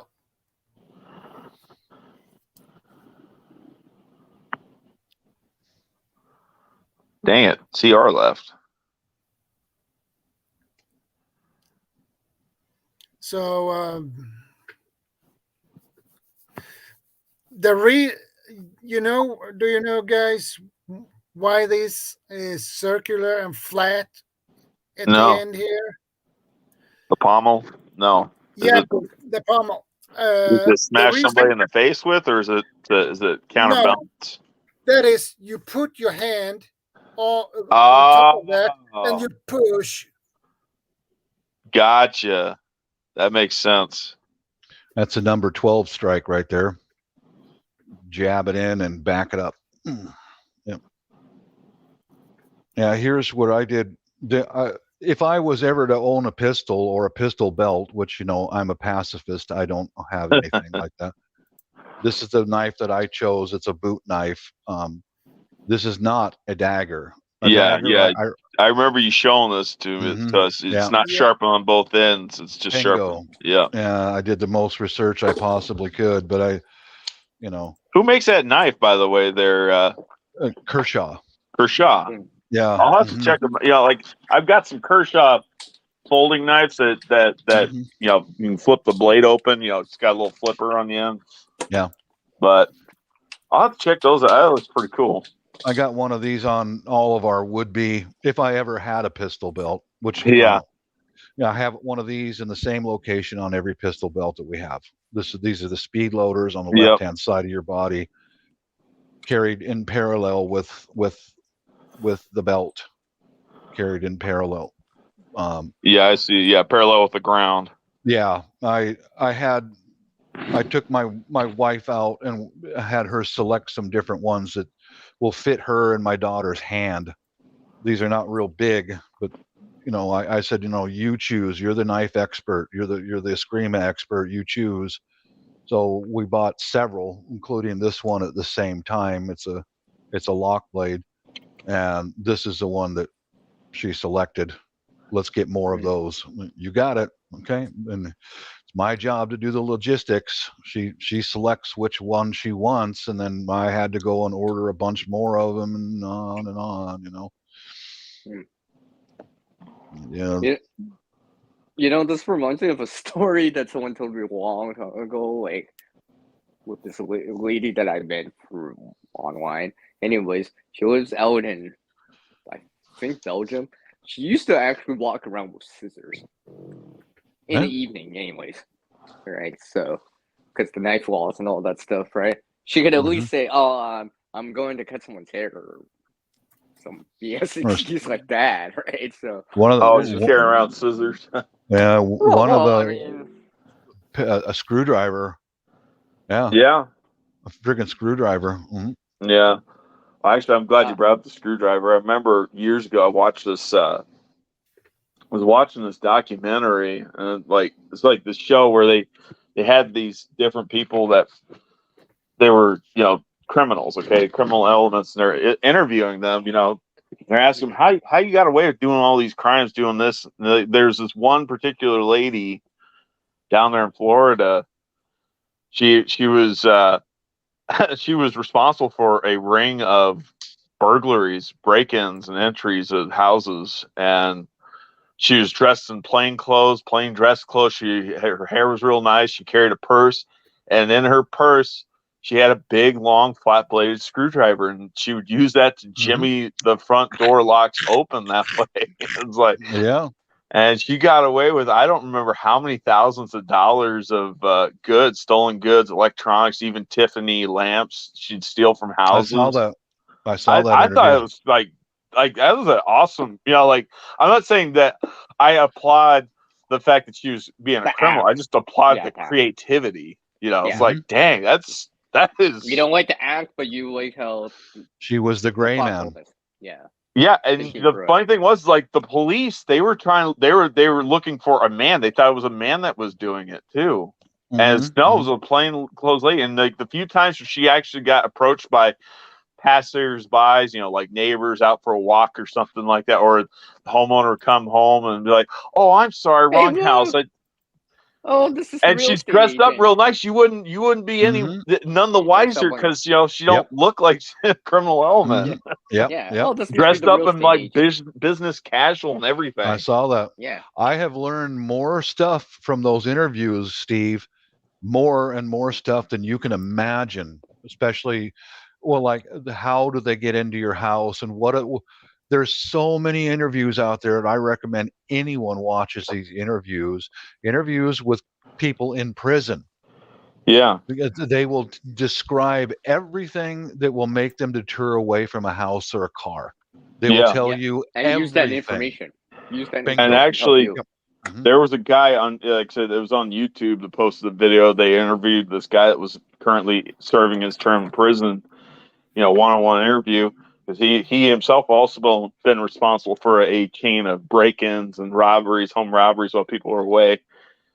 And he went about with a dog leash and, like calling for a dog. So that way, made it look like, it wasn't suspicious if he was like walking through people's backyards. But he also dressed in like plain, like track clothes or just dressed up in shorts and a hoodie, like he was out for a jog, out for an exercise. And he was actually fit, physically fit. So he's able to jump over fences and everything like that. So he could play the part that he was a jogger. Yep. I'm just trying to find my dog. Did you see how this can apply to the trust topic here, all right? Because they're blending in, they're in the skies, whatever you want to call it.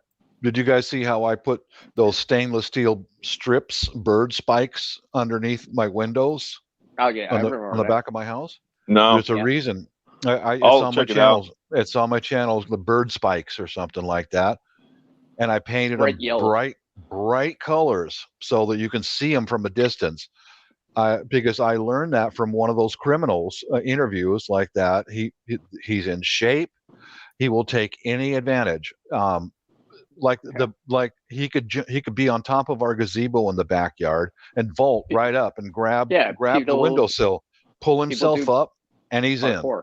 Yeah, people do parkour, right, and stuff like that. Look at what people can do, right? They because get a second level. And people lock everything down on the first floor, but they'll leave their bedroom window open or the bathroom window open. And I went, okay, let's look on Amazon. What kind of spikes can I buy? And bird spikes. Painted them nice bright colors, and same with on the deck. They could stand on the rail of my deck and climb up to a tip out on my house and get up to another window. Guess what? On the tip out, bird spikes all the way around it. So it seems like you've got the whole passive security measures down to a science at your place there, Bob. I've been doing this shit for years. I lived in a really, really bad place. I bought more of those spikes and I used them where the fence meets the house and put them up on the eaves of the house in two directions. Yeah. And I know my neighbors saw that stuff. Those ones in the front, I painted them white to blend in. Then I know my neighbors saw them and I said, you have to understand, I go on YouTube and all my experiences with this stuff. And next thing you know, the neighbors across the street put in more cameras. These guys over here, they started cutting their trees and their hedges back, and they put in more security lighting out in their backyard. Oh no, nothing ever happens here. This is a really safe neighborhood.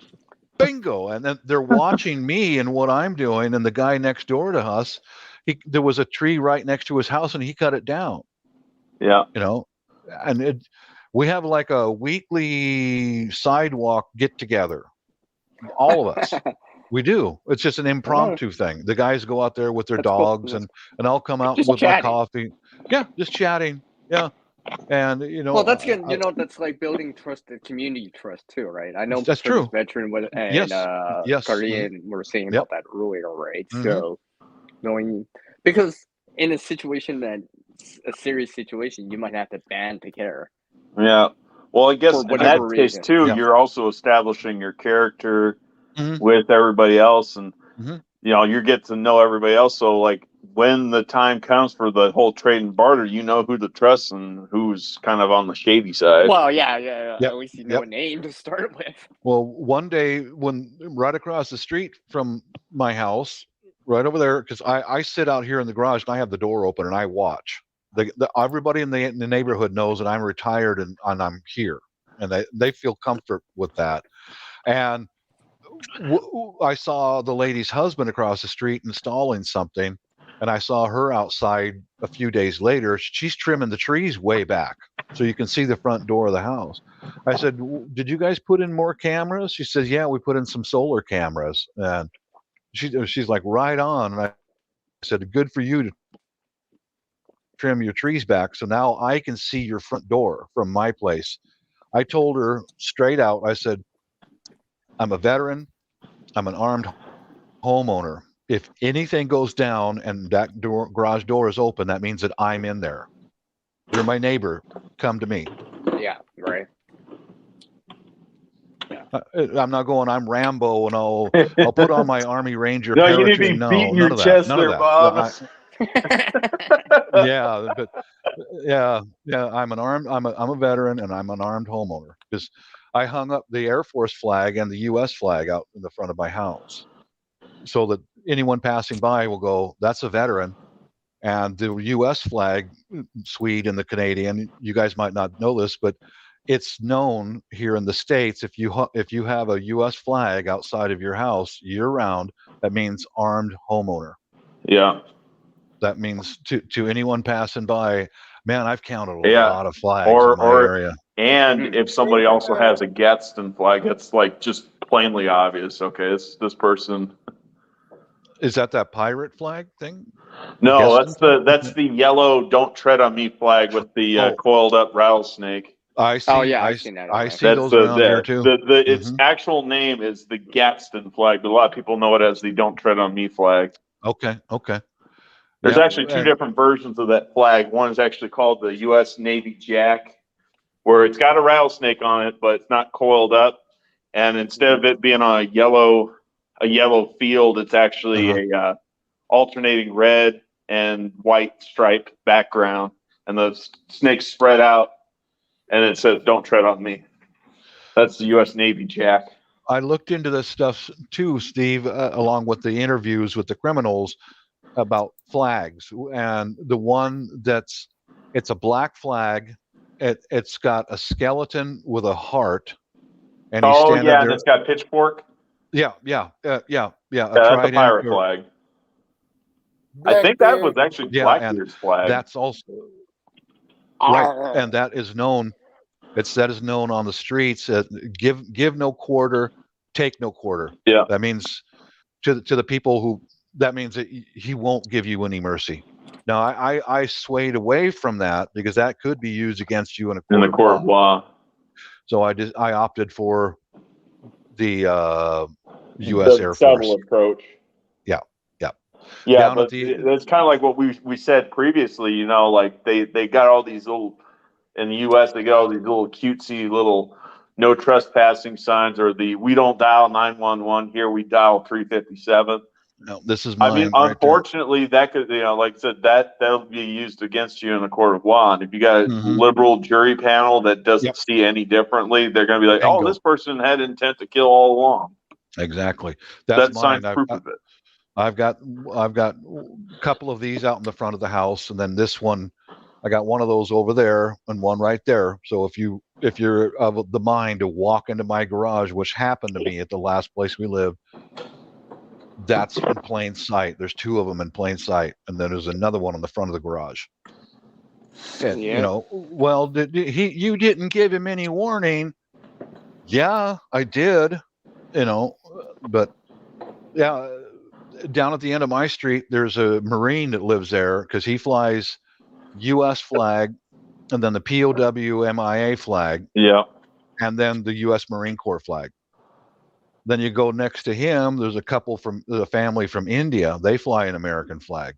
And there's 3 or 4 houses in a row here that all of us are flying the American flag. Yeah. If I ever get my place set up. Learn this kind of stuff. You guys in Sweden and Canada, learn this stuff from us. All right. I'm taking notes. I'm taking notes. Yeah, those are messages. Yeah. Try if I ever get myself established, like actual homestead out in the country where I'm got my own house, I'd actually like to have a series of flagpoles where I got all the different flags I want to fly. Obviously, the American flag's going to be in the center, front and center. I'd like to have I've got the POW flag. I actually got most of these flags. Heck, I even got a Moulin L'Abbé flag. You know, the Moulin L'Abbé is the Latin speech that King Leonidas gave to the Persians about them throwing down their arms, and he's basically, that roughly translates to "come and take it" or "come and take them."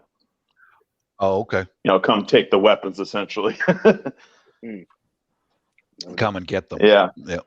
Come and get me. But yeah, it's Moulin L'Abbé, and they got it all spelled out in Greek letters. But like I said, I got one of those flags. Heck, I even got an old Carolina battle flag, which everybody affectionately dubs the Confederate flag. Yep. Like I said, I would like to fly a whole bunch of flags, but most importantly, front and center, I'd like to fly the American flag. Yeah. The only one that I don't have is the Navy flag. I don't have the Navy flag, but I got the Navy Jack flag, the Navy Union Jack. As I walk around my area, I look at stuff like that and decals on the cars, flags, banners. That's for my own intel. You know, I'm gathering intel about who lives around here. And I saw a U.S. Army flag over there. There's a hell of a lot of homeowners here now who are putting up new fences, camera systems, lights, flags, all that, because we get scoped out quite a bit because this town is an upper middle class area. Exactly. And that's what the no goods are looking for. But the flags that I find disturbing are people who don't think like I do, that I see them around. Yeah. Because I know if anything happens, I'm not going to walk in that direction. You know, just to piggyback on all this stuff, you know, the better, I shouldn't say better, but the more secure or the more harder the target area is, they're probably less likely to want to come into that area, because it's like, because all these houses have security cameras. All these houses have lights. That's why Bob was talking about the passive security measures, like everything, even including the flags. Yep. Oh, another thing, Steve, you seem to watch the same kind of videos that I do, interviews with criminals. My cameras that are outside are at face level, at face level. Yep. I learned that from watching those videos. And another thing that I learned was, what was I going to say? Cameras at face level. Oh, and I've got a sign in my front yard is ADT. Then all those convicts said the same thing. If they can see a security system that is wireless, they're not going to go to that house. Yep. They're out. They're going. No. Our target, right? Yeah, because you can cut all the cables you want. Yeah, that was some of the previous criminal interviews that I'd seen too. For mostly it was the burglaries. Mm-hmm. They actually, Discovery years ago, they had a TV show. These two guys, they were ex-convicts. Okay. Oh, I remember seeing that. Yeah, they were ex-convicts. They were reformed and everything, and they actually had a security business that they started up for both commercial, retail, and homeowners, and they would actually test the weaknesses of people's security that they had, existing at their business or at their home. Yep. And I don't recall there might have been maybe only one homeowner that was able to basically thwart these guys, but every single one, they found a weakness and they exploited it. And like I said, they did exactly what you were talking about. They cut wires for security alarms, security systems, cut wires for cameras. Yep. Yeah, and I saw that for the first time on that show, how a guy climbed up and got onto like a tip out, and they left a second floor window open. Yep. The guy climbed up and like a cat, boing, he went right up and he pulled himself right in. Well, and I saw that as the last place that we lived, because our garage was tipped out. Same with all the rest of the houses; they were all the same. They're all rentals. and a guy climbed on top of a car because there was a second-story bedroom window left open, and he was on top of the car, and he turned his head to the right, and I was standing outside my garage like this, looking at him. He was going to go in, and these people just left their windows open, knowing full well, you know, and as soon as he saw me, he came off the car and he's gone. He's birds, like, damn, birds, I got bird spotted. spikes, baby. Yeah. But like, heck, even those guys in that show, they actually even broke into these houses while the homeowners or the family members were still there, and they were able to be in and out in secret, ransack these houses, you know, ransack the bedrooms, because they always went after the master bedrooms first. It said Always. the crooks always know the first stop you go to, master bedroom, because likely there's going to be important documents. There's going to be good possibility there's going to be firearms there. There's going to be jewelry, something of value, street value we can take right here, right now. Yep. I saw that, Steve, and how they would grab a pillowcase off the bed, fill it with coin collections, cash, pistols, cameras, anything they know they can sell, and they're right back out the window.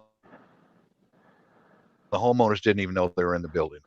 Yep. Well, yeah, because the idea is to slow them down and make their theft take it much longer, because the longer it takes them, the more likely they can get spotted or noticed or anything like that. If they're in and out in 30 seconds, man, it's easy for them. It'll be easy, right? It's like, oh yeah. Every criminal. Speed, right? CR. Every criminal that I saw interviewed, the police asked the same question. How long were you usually in the house? No more than 10 minutes. Yeah, speed, right? You want to slow them down more. as much as possible. So it's like, it's not worth it. I'm not getting busted. If someone comes around the corner, they'll notice me on top of the roof or on the second floor right away. I've seen them on my cameras, some of the same type coming by. And I mean, you look at my house, I've got the ADT sign out there. I've got an American flag. I've got bird spikes up and all cameras right out in the open at solar face lights, level, maybe and they go right past my house, and they keep going. Yeah. That's what I've told this to Shadow here actually earlier in the week, right? I'm not a big fan of those glass doors. Me either. Some houses have.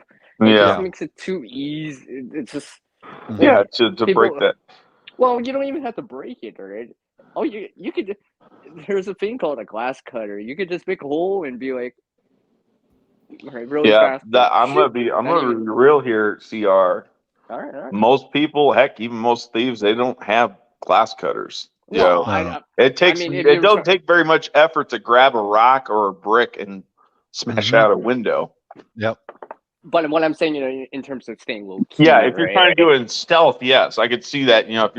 If you're trying to be basically like Catwoman or something like that, you're trying to be. I'm trying to stealthy be like, about this. I'm just delivering some mail, and secretly you're making a hole through that glass to open it. That's why you don't want to leave any big gardening rocks around windows. Yeah, these guys will use. Well, because I know anything glass, as soon as it breaks, you will hear it. It's loud enough that even if you're inside, you'll hear it outside, or Well, this is why I've kind of come to the conclusion myself. If I'm ever going to do landscaping, there won't be any rocks, not even like smaller rocks. Like 3 inches in diameter. I'm just going to do wood chips.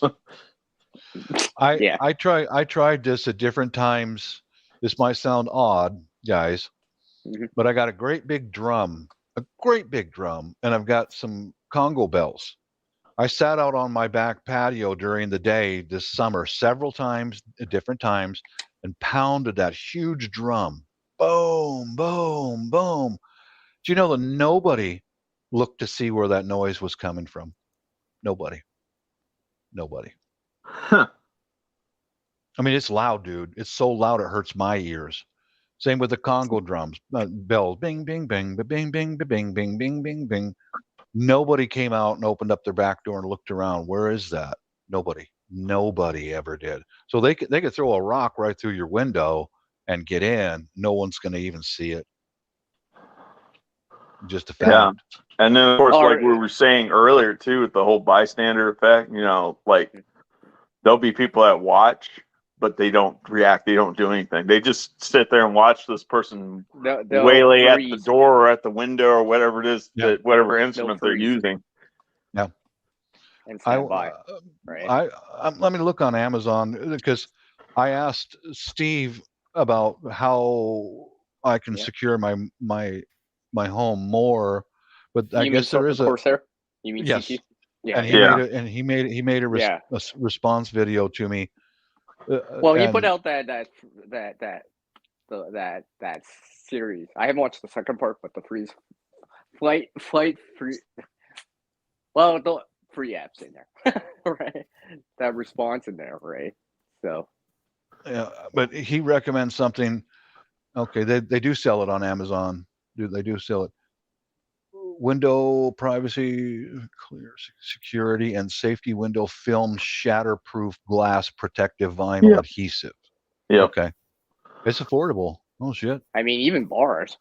Yeah, I believe it's DIY, and it's mostly sold for like hurricane areas that get ravaged by hurricanes, so your glass is a little bit more shatter resistant.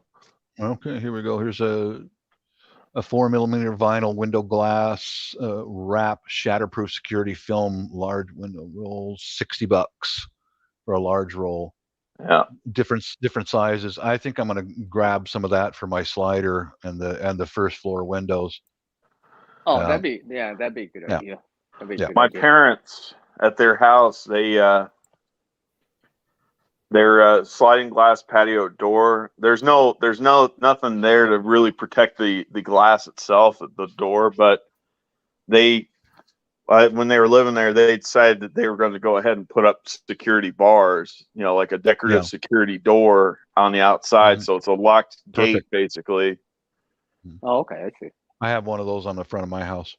I told them I wish it would have had like a heavy duty wire mesh, like what you'd see in like an industrial setting, that was welded to it, painted, make it a little bit more secure, and make it that much more difficult to tamper with the lock. Also, they if they had it that way too, they could also no one have to worry about the cat slipping out, because they got one particular cat who likes to slip out that back door, and he'll go between the bars. Yeah, see, that's why I'm not a big fan of those glass doors. I mean, they're decoratively and they look nice and all, but functionally, and I guess they let some light in, but it's that trade-off of having more light, being security, able to see outside. Security, and it takes away some insulating value from your house. Oh yeah, because glass is actually less effective than compared to like an actual solid structure. Yeah, wall. Yeah, and for me here in Canada, that's important.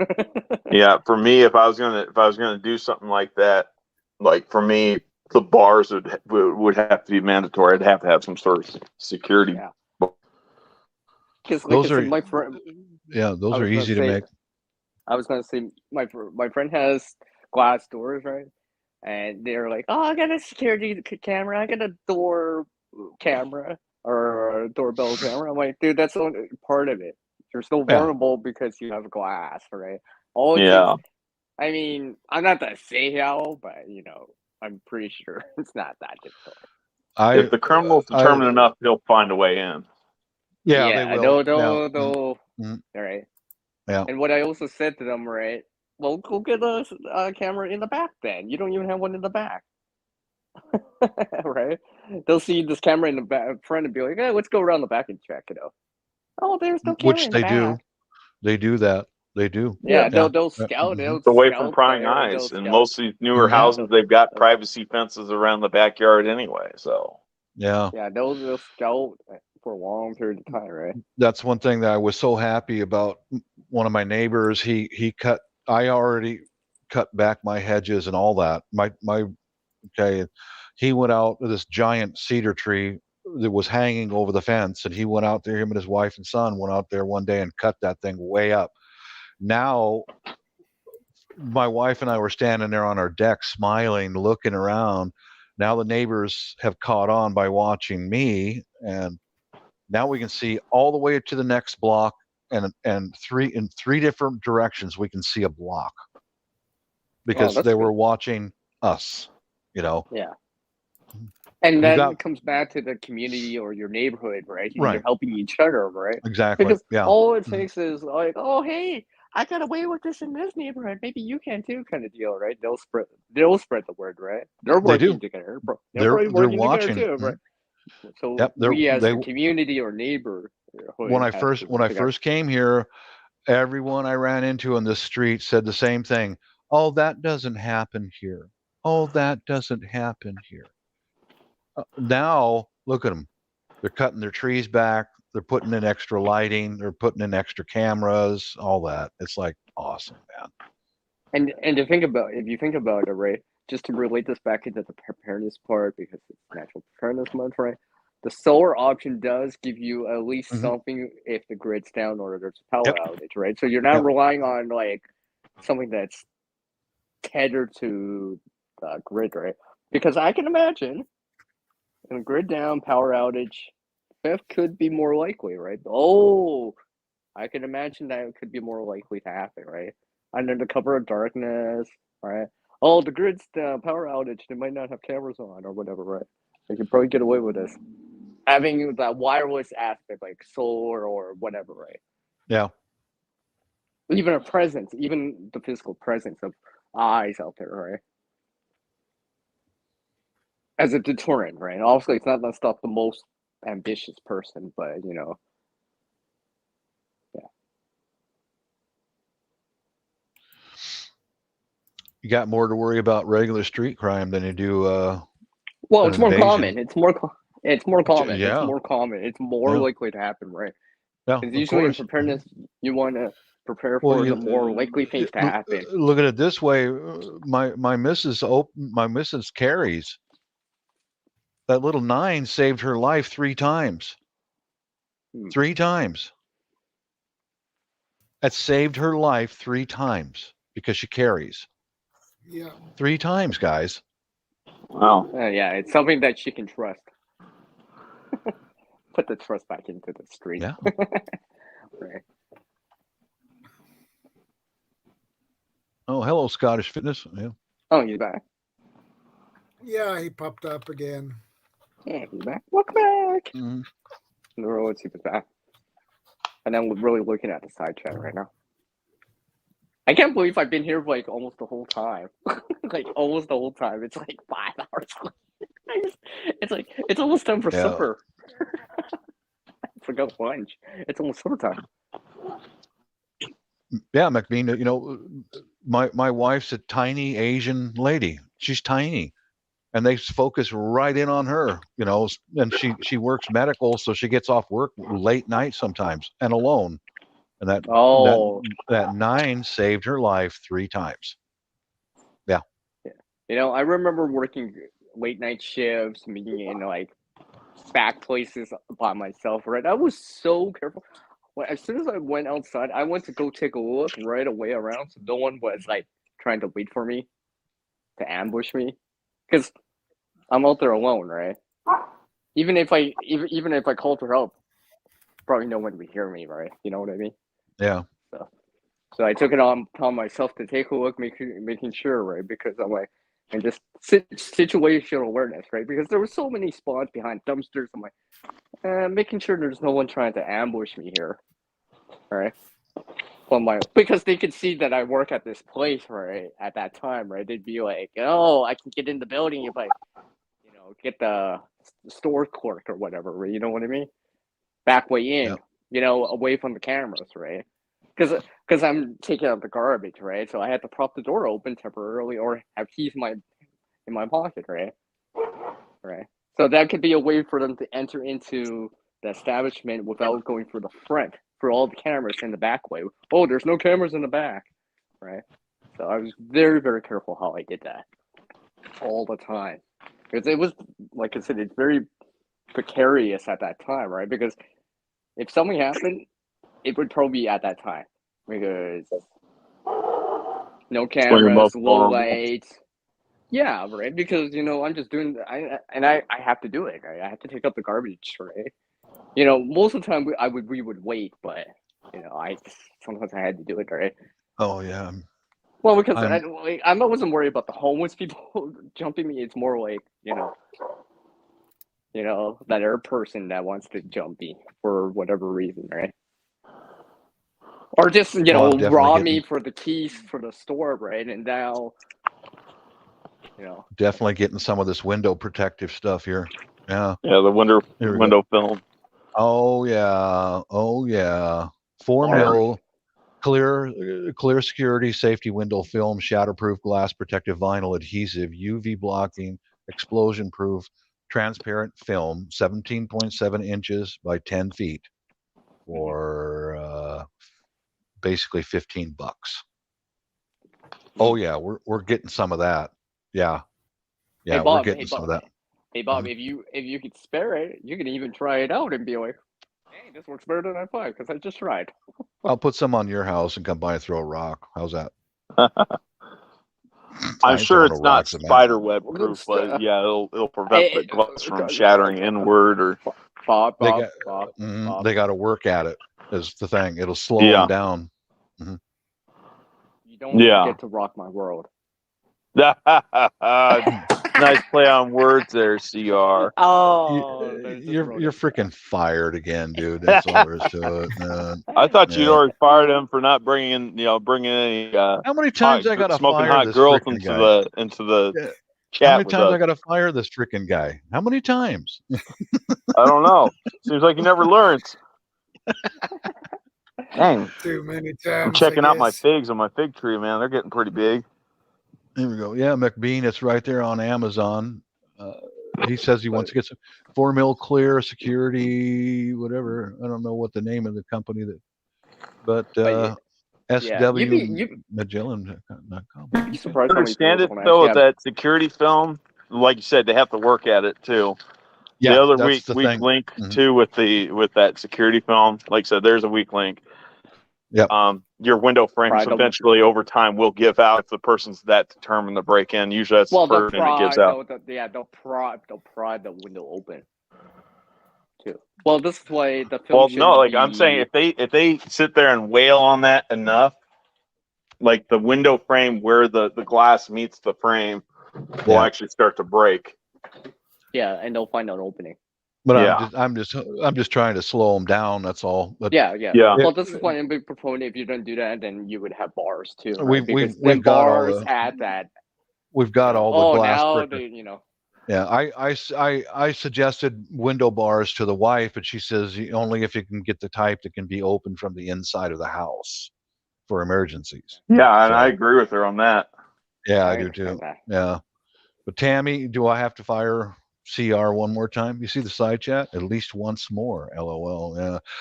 CR, once again, you're fired. It's by popular request right there. You by see popular Tammy, demand. Right, yeah, right there. Mm-hmm.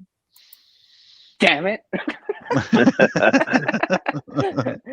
I thought you were on my side, Tammy. What the hell? Yeah, I'm definitely gonna look into that stuff, but let me also once more. So let me also look in. Wait, I'm going to add this to my cart just to remind myself. Okay, there we go. And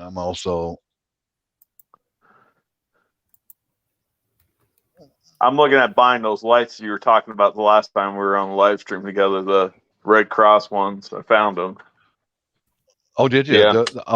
Those are handy, dude. Yeah, I'm looking at buying some. Putting them in strategic places throughout the house, including the bathroom. Just like CR suggested, having a flashlight in there. Except for this one will be automatic. As soon as the power goes out, that turns on. They really helps. I've got one in the center of the house on the first floor, and then another one up in our bedroom on the second floor. It's pointed at our door, so that the light comes on and we can be able to find our door and be able to get up safely out of bed.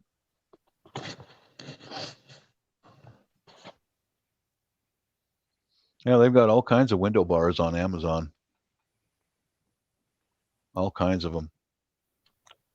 Like I know for But those sliding bay doors, there's that old school piece of wood, well, a T with that piece of wood, so you can easily remove it still, but it's harder on the outside just to slide it. That's what my parents did with their one sliding glass patio door prior to putting up those security bars.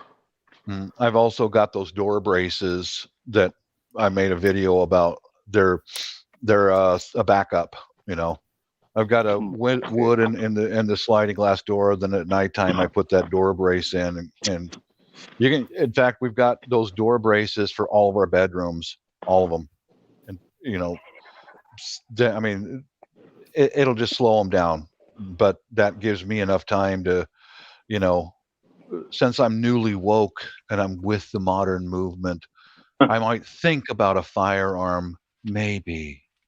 Yeah. Well, yeah, that's the idea, right? You want to give yourself more time and make them, whatever it is, take more time.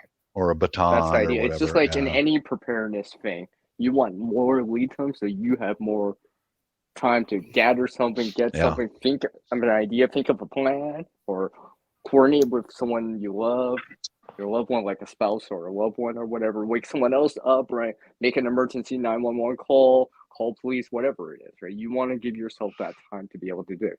Because if you have no time, you have no options. Then they're on you. Instinct. You're just on instinct then, right? They're on you. Yep. Yeah. Right. Yeah, Tammy, how'd you get out of the basement? I built a special basement. You son of a, you son of a, no good. I set her all up with Wi-Fi and a big kitchen and a brand new canning pot thing and everything, and she still gets out. I created spare key. You no good.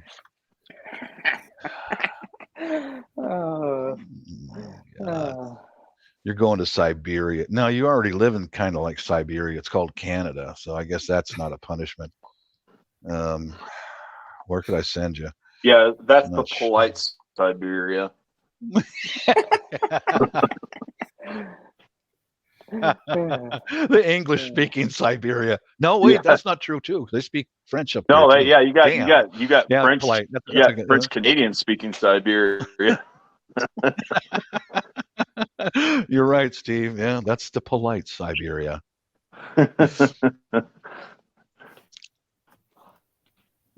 Oh boy. See, they are the maple syrup guzzling Siberia instead of the vodka guzzling Siberia. I gotta give them credit, man. They got good beer, and the best whiskey comes from Canada, hands down. Yeah. In my opinion, the best whiskey comes from Canada. Mm-hmm. So I guess that's probably true now that Jack Daniels went woke. Oh, did they? Yeah, they went woke. They went woke like the end of last year. Oh my God! Yeah, getting the. That doesn't mean I'm going to destroy the bottles of Jack Daniel whiskey that I've got stored up for trade and barter. I'm just not going to buy any more. Certainly not. Yeah. Well, that's one way to relate to the barter. I'm modifying the camouflage on this stuff here. See these dump bags? Yeah. These dump bags will hold 3 bottles of Bud Light in each one of these dump bags. Yeah. This is for photography equipment. Since I'm a pacifist. How much ice does that hold to go with your Bud Light? M14? What'd you say? I was asking how much ice does that hold to go with your rainbow can of Bud Light? M14? You say something like about an M14? No, I was asking how much ice does your dump bags hold to go with your rainbow cans of Bud Light?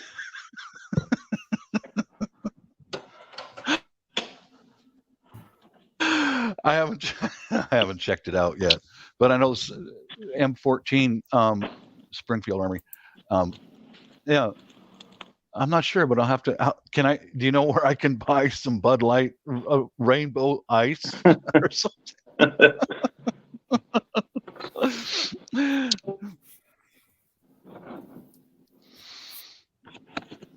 I don't know.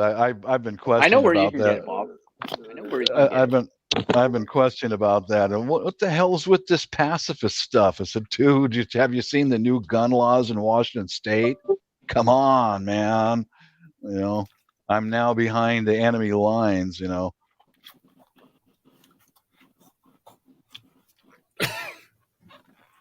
Well, Shadow Yeah. and CR, I'm going to give you guys fair warning. My phone is starting to overheat. Also, phone battery's down to like 19%. I've got it on the charger. I pulled out some pre-browned hamburger that I got packed away in a Tupperware container. I've got my phone sitting on top of that, so no telling how long I'm going to be in the stream. Well, I like how you're clawing it out and keeping your phone cool at the same time. Yeah. More than one I use. mean, that's the way I would do it. Yeah, I pulled out a tub of pre-browned ground beef that I'm going to be thawing out to make dinner with anyway. I don't know. I might make some sloppy joes or make another batch of taco salad. Probably going to be taco salad. Right on. Yeah. I don't know if Shadow wants to keep going. We can keep going or talk in the back room or whatever. It doesn't really matter. Yeah, there's certain things I won't mention because I don't want you giving anyone ideas out there. What do you think? What do you guys think of this camouflage pattern I came up with here? Look at this. That ain't bad. Gray. That looks like that almost looks store bought. Yeah. That almost looks like Realtree. Yeah. It's all. That's your pacifist bug out equipment. Yes, my photography equipment. Yeah. Your photography equipment. Yeah. Your photography equipment on the run. Yeah, it's my Springfield Armory photography equipment. Yes. Literally point and shoot. It shoots photographs at really high velocities. Yeah.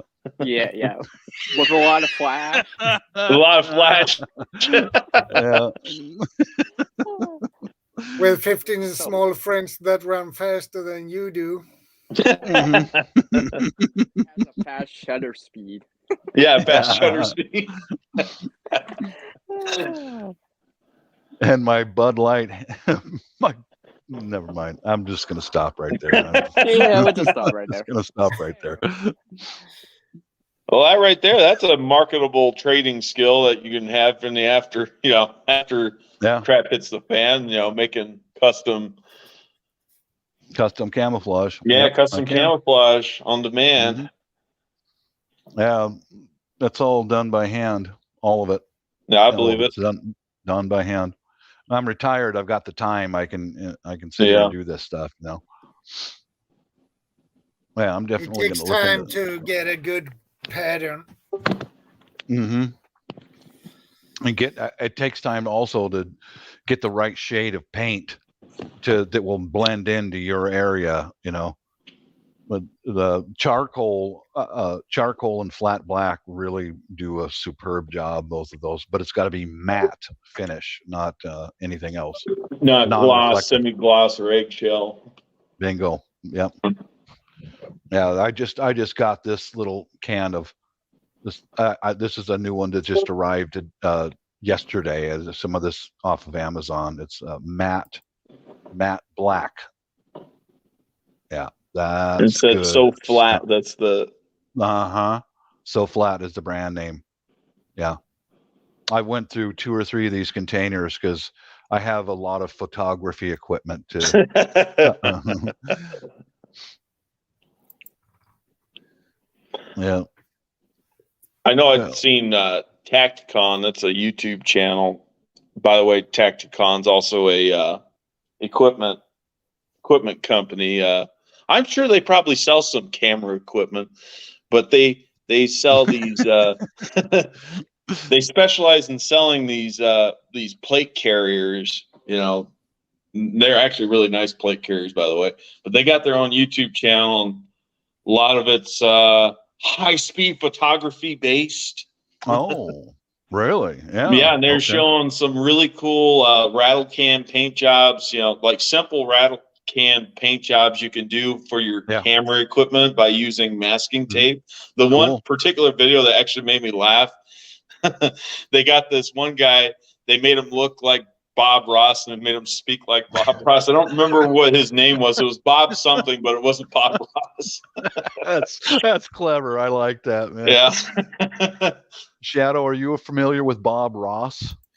Yeah, the painter. Yeah. Yeah, I'm familiar with him. Who's Bob Ross? My wife watches his videos on YouTube. Oh, really? Yeah.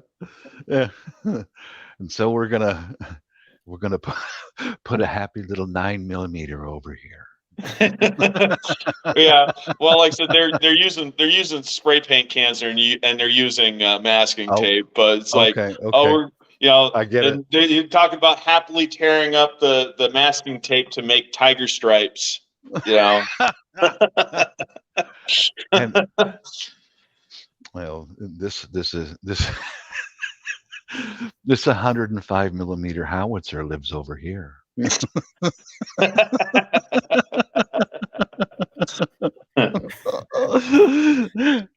And we're gonna come and over we here. painted a beautiful 50-centimeter machete. Exactly. I hope the guy has a big old wig on his head, don't he? A big old puff. Yeah, wig. he had like a kind of an afro thing going on his head. Yeah, like I said, he was doing his best to play the part. I love it. Oh God, I should do a video like that. I'm a freaking lunatic. Why not? I have no shame. I have no shame. 10 million. I mean, this guy had no shame because they showed, he was trying to disprove the fact that, you can in fact take high-speed photographs in flip-flops. And he was showing all this crazy stuff that he's doing in flip-flops just to prove a point. And he's wearing all this tactical camera equipment as he's taking his high-speed shots. Like I said, that's the same guy that was doing the Bob Ross thing. Wait. Let me check Amazon. Hang on. A Bob Ross wig. Let's see.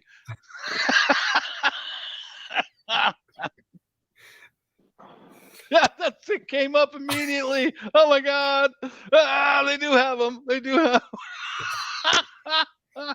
I would be shocked if you couldn't find it on Amazon. Oh shit! Yeah, I'm gonna look it up now that I got my computer out.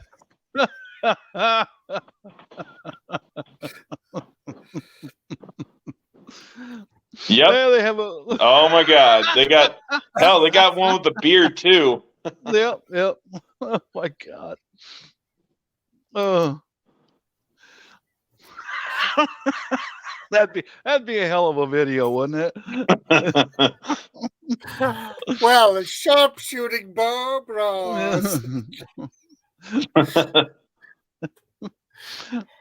And let's see how we can paint with this. Paint a pistol holster or something, and I'd have to work on the impersonation of his voice. Very, very soft voice. Yeah. Be prepared, guys. I might come up with something stupid like that with a big ass wig on.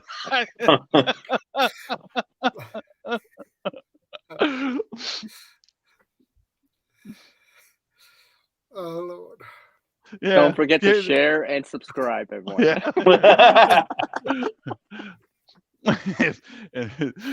Share this out or I'll stick this paintbrush right through your brain.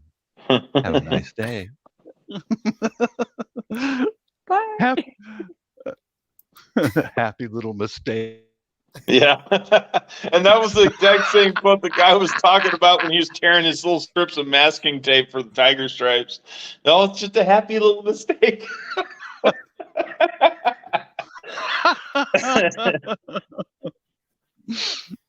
Go for the afro. Tammy, you're a bad influence, I swear. No.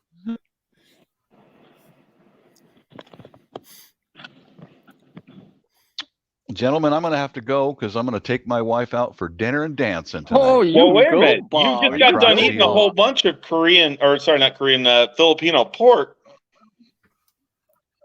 Well, by the time dinner gets her, the wife's sleeping right now, so I don't know what the hell time she's going to wake up. Go mingle. I told her, man. That's fair enough. Yeah, she's sitting there. Her eyes are heavy after she got back from the market, and I just turned her around, pointed her at the stairs. Go, enough double shifts. You need to sleep.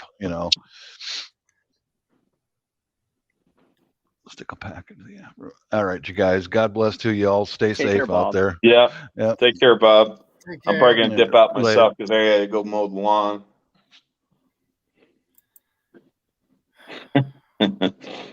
I left my butt off here. And I probably need an arc welding machine to weld my butt back on.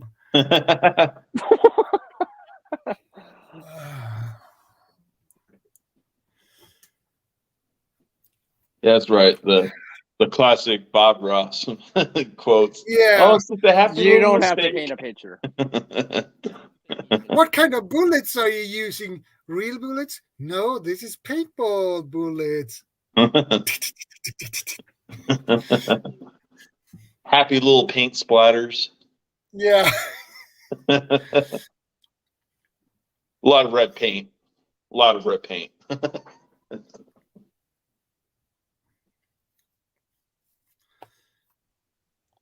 Well, it's late. I think I wrap things up now. Yeah, sounds I good. think this is a good time. So I got to allow my phone to charge up, and like I said, me having this on ice, I'm not sure if I'm helping the phone any. I've got it to cool off because it was fixing to overheat and kick me out of the stream. Yeah. All right. Well, thanks for having right. me on. I wish we would have got You're on most sooner, but welcome. man, I was just too dang tired. I had to sleep. Next week. Well, you need the sleep, buddy.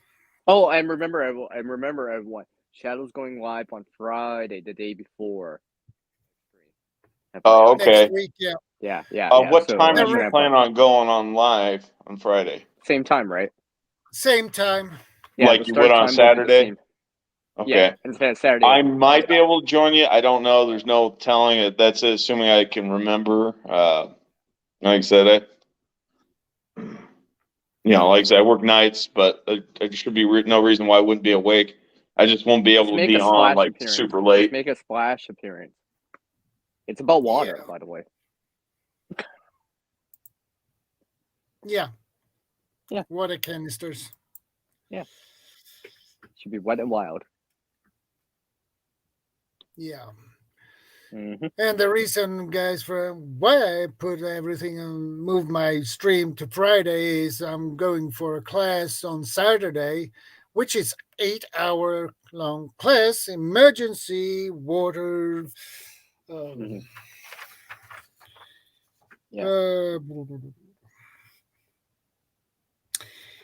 Emergency water supporting system. So, which basically you learn to clean those tanks and everything else. So heavy lifting. So that will be from 8 a.m. Saturday morning to 4 p.m.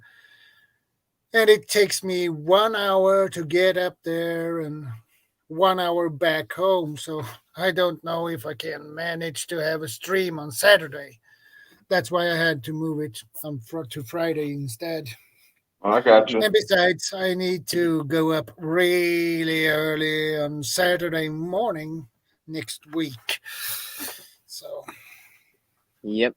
I mean, he'll probably have to coffee you like ready in advance. It's like, I just gotta brew it in the morning.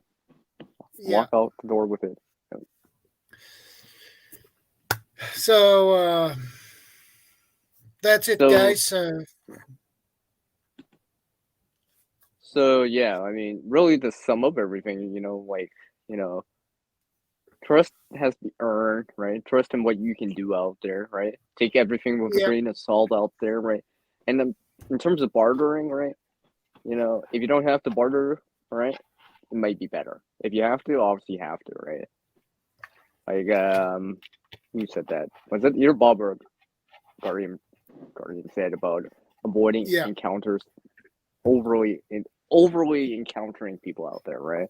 Because you always don't take that risk, expose what you do have, right? So, you know, in terms of preparedness, prepare so you don't have to do that, or at least not as much, right? Or very little of it, right? You won't have to barter so much.